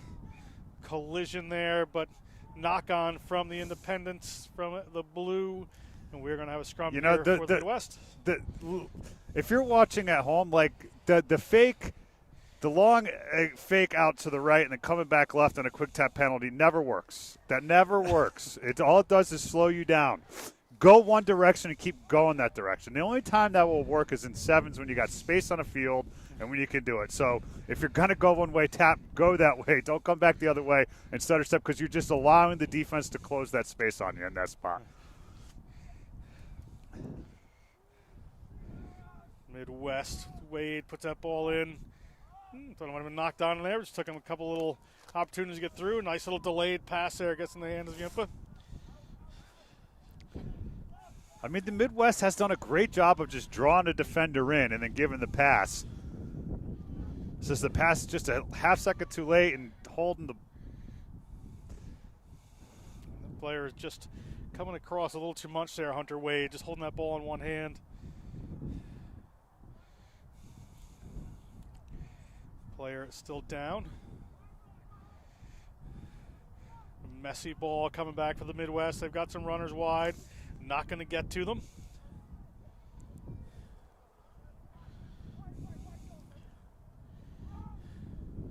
Looking for a runner. A few players in front of them. Big Bo comes through there.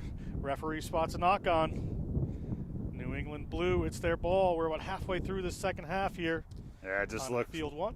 Looks like the Independents got his shoulder on that ball as Bo was hunkering down in good low body position. But sometimes, man, that tackler just gets it right and hits the ball, and there's nothing you can do.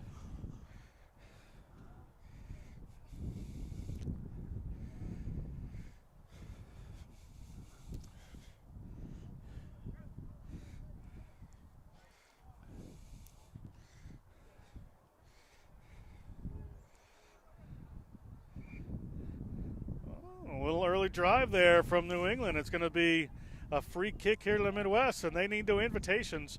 Hunter Wade look to get to that line. Hunter Wade gets to the 22, surrounded by independent players. Midwest is going to get this one back. Very tight defense here from New England. I think they're assuming just a barrage of forwards are going to come at them. Not sure if they can get the ball wide in this wind. Another tussle down inside the 22-meter line between two forward packs.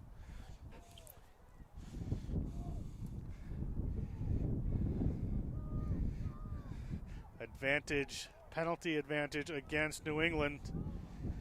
We're running into a bit of trouble here. We're going to come back for the penalty. New England players on the line.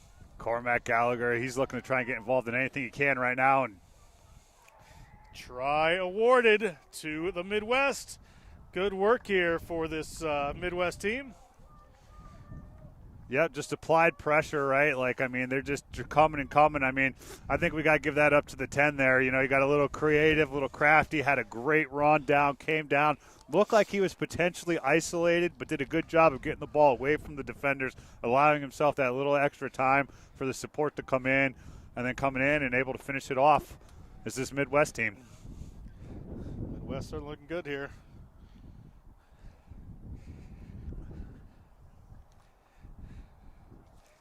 Important shot at the post here.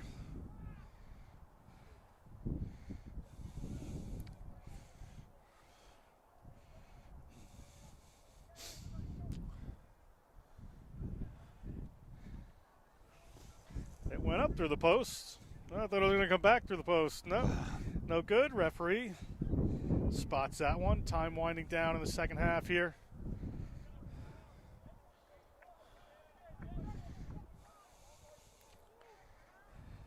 You know, Independent's taking their time. They know that time is on their side right now. Midwest has kind of a little bit of a hill to climb up. I mean, there's probably 3 minutes left in this half. And, you know, Independent's just like walking up. We'll kick when we're ready. Fisher looks to go long on this one.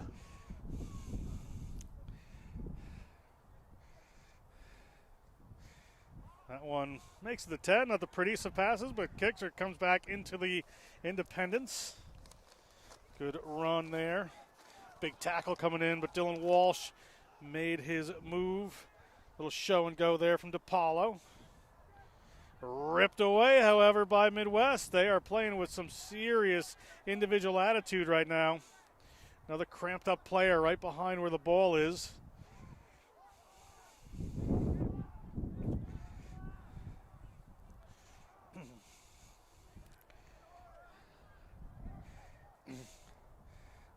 Midwest continues to move this ball.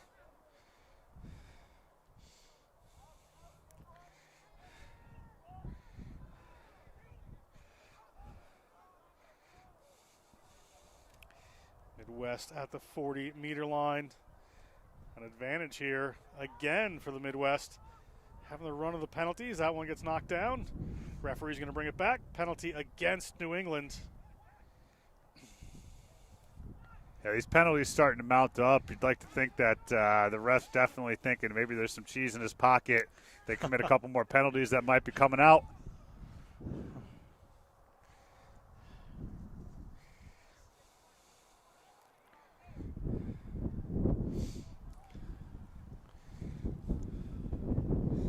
Ball headed towards the touchline. It's going to make it. The Midwest with an attacking line out about 45 meters out from the New England line. See what they decide to do with this one again in this swirling breeze. Safe line out, the first thing most important.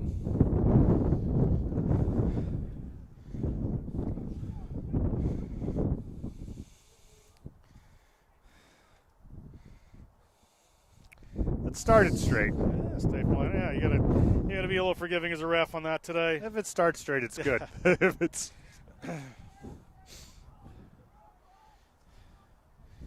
little show of the ball there. Player eventually comes in. New England trying to rip this one away. Some messy rugby as we wind down this game.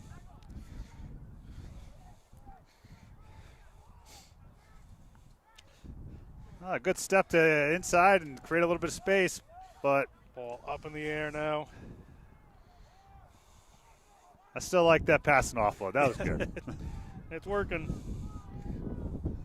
Ball up into Tang's hands. Tang Gets across the 50-meter line.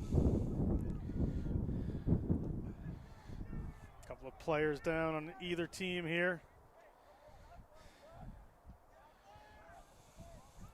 Pick and go coming in from Kyle Griffin.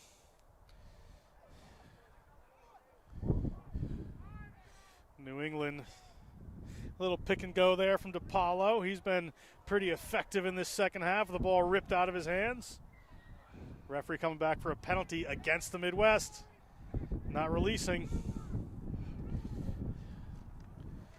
Midwest player trying to, he was up, he was down. Hunter Wade out of University of Wisconsin Whitewater. Down and that is our game as New England pulls that one out. Ryan Ginty, I am John Broker. That is the end of this one. Be back with some more rugby action in just a few.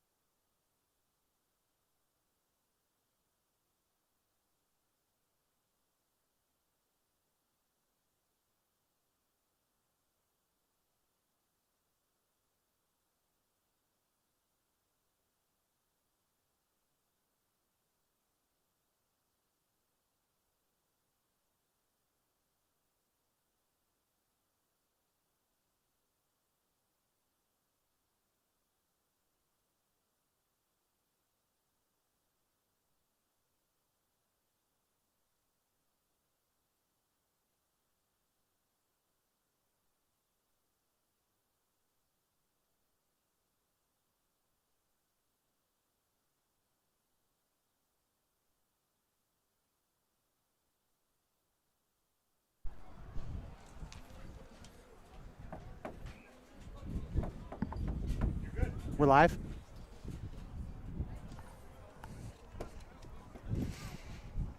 Hello and welcome back to Aviva Stadium here in Houston, Texas. We've got the National Collegiate Rugby Championships All-Star Tournament here. We've got the Southeast going from your right to left wearing the blue and neon green numbers. And then you've got the Tri-State Vikings moving from your left to right. I'm Pat Clifton, joined here in the booth with Tyler. How we doing, man? Not bad. Just trying to get through the cold here. Decent little turnout here at Aviva Stadium despite the conditions. Got about a 30-mile-an-hour wind blowing left to right across your screen. The Tri-State Vikings have it at their back at the moment, and the advantage in the scrum. Playing it out to the right, you got the fly half switching with the inside center, finding a little bit of purchase. Looking for the offload, gets it, flat-footed though. Still moving, rumbling. That offload though caught the wind and moved about 4 feet forward from where it was intended to move, I think, initially. Yeah, I think we've been seeing a classic case of cold stone hands out here, along with a little bit of drift. That extra lick on the ball from the wind here. Been really tough, not only for the kicking, but the passing game has also been quite affected as well. The Tri-States, they got two teams here. A number of these groups have two teams. The Southeast has two teams. This is, of course, the Rising Stars competition, so everybody in this competition is either one of the newer teams or has two here.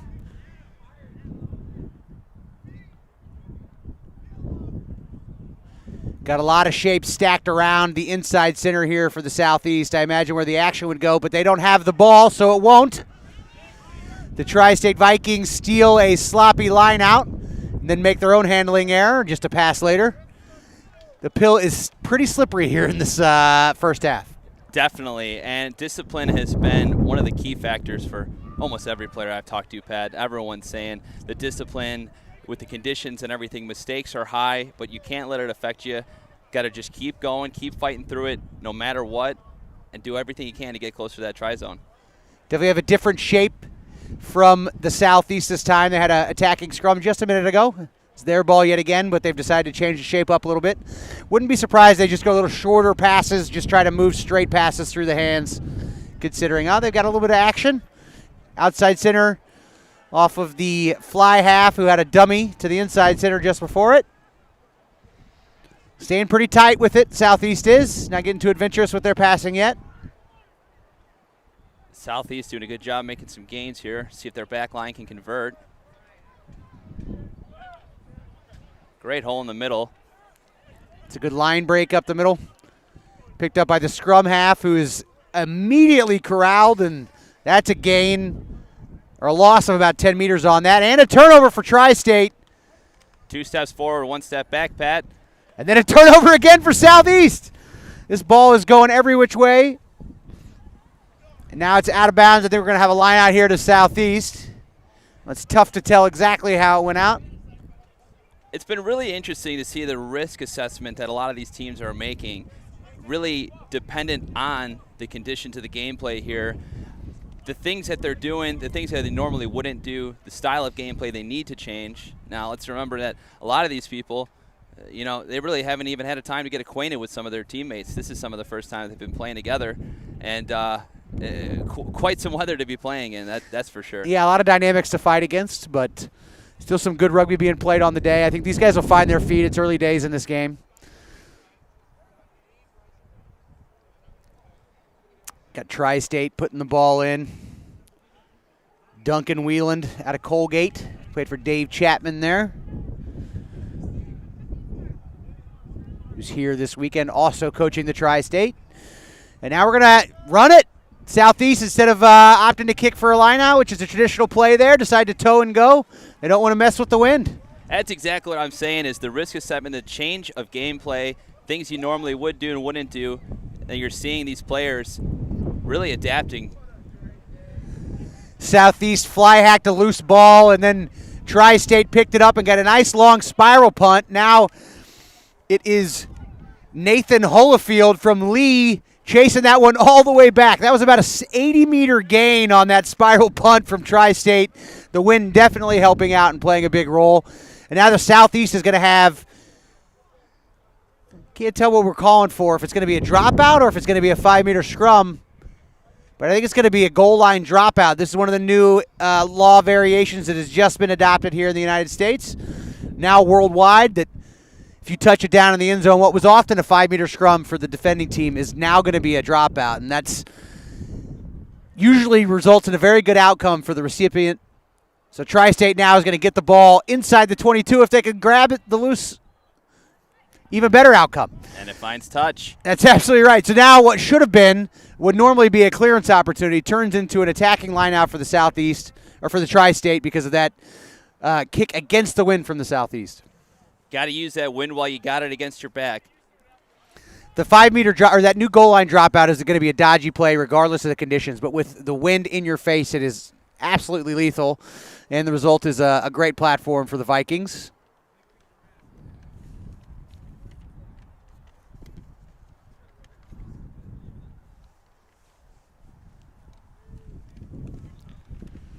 I'm looking at Jack Kelly here in the back line. I think there's a pretty decent chance this young man's going to get the ball if they can win this line out cleanly.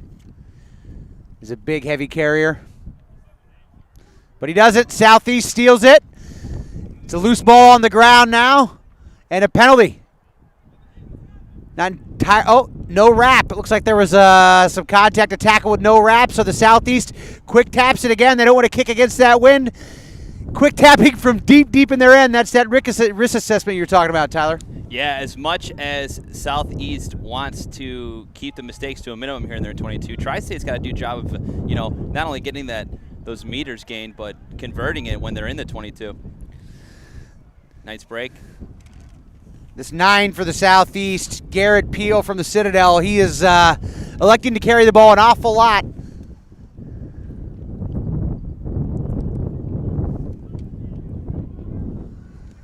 A lot of bodies in this breakdown.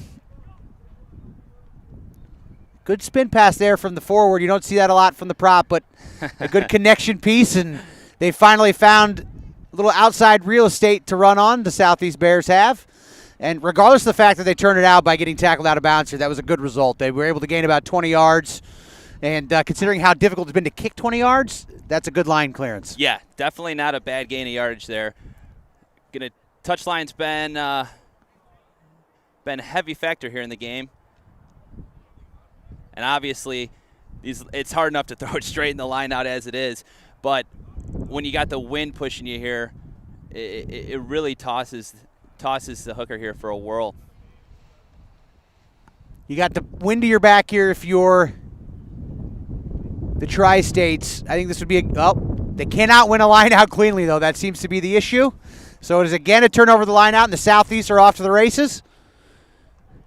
Big tackle there from the Tri-States, number 47, Caleb Hurt. Fungale from SUNY.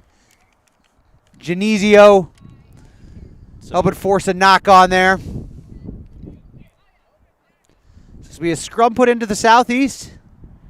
Not a lot of continuity yet. We haven't seen what either team can do. It seems like it's pretty sloppy yet. Still a lot of impact from the conditions. Yeah, it doesn't seem to be a large amount of phase play here. Definitely a lot of mistakes being made, which is why in the set piece here you really have to make sure you utilize and convert into something. And the last thing you want to do is obviously turn a set piece into a turnover. So we've got a center scrum here. Going to be put in by the Southeast. They've got their back split. They're going to shift to one direction. They're pretty flat, though, so I might look for either a carry from the scrum half or a kick. That's a one-handed knock on. You could see a card, often called intentional, but the referee's not going to go to his pocket. And we have a quick tap from the Southeast. Garrett Peel getting plenty of carries this game, but a turnover, and it's back in the hands of the Vikings. Back and forth seems to be here. No advantage gain, so the referee's going to bring it back and give the Vikings a scrum from about midfield on the far right.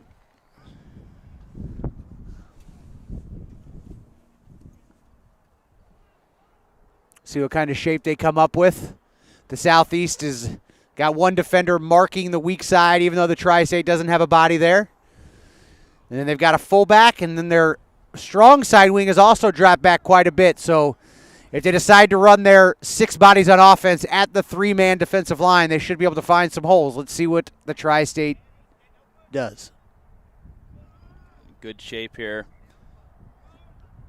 Push forward. Great. They're going to run their shape at it, but not enough bodies in those channels. Still an overload if they use it. And they do. Can their skills connect? And not quite. Often it's that last pass. And as a winger, you may not touch the ball the entire game. And if the one chance you do ends up in a knock-on, that's pretty disappointing. Always is. And it's even tougher when you're trying to stay warm out there. Got to keep it moving. That's now Yoshikawa from SUNY Geneseo with the drop. He's from Tokyo, Japan. He'll shake that off and get back to it.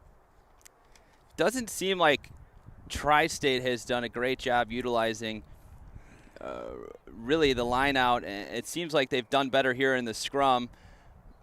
It's to the point where they might start rethinking whether or not they're going to take the line out if it's on offer. They've struggled there quite a bit. Well, and really just to circle back, I mean, to the whole risk assessment, you know, the inability to keep the ball straight, like I said, on a normal day, you know, is one thing. But when the wind's blowing as fiercely as it is right now, you really don't even want to take the risk, especially the direction it's going. It's coming straight at that ball. You know, could be pushing it right or left, really, depending on either side of the field you're on. Good straight from the base of the ruck. That's the scrum half for the Southeast, or for Tri-State, sorry. Number 38, Paul Appleby out of the University of Buffalo. Straight off the base of the scrum, sneaks around the edge, finds his way all the way to the middle of the post. It's a great little sprint from the scrum half. Yes, great hole, great opportunity seized here by Tri-State. Doing a good job, as we've seen with the amount of mistakes and mistakes that have been made, really solely based on conditions and that continuity and synchronicity between the teams. You know, a play like this is huge because you don't know when it's going to come again. If you're having trouble connecting on the catch pass, well, just eliminate it. Have your scrum half pick it up and run all the way. Exactly. So now we've got what looks like it would be a straight-on kick for Tri-States, but in this win, nothing's easy, and they're kicking. They've got it at their backs, but it's not blowing exactly straight. You got the goalpost moving. It seems like we've seen the kickers kick more of a boomerang than they have a rugby ball today. Yeah. It's going to be Jack Kelly with the kick. His teammate Tommy McHale holding it for him. Teamwork makes the dream work. And the Tri-States take the early lead 7-0. Tri-State with the early lead here. The Vikings, it's really been a slop fest, to be honest, with not a lot of opportunity or too much continuity on both sides, but Tri-State got an opportunity. 9 saw his space, he took it, and they're the first ones on the board. It's deceiving, too. I'm sure on your screen at home it looks sunny and nice out. I'm sure you can't see quite the flags, how hard they're blowing, but it is not as warm as it may appear. Quite chilly. My hands are numb, so I can only imagine what the guys in T-shirts and shorts are feeling like. But we get that one bounce in and then go out of bounds, so it's going to be a line out here to the Vikings. This is a good opportunity here for Southeast, as we've said before. You know, Tri-State has had a hard time, specifically in the line-out compared to the scrum. Let's see if we can seize this opportunity.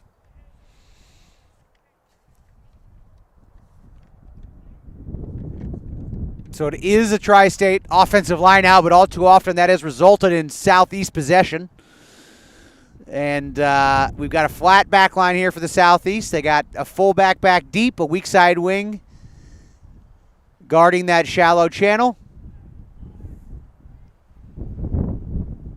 And some good pressure. They're going to gain some yardage. The defense, even though they weren't able to turn it over this time, they still gained some yardage. Tri-State barreling forward. Another short ball carry from Tri-State. This whole no-pass thing seems to be working for them. Now they put the boot to ball. When they've got the wind to their back, they're going to take advantage of it, and that's a hell of a kick. It should be a 50-22 as well. If you kick the ball from inside your own 50, it bounces inbounds and then rolls outside the attacking 22. It's actually your line out. So that was a huge turnaround. I think that's probably a piece of strategy that teams will be using a lot more tomorrow after coaches have a time to sit and think about it, watch some film, and realize that it's on, especially when the wind's at your back. It's going to be strong again tomorrow. It's worked out here. Tri-States have taken advantage with that 50-22 rule, and the Vikings will have an attacking line-out. Definitely going to be some notes to take when they get back to their hotels tonight. And Tri-State, 2 really effective kicks here in this game, which we haven't seen a lot of on this field or the other one. I love the ingenuity. If the regular style of play you'd like to execute isn't on offer because of the state of the wind, then find some other way to advance. This has kind of been the familiar setting of the game so far. Tri-State in Southeast 22, but Southeast has done a really good job Can't complete a line out against them. That's right. That attacking line out for Tri-State often ends up being an attacking line out for the Southeast, which did happen here. The saving grace against that great kick. And now we've got about all but 10 players on the field into a pile. And I think the result is a try for the Vikings. I have absolutely no idea who scored it. But someone at the bottom of that pile allegedly had the ball underneath them across the line, and that's a try for the Vikings. 12-0 for the Tri-State. Somebody in a light blue and yellow jersey scored, that's for sure. Good job converting that line out. What possibly looked like could have been a turnover ends up being a try. Lemons into lemonade for the Vikings. This kick's going to be a little bit more difficult from near the touch line. Jack Kelly's going to try to go 2 for 2. Put him in rarefied air this weekend.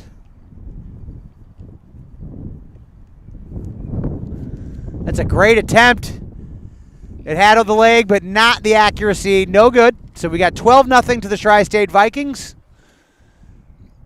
And the Southeast is going to take a little extra long for the in-goal powwow to discuss what they need to do to come back and get on the front foot. Yes, I think optimizing Tri-State's mistakes here is really going to be, Southeast's most effective game plan. Other than, trying to gain a little bit more depth, it's not that they haven't been able to break through the gain line. It just seems that when they do, it's like I said before, 1 step forward, 2 steps back. And it's important to remember that they're fighting against the wind, and the Tri-States have it at their back, and that's been a huge dynamic.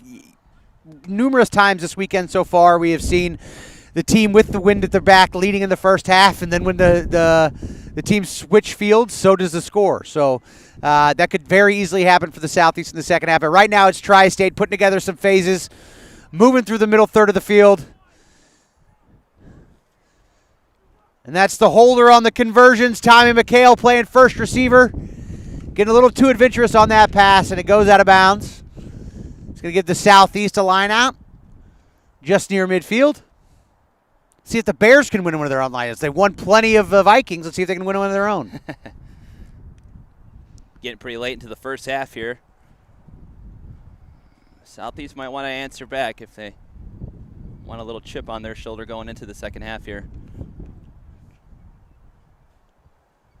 I mean, look at that flag. It is blowing. It's a waving. It's stiff in the wind. They look to go short. And it's Rory Rousset from University of New Orleans taking the short ball. Deja vu here, the touch line. And it's going to be another Southeast line out. Must have gone out on the Vikings. See if they like to go short and not play with the wind once more. They do play with the wind. It is blown way into their backfield, which is going to result in a not straight and likely a Tri-State scrum. Not much you can do about that. Nope, exactly, and that's why I think that they really had a good idea there going with that short ball. Keeping the ball as low as possible, or running as much as possible, is really the best bet for either team here. Just because mistakes are going to come, just anything you could do to minimize them is really going to be the winning team's benefactor here. So we got Tri-States with a midfield scrum just across the halfway line. They've got some shape built up around their second receiver. They got a forward stack behind their inside center. I'd look for some action in that part of the field. They may also go weak. The 8's going to pick it and go that direction. And it is Carl Verastegui from Hofstra with the carry. It's an impressive one.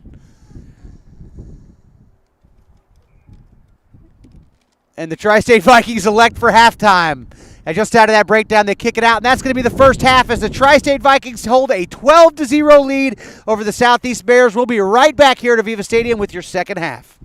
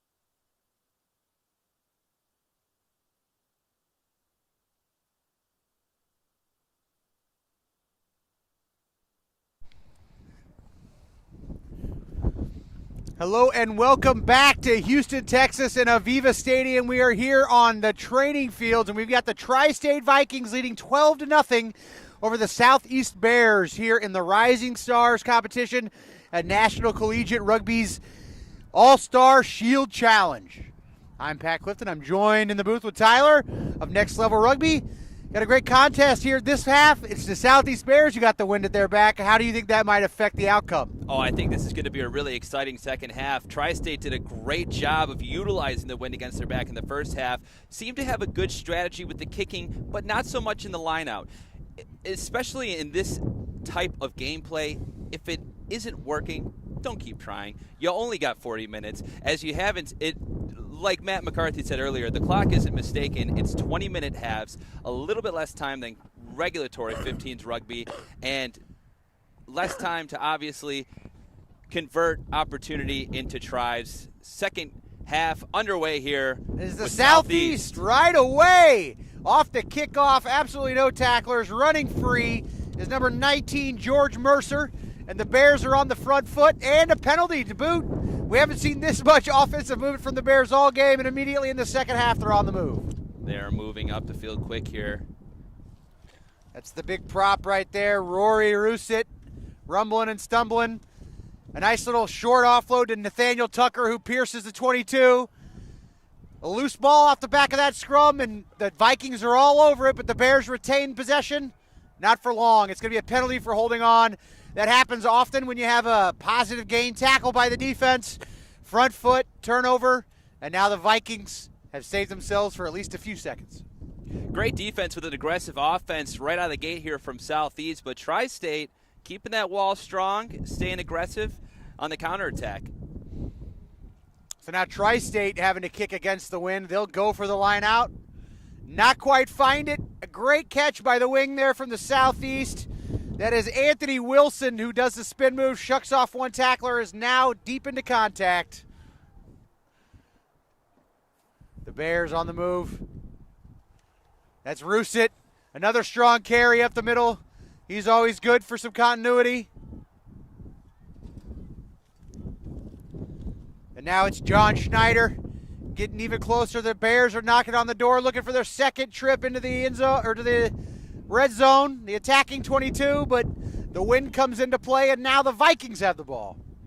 Definitely want to see a little bit more depth in the Southeast backfield here. It seems like I could throw a blanket over all those blue jerseys standing right next to each other. Obviously, with the wind being a factor in passing is one thing, but want to be able to spread out, get the ball wide when you do get the opportunity.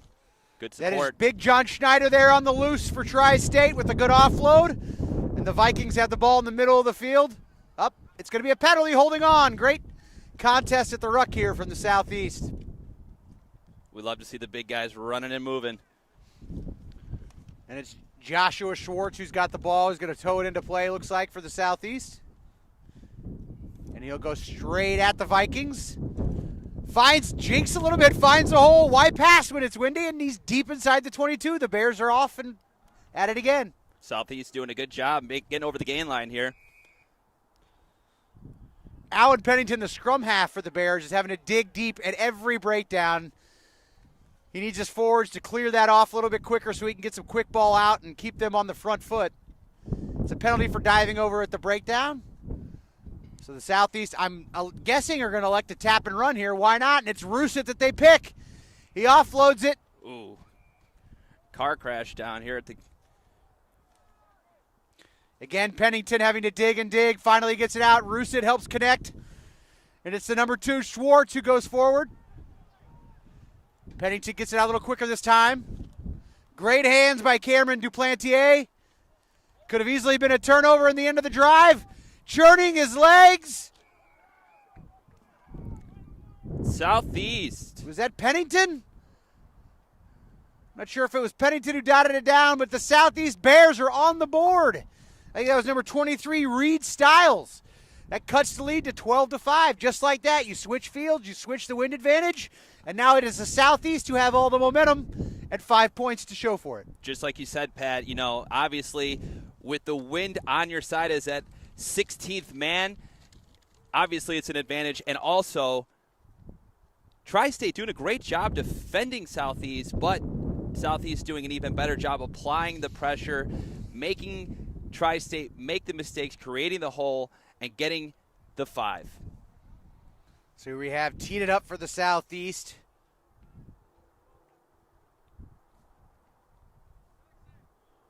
Is someone not on the roster. So Anonymous Andy will be kicking the conversion. He's not going to use the tee because he couldn't get it to stick on there. A drop goal. Hey, not bad. Not bad for Anonymous Andy. Just right of the uprights. And the Southeast trail 12-5 here in the second half. I think it's safe to assume that you should probably just send a second guy if you're going to be kicking a conversion because someone's got to hold that ball. Yeah. I haven't seen that ball stand still all day. Yeah, it's going to be tough sledding on the conversions here. So might as well look at it as a 2-score trail here for the Southeast Bears. Tri-State in no hurry to get it back up there. They have the lead. Time's ticking in the second half. They don't seem to be in any rush to get it back into play. Wearing out the old shot clock, as they like to say. Well, with the wind, it affects everything, right? So the guy who went and chased the ball couldn't kick it, or else he would have had to chase that kick back to where he kicked it from because the wind's so strong. So even takes the ball boy a little longer to get the ball back to center. And now we are. Here we're ready. It's going to be that's Tommy McHale with the restart. It goes nowhere near 10. It's going to result in a midfield scrum most likely for the Bears. I mean, that thing is a boomerang. Goes up and it comes right back. You really gotta be aiming to kick that thing far if you want to get it over 10. And we got looks like a front row reserve coming on for the Tri-State as John Schneider sits down and takes a rest after a great shift. It's going to be a Southeast put in here midfield. Pennington's got the ball. We got 3 Bears split to the right. You got a fly half straight behind the scrum half hiding a little bit, and 2 Bears to the left. The Tri-State Vikings split evenly across the field with 1 fullback back deep, and the Vikings got the Bears on skates in that scrum, but Pennington does a good job to get it up and out of the back. The Bears retaining possession. Not so sure if that counter ruck was onside, but the referee lets him play on. Bears pick up the loose ball. Pennington moves it from the back of the scrum, finds Rousset. The great stiff arm, bounces another tackler, shucks off a high attempt. Fantastic running by Rousset. Pennington gets it out quick to the number 8. Unfortunately, bounces off the hands of Thomas Walm, but a good offload by John White. It's going to give the reprieve to the Tri-State Vikings, who have possession deep in their own end. That's great pressure. Right? You're disappointed to lose the ball, but now the Vikings, deep in their own end, the wind at their face, brutal wind, kick it out, run it out. I have a feeling that the Southeast Bears will likely be back on attack very soon if they can stay connected in defense. Definitely. Tri-State doing a good job of forcing those mistakes, but I think they need to keep that aggressive defense that they have on the goal line in the middle of the field as well to prevent Southeast from even getting the opportunity to score. I mean, they've done a great job inside their own 22, but it's not where they want to be. Defense by Southeast. Jack Kelly with a nice run for the Tri-States. Hitting the deck for the Tri-States is Tim Steer. He found himself between the fly half and the scrum half, and they wanted to talk to each other, so he had to get out of the way. Good carry over here from John Kapatanakis. As Tri-State inches forward to the middle of the field, 1 or 2 passes. That's probably all they're going to have the skills for in this wind.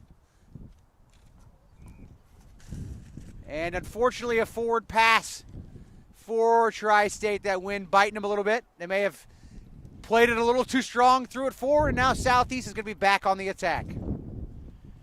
Not much margin for error if you're going against the wind out here, Tyler. No, definitely not. And Tri-State is doing a really good job of, hitting that quick ball, drawing those defenders in. It doesn't seem like not too many teams out here are really utilizing that blitz defense, really kind of staying reserved and drifting here because everybody's staying tight. Everybody's afraid to toss that ball too far. I think that's why you haven't seen a lot of wide play today, why you haven't seen a lot of, an incredible wings that are just, taken off and for 50-plus meters. I mean, it is really tight strategic play here. Well, this could be a good strategic play over here. We got the Bears near a midfield split scrum. They've got 1 man to the right. If they go that direction, he's got a one-on-one of some space. The 8-man picks and goes exactly that direction. He's got plenty of support. Flicks it to him, number 23 for the Southeast Bears, Reed Stiles. Can he recycle the ball? He does. It's Pennington who scoops it and moves it. The Bears inching ever forward. Closer and closer to the try line. Great leg drive from the Bears. He's going to have to stop and place it back or he's going to get a penalty, and that's exactly what happens. A little too greedy by the ball carrier this time, and Tri-State quick taps it and is off to the races.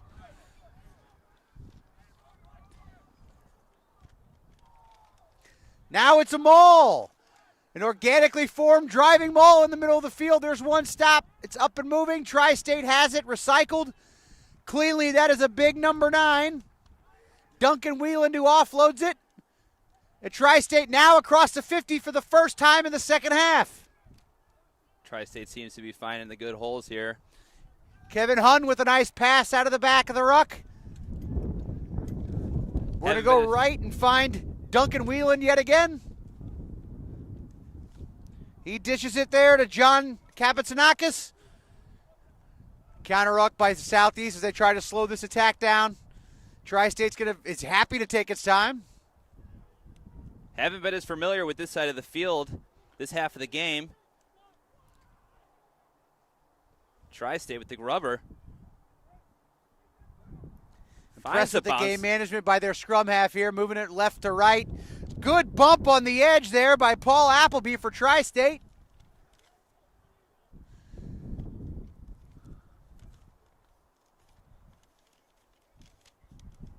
Now it's number 4, Tommy McHale, doing the work with his legs and ball in hand, but he gets tackled out of bounds. Great run there by Tri-State. I mean, they only moved the ball about 50 meters, ball in hand. It took them a long time, but 50 meters with the wind in your face and a slight lead, that's a pretty impressive feat. And with minimal amount of mistakes as well. It seems to be the reoccurring theme. That's using your offense as a defense by finally getting a little bit of a breather. John Schneider's going to check back in for Tri-State. That's a big unit. Took a breather. Expect him to have a couple rumbles if he gets the opportunity. Southeast with their line out right at the 22-meter. Will they try to run it out? Will they try to kick it against this wind? Well, they won't have the opportunity because it's a stolen line out. Sam Klotz takes the wayward throw, and there's Schneider. As I said, he mows over one dude, takes about 3 guys. McHale with the offload. Good recovery. That's Sam Klotz with the carry. Again, McHale switching field. He sees the space on the right.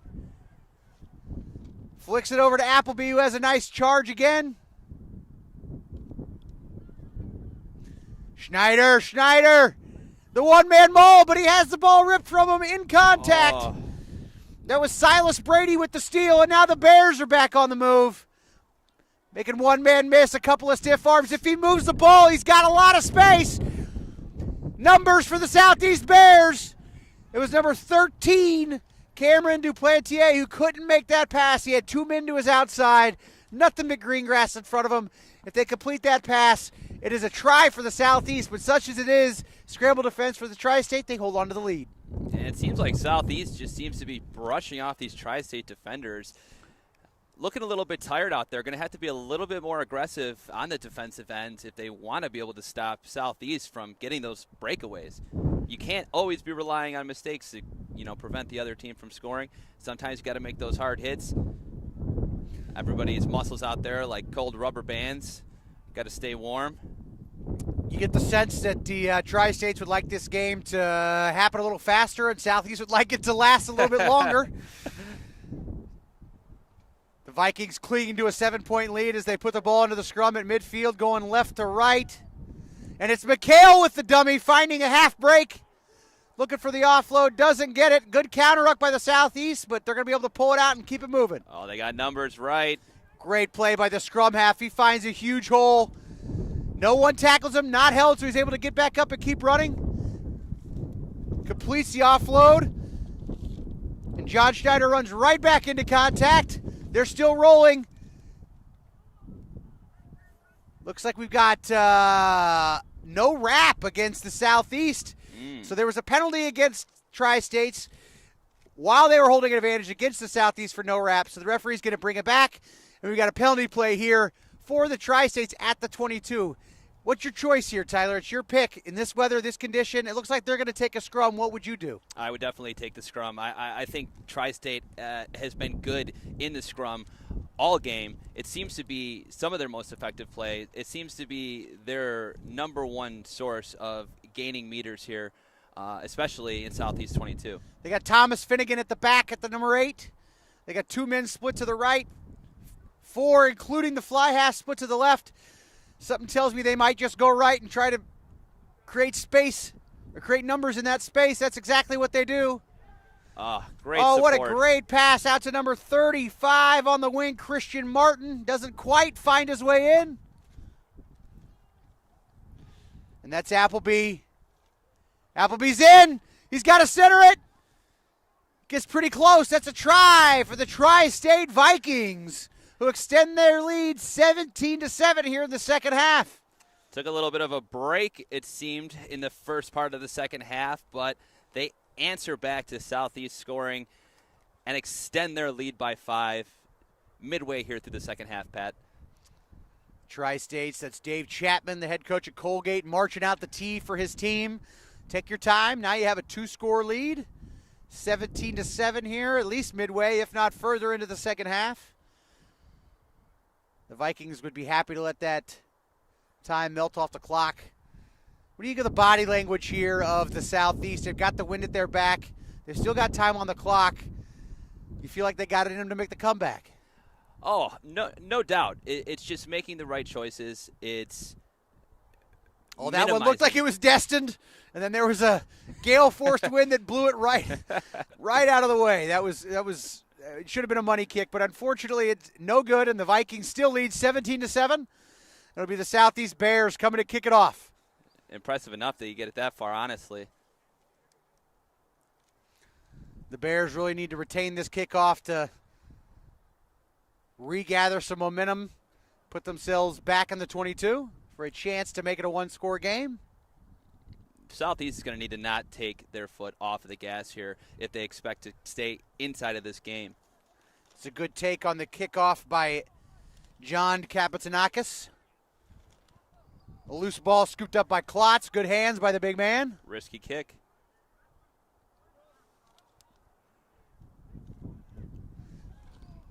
Good strong leg drive there from Dominic Nasavera.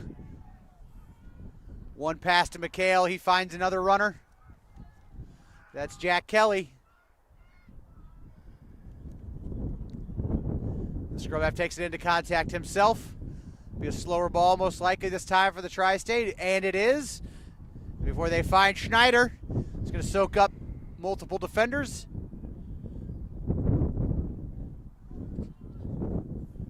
And it's McHale. Saw a little space, kicked over the top of the Southeast. A good chase by the Tri-State. I think that's a good result. And we've got a knock-on by the Southeast. It's a fantastic result. Kicking against the wind, not expected at all, be able to put a little pressure, and now the result is an attacking scrum for the Tri-State Vikings. You know, normally that wouldn't be a high-risk play, but in this wind, I mean, it could have been detrimental to Tri-State, but it worked out in their favor. I think that they can – I think that they need to, you know, take a deep breath here and really consider where they're at in the field and, you know, instead of making a risky or bad pass, it's better off to just go into contact. Or you got Finnegan at the back playing number 8, but it's going to be the scrum half who takes it out and spins it to McHale.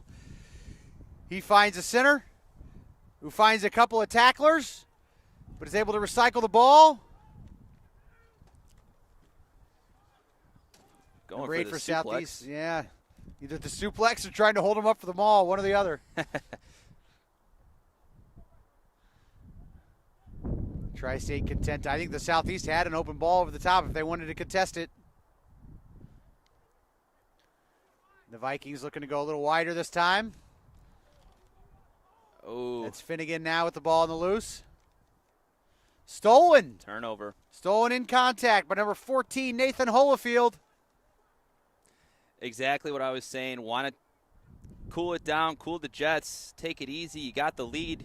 You're in there 22. The Bears lose it in contact, and that's going to give really valuable ball in a dangerous part of the field to the Vikings. First big carry of the game for the reserve, Zach Kelly, who came in with a lot of extra juice. And there's another one for Duncan Wieland. Some of these fresh legs in the second half are doing some things for the Vikings.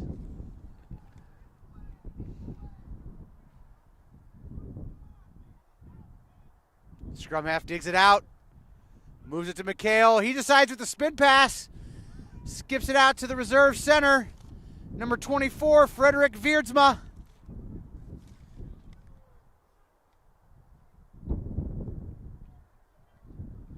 Now to the left, back to McHale, who gets absolutely smoked by a Southeast Bear after making the pass. Great composure from the fly half from the Tri-State. Tri-State's pretty flat here. The box kick straight out of bounds. And that's going to do it. Your Tri-State Vikings take the 17-7 lead, or win here over the Southeast Bears. That's going to cap it off here at Field 2 at Aviva Stadium. For Tyler, I'm Pat Clifton. Thanks for tuning in. We'll see you tomorrow at the All-Star Championships here in Houston, Texas.